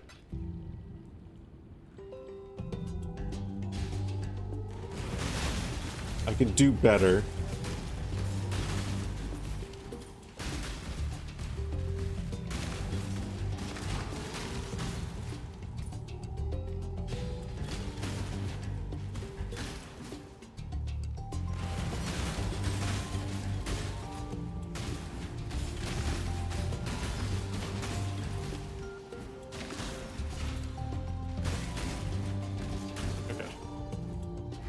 Let's just go quickly back to the hideout. Throw those old boots on. I can do better. I can craft better boots than this.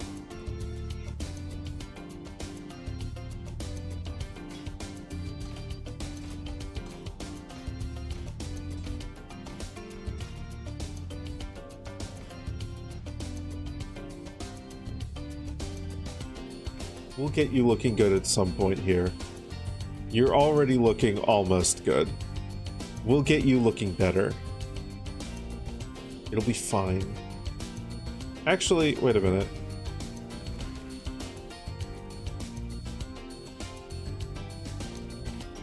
Slap you in here.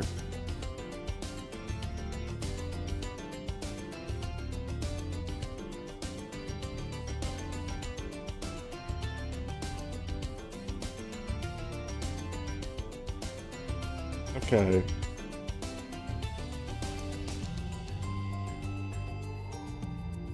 So I could I could just get straight movement speed. I could just get straight movement speed. I would need a lucky... I'd need a lucky annulment. I want a annulment orb. I have chaos orbs. Give me like 200. No, give me like 50. I'll be using them slowly.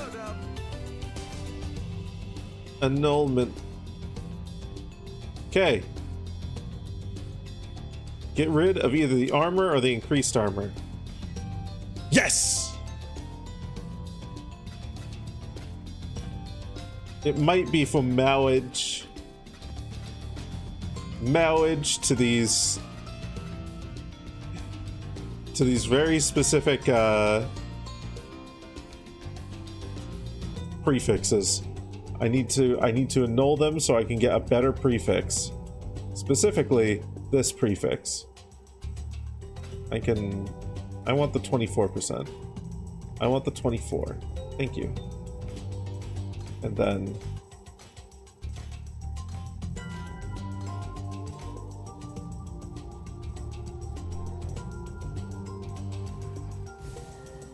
beautiful.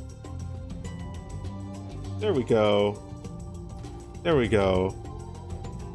That's better. That's better. Just never able to consummate the relationship with my prefixes. No, my prefixes let me down. Beautiful. It could still be even better. It could still be even better. But we're gonna need to get another base with the fractured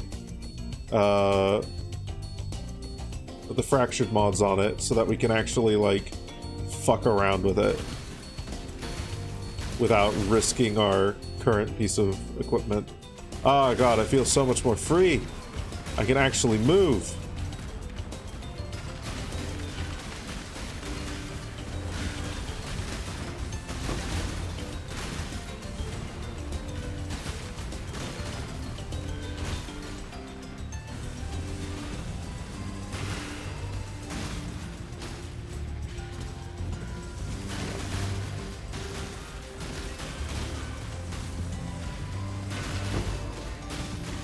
Hit the enemies I want to hit. Thank you.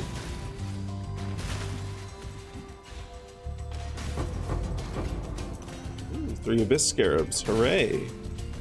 Ooh, way.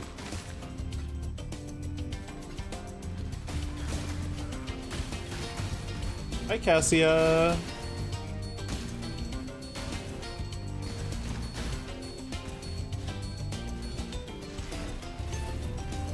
Let's see what these towers can really do.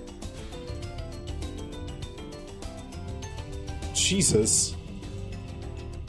Okay. This is fine. That's... Okay. Where is it branching to? Back here? Okay, this is fine. This is actually really good. It's a really good spot.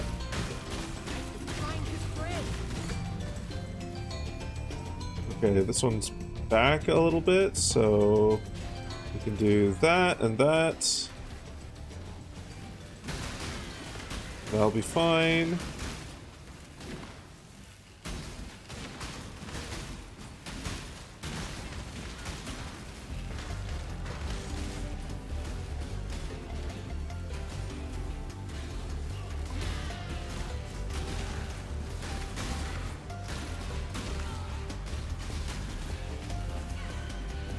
Oh goodness.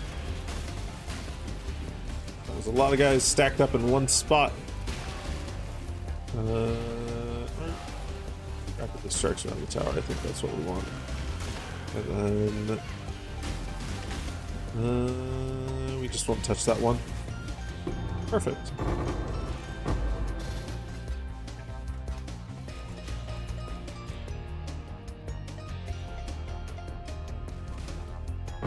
No drops.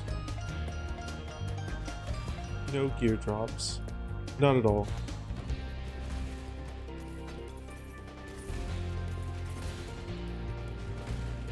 Okay. Arena.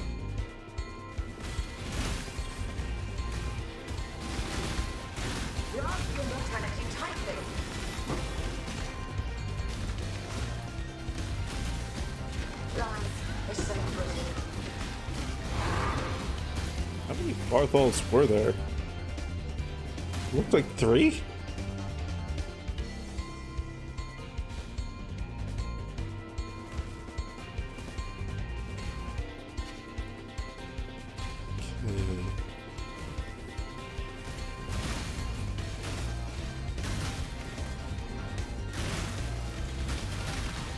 Jesus Christ. Fucking clown box. Surfy B! It's a bee swarm.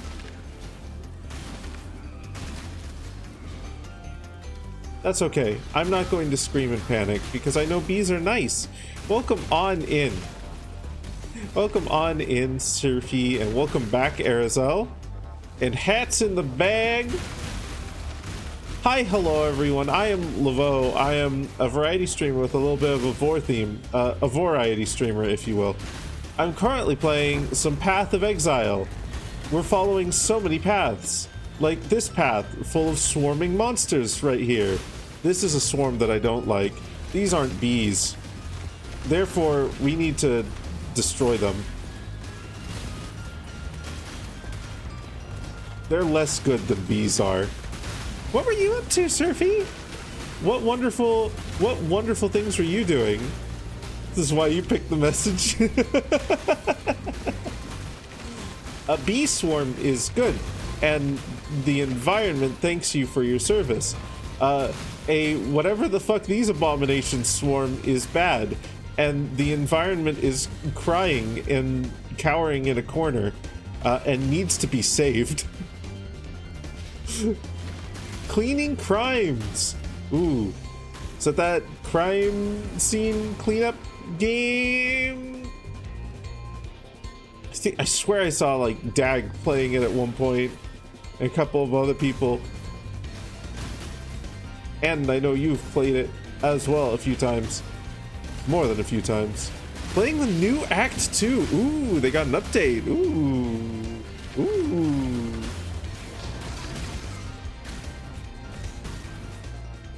Is it good? Did they cook?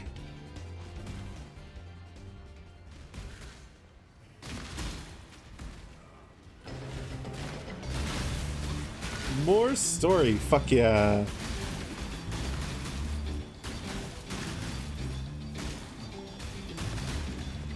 Reflecting mist. Ooh.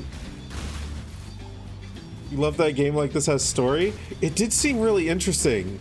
It did genuinely seem really interesting.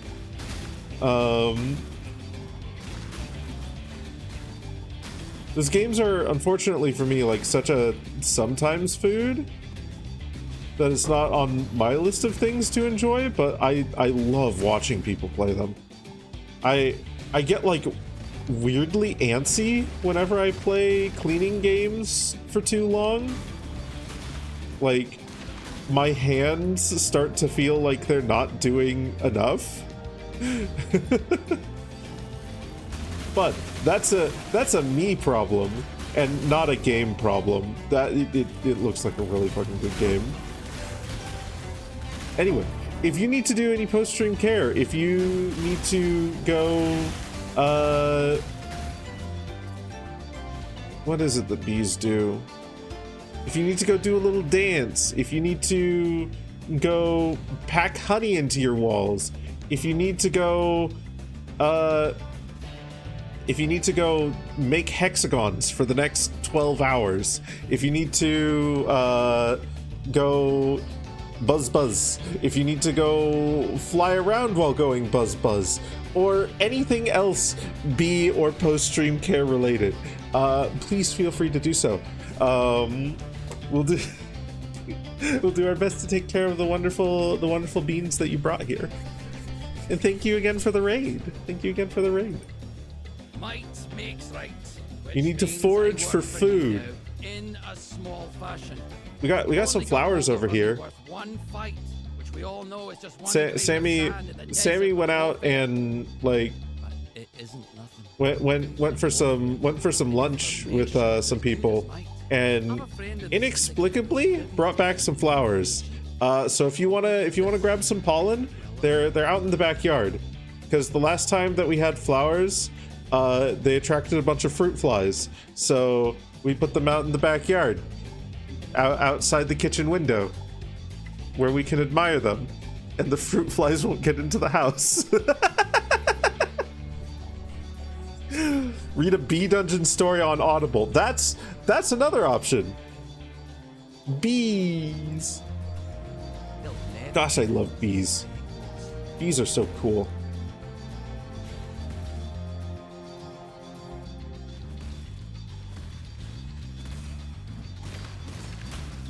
Okay, where the fuck did that reflecting mist go? Where did I leave it? There it is. I want to see what horrible abomination we get here. Ah, minus 76% to fire resist. Huh. I mean, the plus 76% to fire resist is pretty cool. That, like, almost single-handedly covers fire resist. And I guess if I had a character that just absolutely could dump intelligence entirely,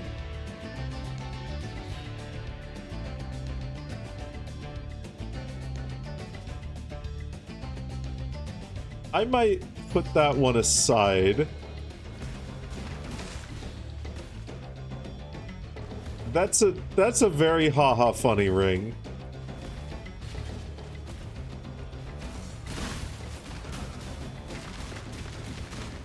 I'm probably never going to use it, but I'm going to keep it forever and treasure it.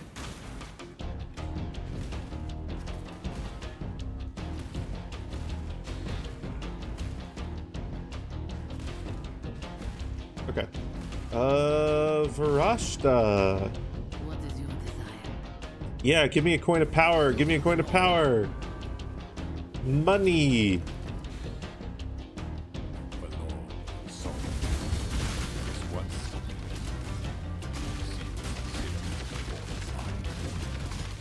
Inamoga, please die. Thank you.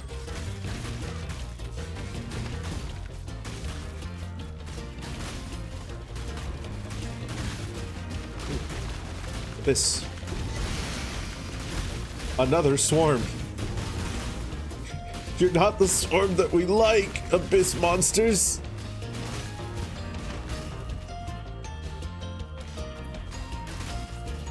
Well, I guess they do give EXP.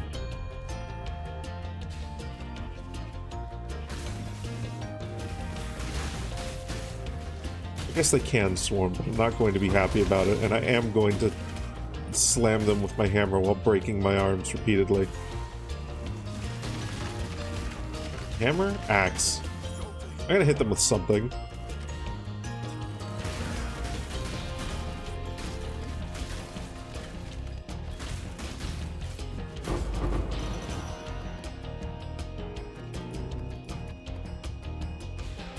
Okay.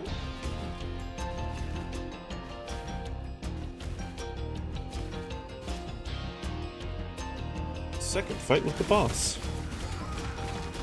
And with these guys.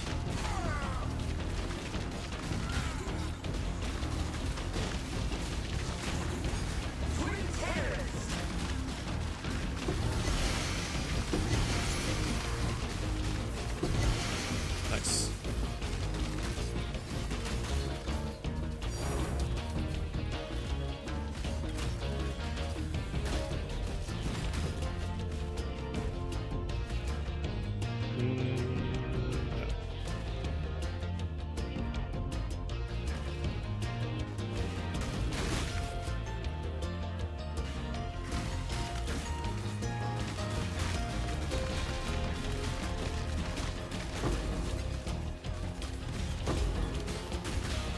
Ooh, is Cassia here too? I thought she was just on the edge. I thought she was just outside of this this mirrored location. Do we get another Blight encounter?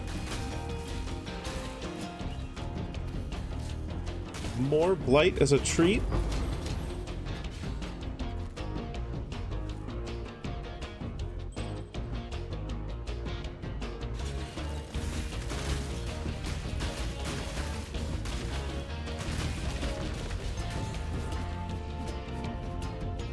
Oh, there.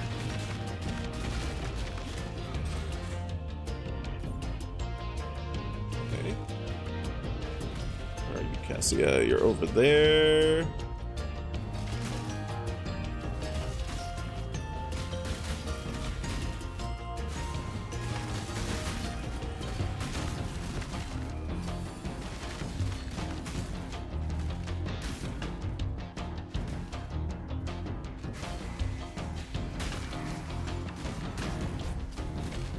She was very much not on the edge of this mirrored zone.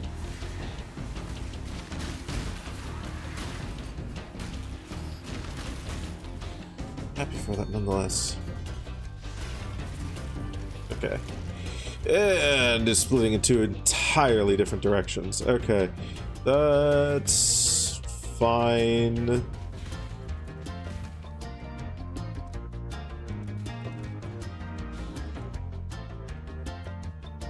Okay. And then just smash the faces in for that.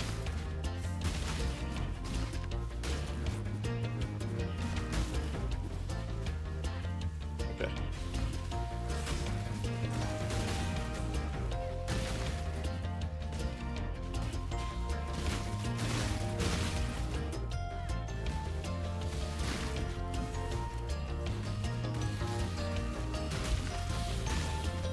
Cool.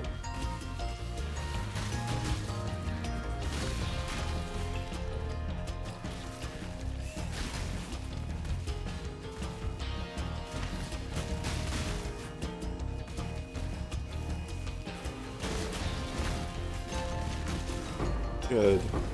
Good. I need to be making use of a lot more like slowing towers and whatnot than I do.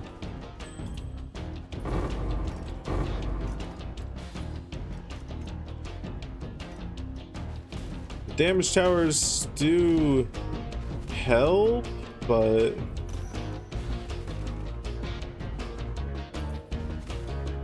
things like the ice tower, the minion tower, and to a much lesser extent the physical tower, when neither of the other two will do, are unbelievably effective.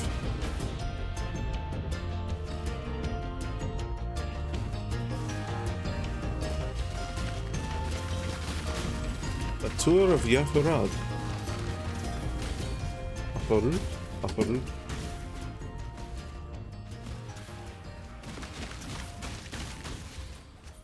I hear a Sammy behind me. I thought you would have been in bed by now, never mind. Did I wake you up? Oh. Oh. Sorry.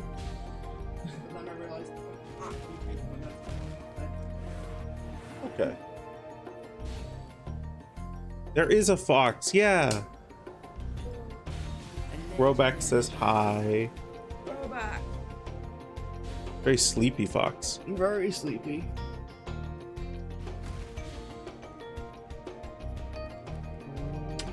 Keys. Oh, you've stolen my face. It's mine now. Oh no. Whoa. Holy moly. What was it? There we go. There we are. Oh, I will copy that and I will send it to their Discord, because they are currently going to sleep, which means they're not gonna be on Stremble. No. not gonna have the chat open. Bumblebees. Bumblebees. I take it you've met the bumblebees.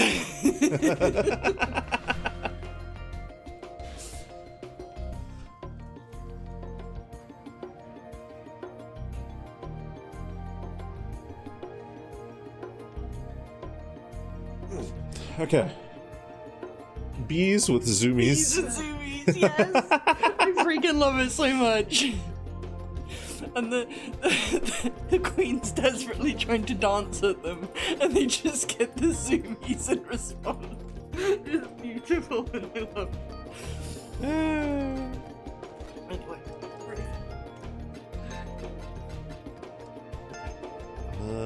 I am going to, for shits and giggles, just... I can't use that on... Can I not do anything to mirrored items? That sucks. That sucks. Right. I'm mad about that, so I'm going to sell it now. I don't want it anymore. Okay. Right. I said after that map I was going to take a short break because I need some food. That was almost... That map took like... What, 45 minutes? Christ. My mapping speed is slow. I'm going to be right back. Dragon needs food badly. So I'm going to go get myself a little snack of some kind. And then we're going to finish off the last hour-ish of stream with yet more Path of Exile. Gosh, I love Path of Exile. Fuck, I'm way too addicted to this game. Back shortly.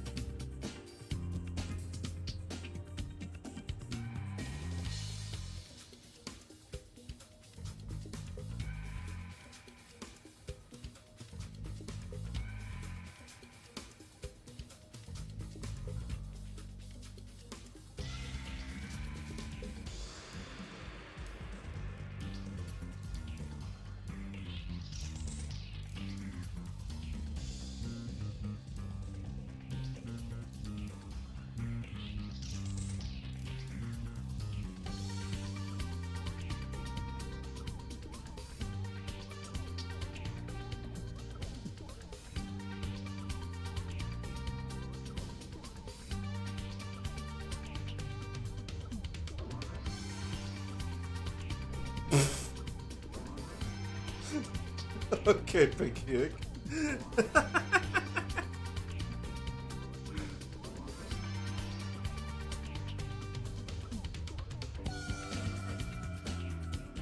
Well, that was more than 5 minutes ago. So I guess character complete? Question mark?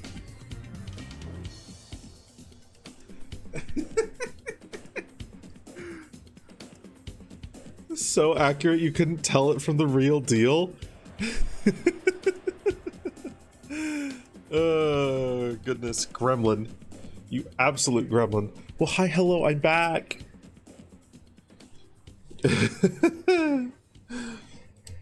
Okay, let's see here.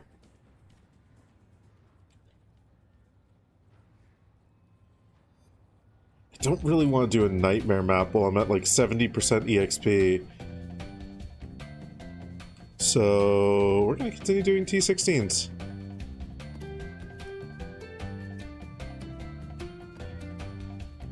I only have like 3 nightmare maps anyway, so... Oh. This is actually really good for me. Voice a father that went out to get milk and never returned? Alright. Out to get milk.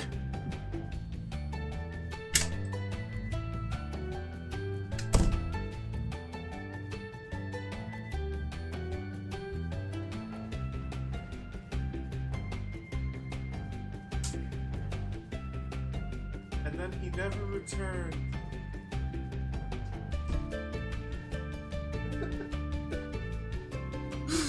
I don't know if that door came or was picked up by the microphone.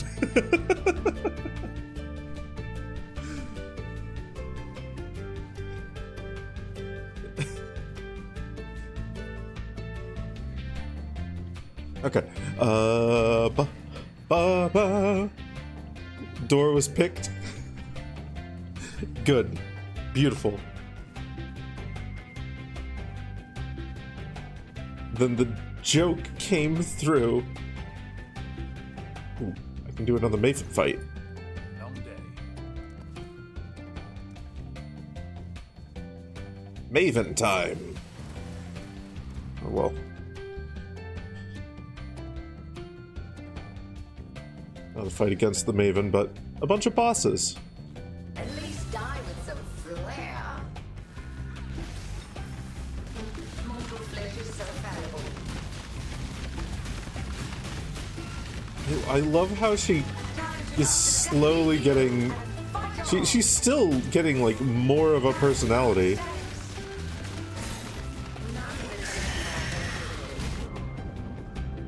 Time to up the stakes. Mortal flesh is so fallible. Okay. Take this back at you.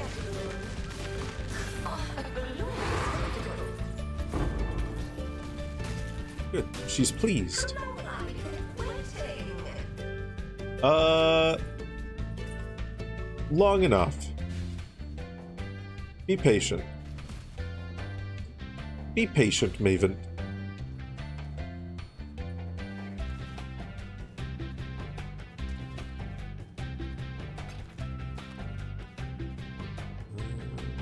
Fragments. We need to do 3 more of those, and then we can go try and kick her ass.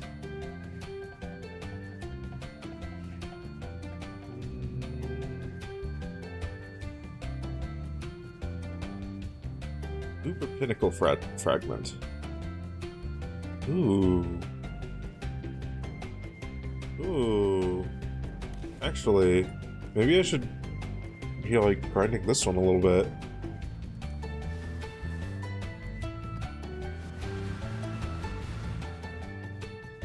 It's a rare chance, but...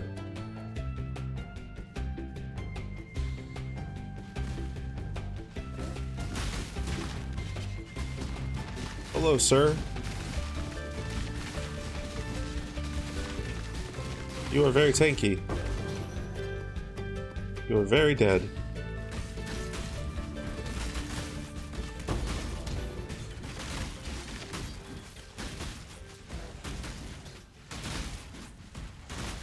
Getting to the point where I need to set a second, like, fragment thing. Fragment tab is getting, like, really fucking full.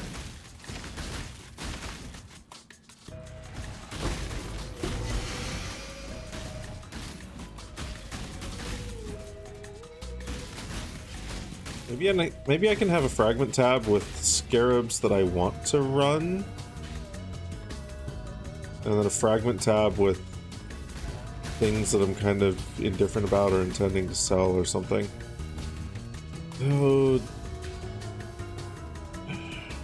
managing that becomes a pain in the ass. I think what's going to end up happening with my fragment tabs is that once I get Path of Exile 2, that also comes with a little bit of coins, a little currency that I can use on more stash tabs. And I think the stash tabs are shared between games, so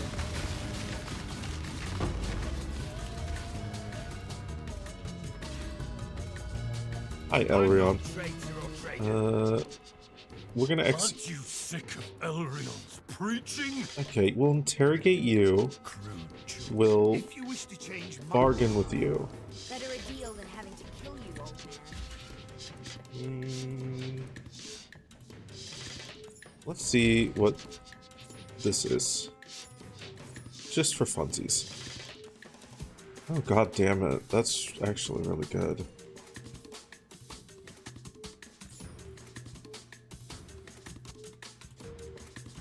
Okay. The fact that I can get that on that.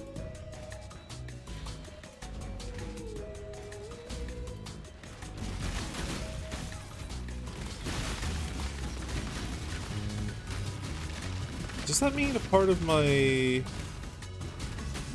like, potentially ideal build is gonna require getting that? Maybe not.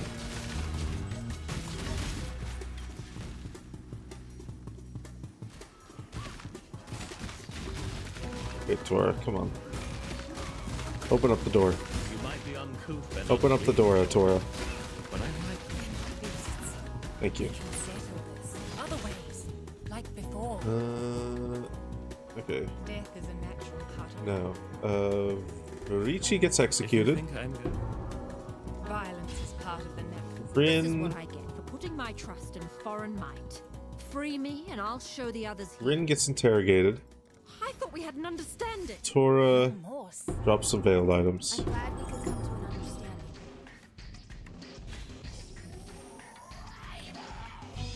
Oh god damn it.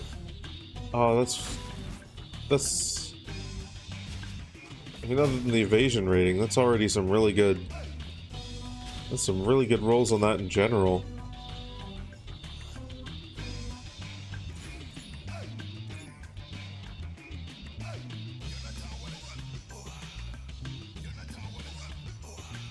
I mean, that kind of sucks.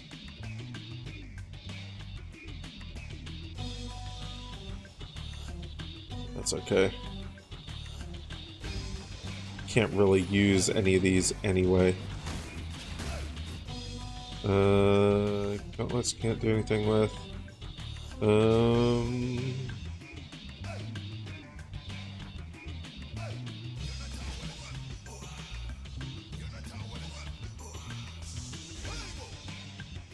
Yeah, no. None of those are particularly useful. Tragically.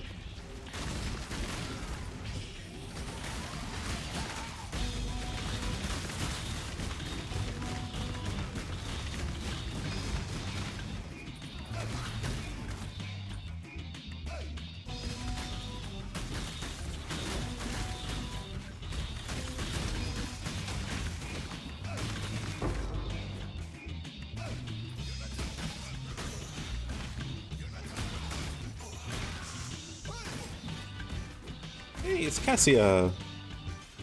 Let's see what these towers can really do.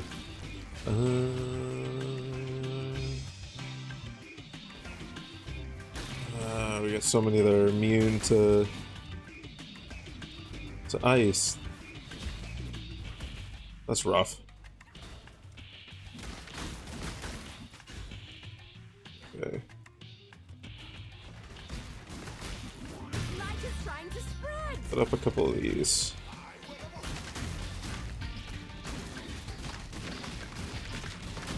This out here. Light is trying to spread. Ooh.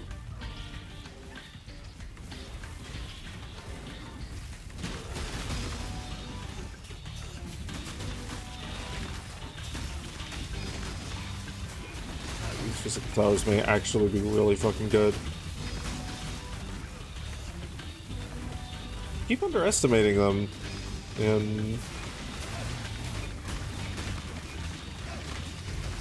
they do surprise me a little bit from time to time.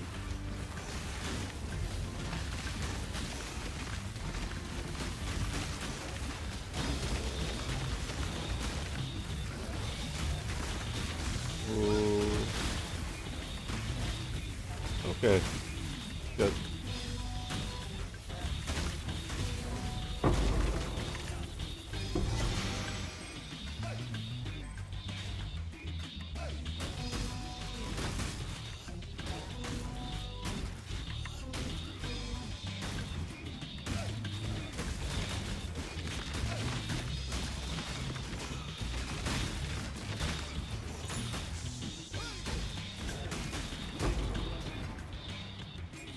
Wait a minute. I heard this abyss.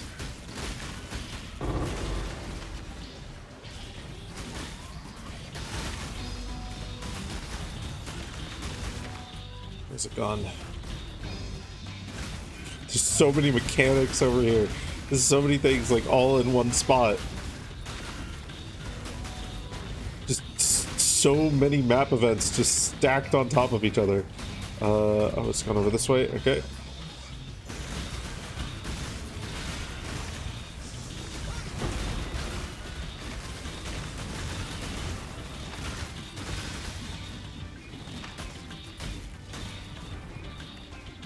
Okay. Trove.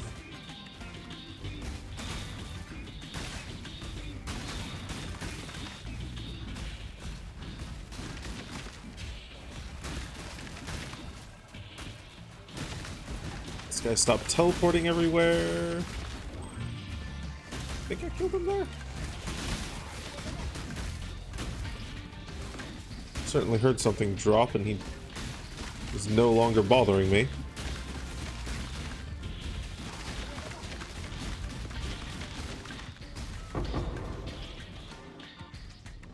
Okay.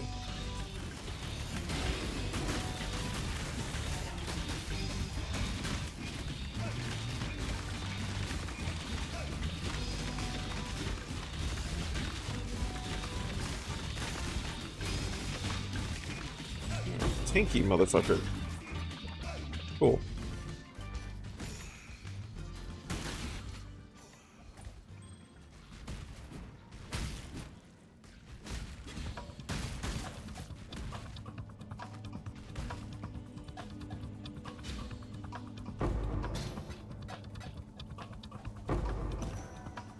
Stack scarabs.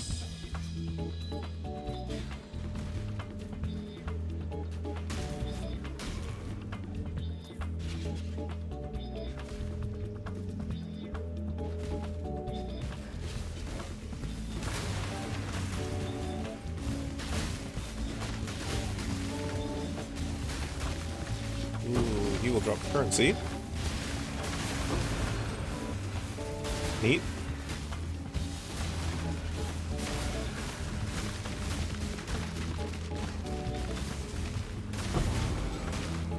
Chan.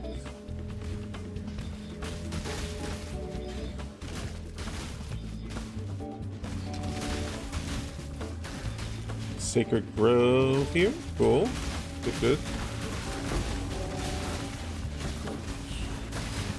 I've arrested. There are many, many enemies right here. So I will not approach you just yet.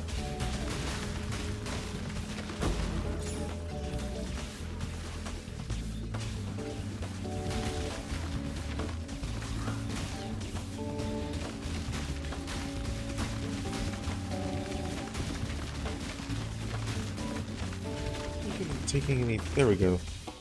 Okay. I think I still need to keep running betrayal stuff, but now no longer for boots specifically, though it would be nice if I got them, but more for a good base to build a ring off of.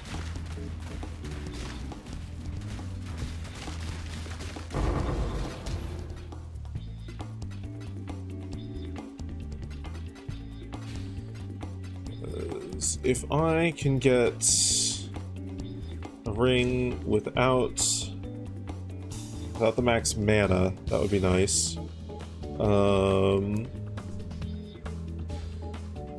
I think as well what I really want to do is build up veiled orbs. I want to stockpile them, because I think what my next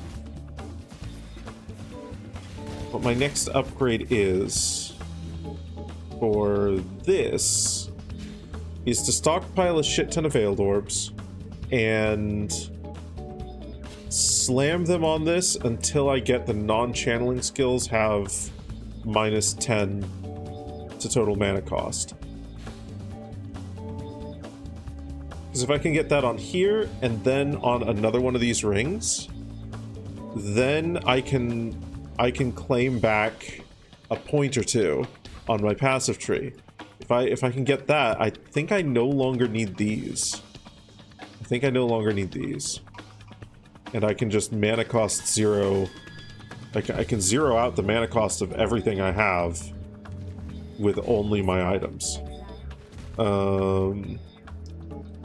I don't know what I'll do with those 2 points, mind you, but there is like this right here for the movement speed, dexterity, and intelligence, which would be nice.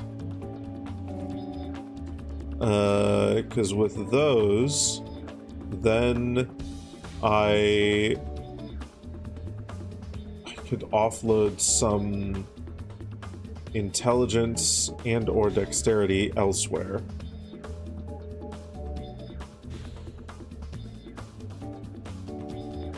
I don't know where.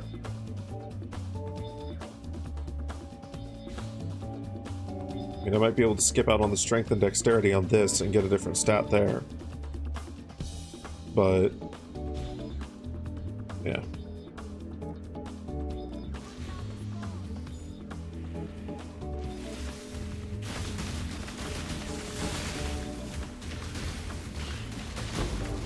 Or I could just continue to keep my gear as it is and see about picking up something else. The rage plus rage mastery could be a good damage boost.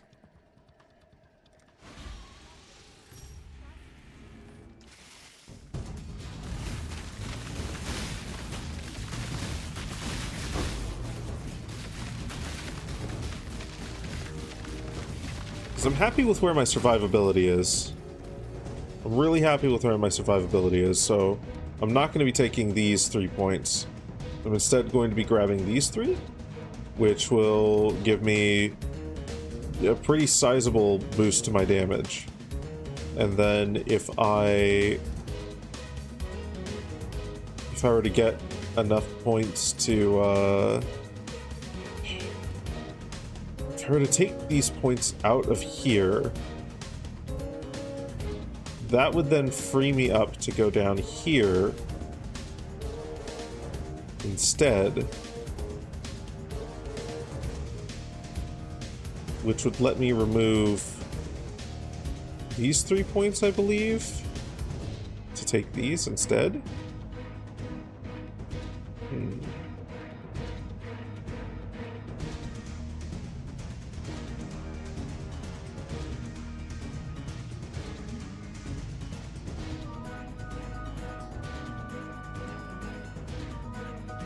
I remember there was a way that I could save points or otherwise spend them more effectively if I went down here instead of going over here, but the only reason I can't is because...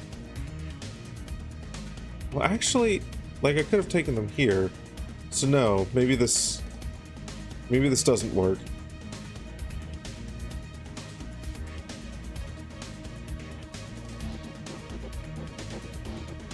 So I wouldn't be able to get this regardless. But I might be able to do some cheeky nonsense either way.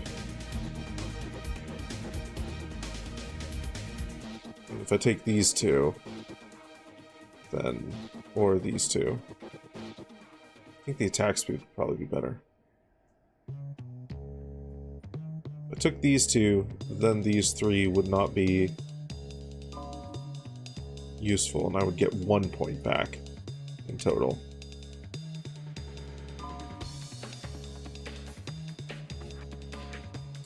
Thinking face.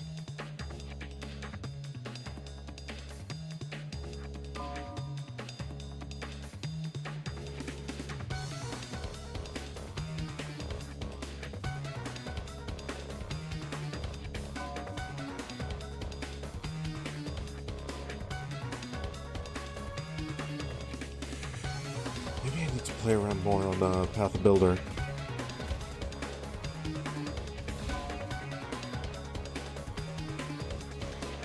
Either way, getting the minus to cost on a couple more pieces of jewelry, getting that to be a better mod is looking potentially viable.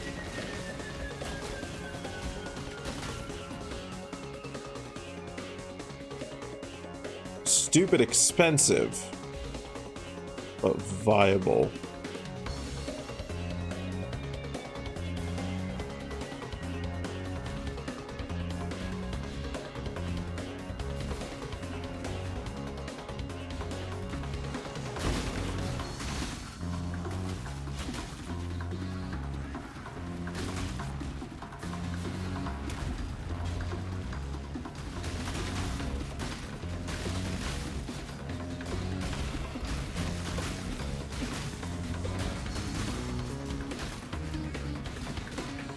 But then again, like, every single upgrade I'm pushing for is looking stupid expensive but viable. I spent like 1,000 chaos on a better helmet, I think. Which isn't like an insane amount, but it's still a lot.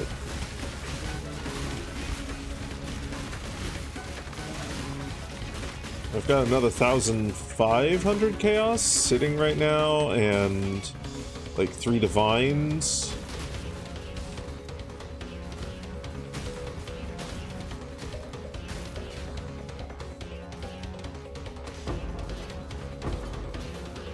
So I could probably afford to make a ring upgrade happen right now. I just need an amethyst ring that I can fuck around with.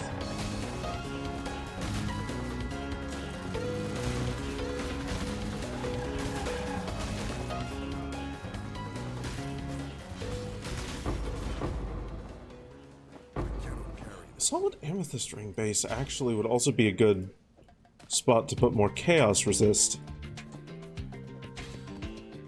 So if I can't get it on my shoes... there that I don't need.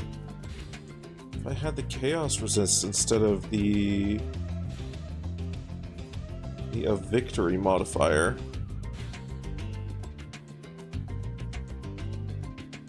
What's my intelligence looking like? Too close to cap to really do anything with that.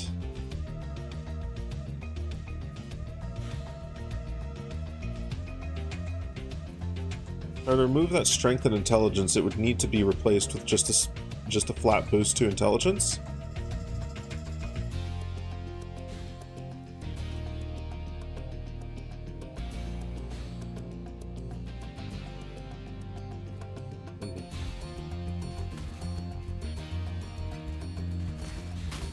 God, this shit is getting so specific.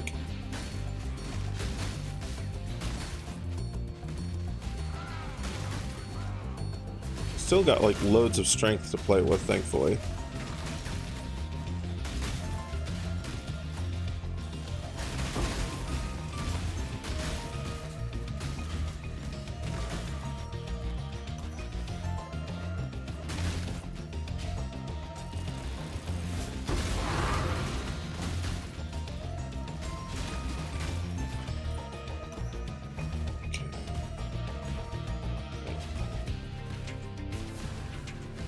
Now let's do Farashta.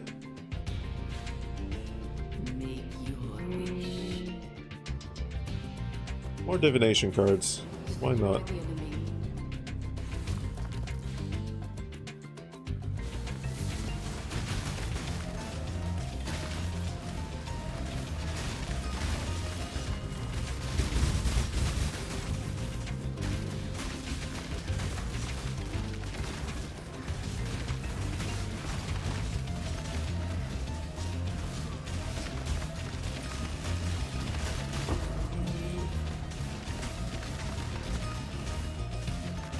Like, what, 3, 4 exiles just chilling here?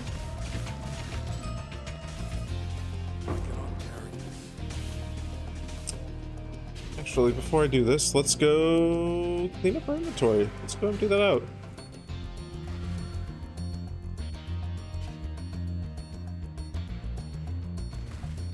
This map has honestly been taking long enough that after we finish it, I might just call stream there. Hi, Void Dragon. Welcome on in. Go with courage.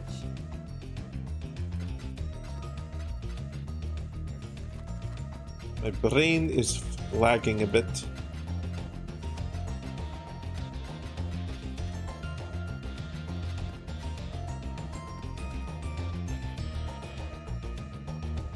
Hello. Keep your life to your own. Back to the orchard. I don't think we've even done the boss for this map just yet.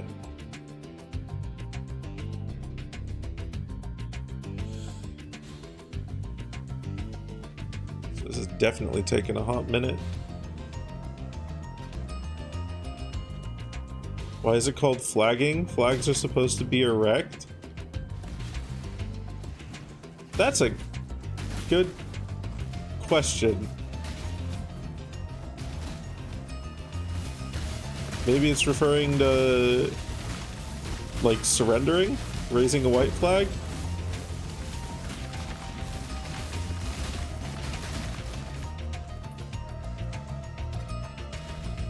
Or it could be referring to how flags look when there's no wind blowing. They're kind of just hanging.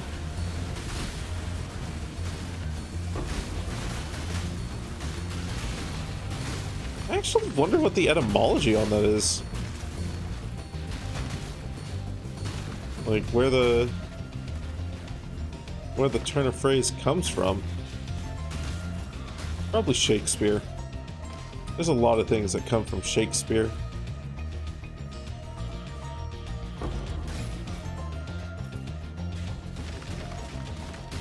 It might not.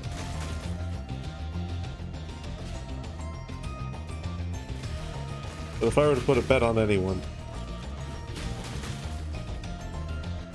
it'd be the man who's made so many other fucking English phrases and expressions and other such things. Poggers doesn't come from Shakespeare? Okay, I mean, That's true, but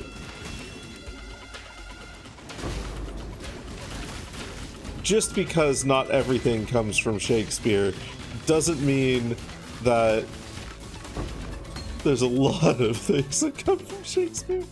What's being questioned for flagging? Where the phrase comes from, or where the expression flagging comes from. Wait a minute, that's an enhance. Holy shit. That. Okay. Is it corrupted? No, it's corrupted. Ah, that's fucking worthless. Can it even level up if it's corrupted? Well, I'm gonna hang on to it anyway, out of spite. Whoa, what the fuck?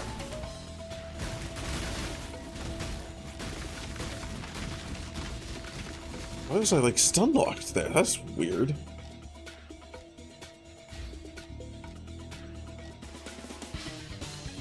What was the expression being used on? Like I'm flagging, like I'm getting tired. I'm beginning to flag a little bit.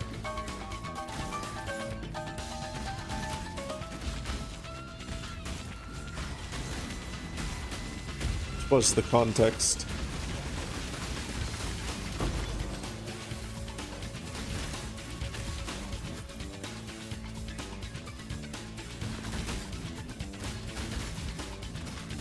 And because I'm flagging, I'm too lazy to go and Google it. Yeah, alternate form of wavering. Yep. Yep.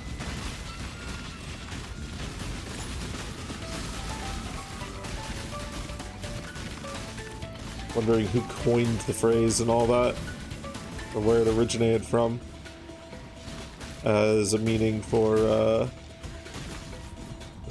getting tired, or wavering, as it were.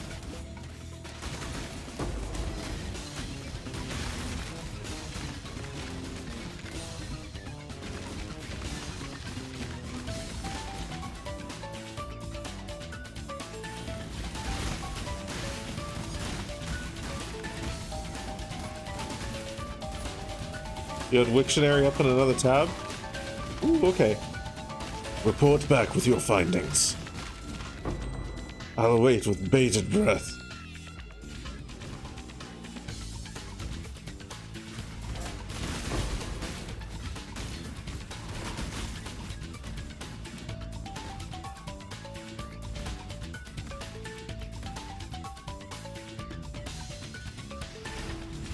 While we wait, we'll do a blight. Everyone loves doing a blight.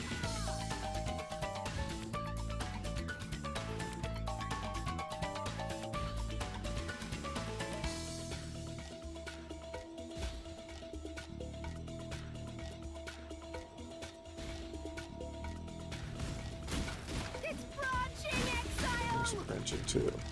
Okay, that's fine. In fact, that's really good.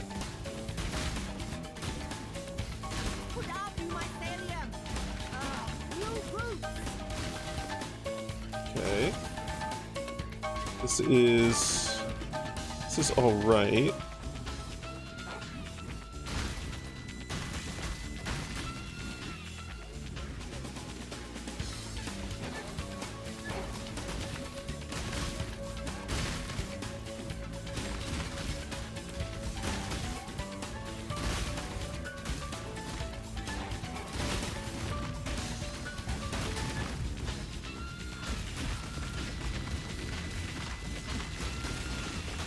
Can't be slowed.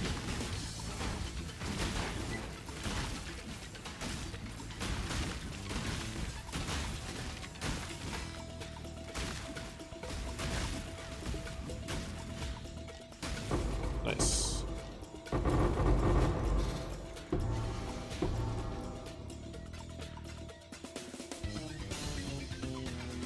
Chance to absorb.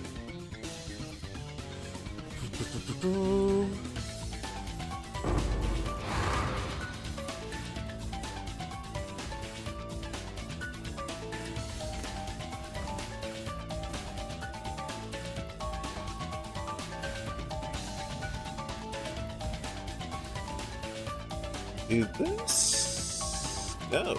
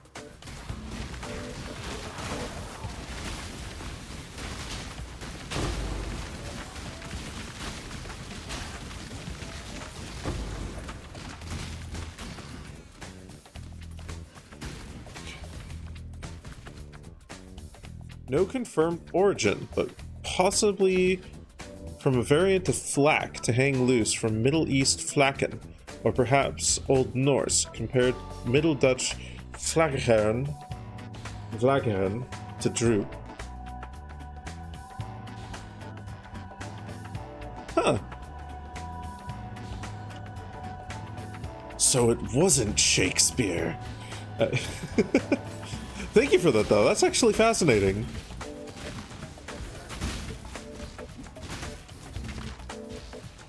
The comparison to Middle Dutch as well is really cool.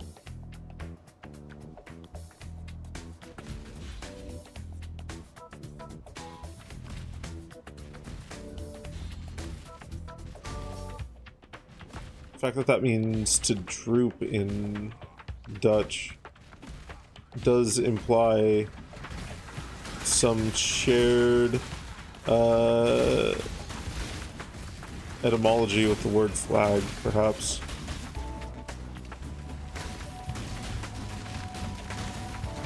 God, I love words. God, I love words so much. Don't jump on me. Thank you.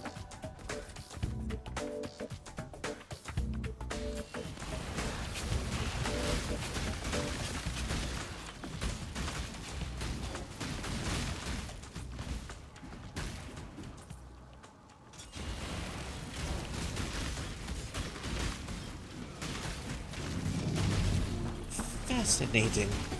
I never knew such things could be. What am I hitting? What is... Why is there a hitbox here?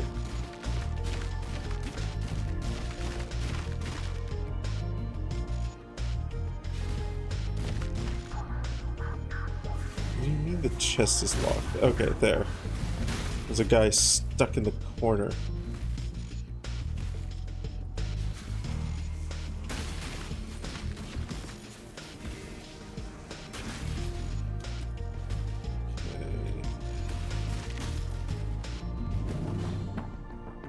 I think that's all the Mirage.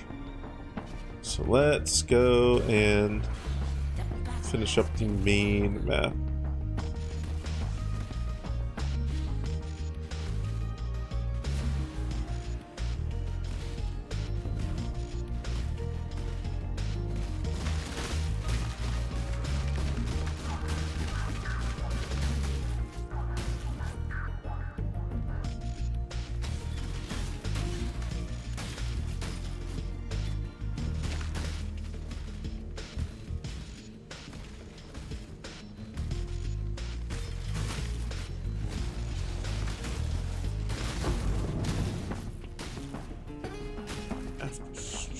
Once I finish up this map, take some time to rest in my brain, and probably do my dailies on the finals.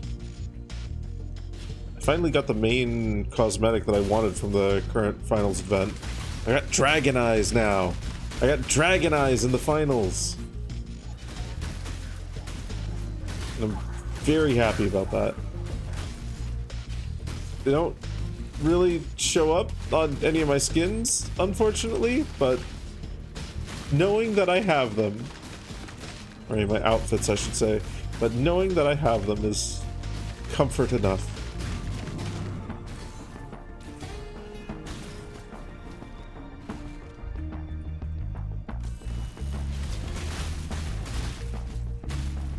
Now, hopefully I can just get the rest of the cosmetics before the event ends. And then I'll get an entire armor set, which looks pretty badass. It's made out of, like, dragon bones and shit.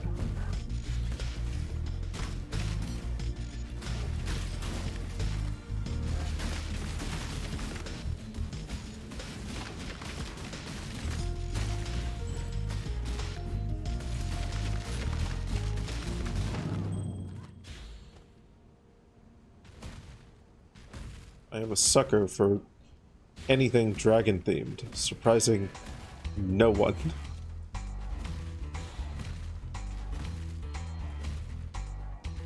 Making a simplification of Black Crown that pairs with flags, standards, limp on windless days. Yeah. See, like that's the visual imagery that comes to mind for me with the term flagging, like a flag hanging limply when it's not billowing in the wind.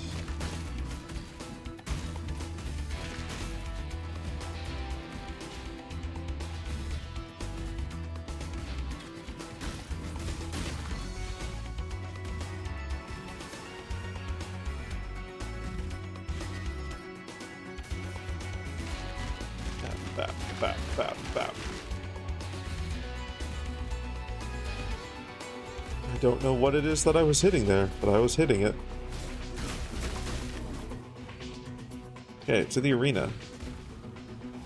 Hello, Vision of Justice. Grasp these nuts tightly. Wait, actually, no, don't.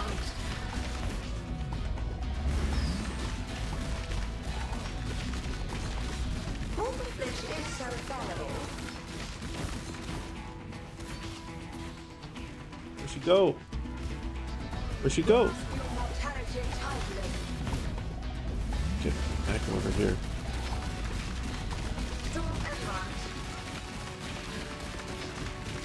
Cool.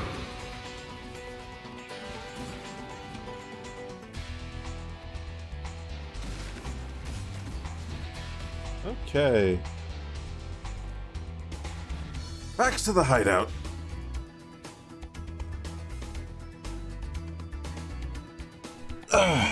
Oh goodness, how much do I have? Still lurking in Subnautica? Well, I'm going to send you somewhere else to lurk soon here. Because I am now done with stream. Okay, let's get to the end screen here.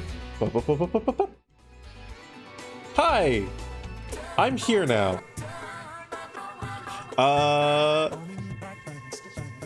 Let's find you someone cool to watch. Someone very great and with good and cool vibes. Only the best vibes. Only the best vibes will do. Thanks for being hot and on your second monitor while you've been scared and muted. I'm glad I could keep you company for that. Let's see here. Thank you all for joining me today. This has been a lovely, lovely stream. A wonderful little experiment. Trying out fucking doing some Pathfinder prep. I don't know if I'll repeat it. Maybe. Wasn't the worst thing ever. But I also don't know if it's quite my vibe. We'll see. But Path of Exile is definitely my vibe. Who do I want to raid? Who do I want to raid?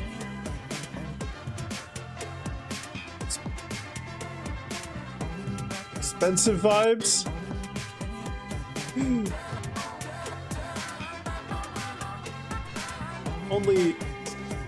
Only moderately priced vibes. Okay, let's go say hi to Torrent Dragon. We're gonna send you to another dragon. You missed some yeah, it was like the first 2-ish hours of stream. To be fair, it was mostly just data entry. It's stuff that I'd already planned. I just needed to set it up in Foundry. And because I didn't have any other gameplay planned today, I was like, fuck it, why not? We'll give it a try. We'll see how it feels. I did that, and then I slapped together a map, and yeah, that was about it. And then I played Path of Exile for like fucking 4 hours. We're gonna... no cell signals at work, and the Wi-Fi blocks Twitch, alas. Well, the VOD will be there if you wanna have a peruse at it, see what I did. But for now, I'm gonna send you over to Torrent Dragon. He's a very cute dragon. He's a very good boy. He's playing some Pragmata. We're gonna do a Bappy Paws, a Dagon Raid. A Bappy Paws, a Dagon Raid. A Bappy Paws, a Dagon Raid. A Dagon Raid, Bappy Paws, Dagon Raid. Bappy Paws, Dagon Raid. The Winderg, yeah. Yeah, I think so. Probably. Torrent would imply wind. Anyway. Thank you all for joining me today. You have been absolutely lovely. I hope you have fun with Torrent, and I hope to see you again later. I'm going to be live again on Friday, if all things go well. If things go really well, I might be live at a very weird time on Saturday. But we'll see. For now, have a lovely day, everybody. I love you all. Bye. I love you all. Bye. Bye-bye. See you on Friday. Bye. Bye-bye. Bye-bye. Bye. Bye.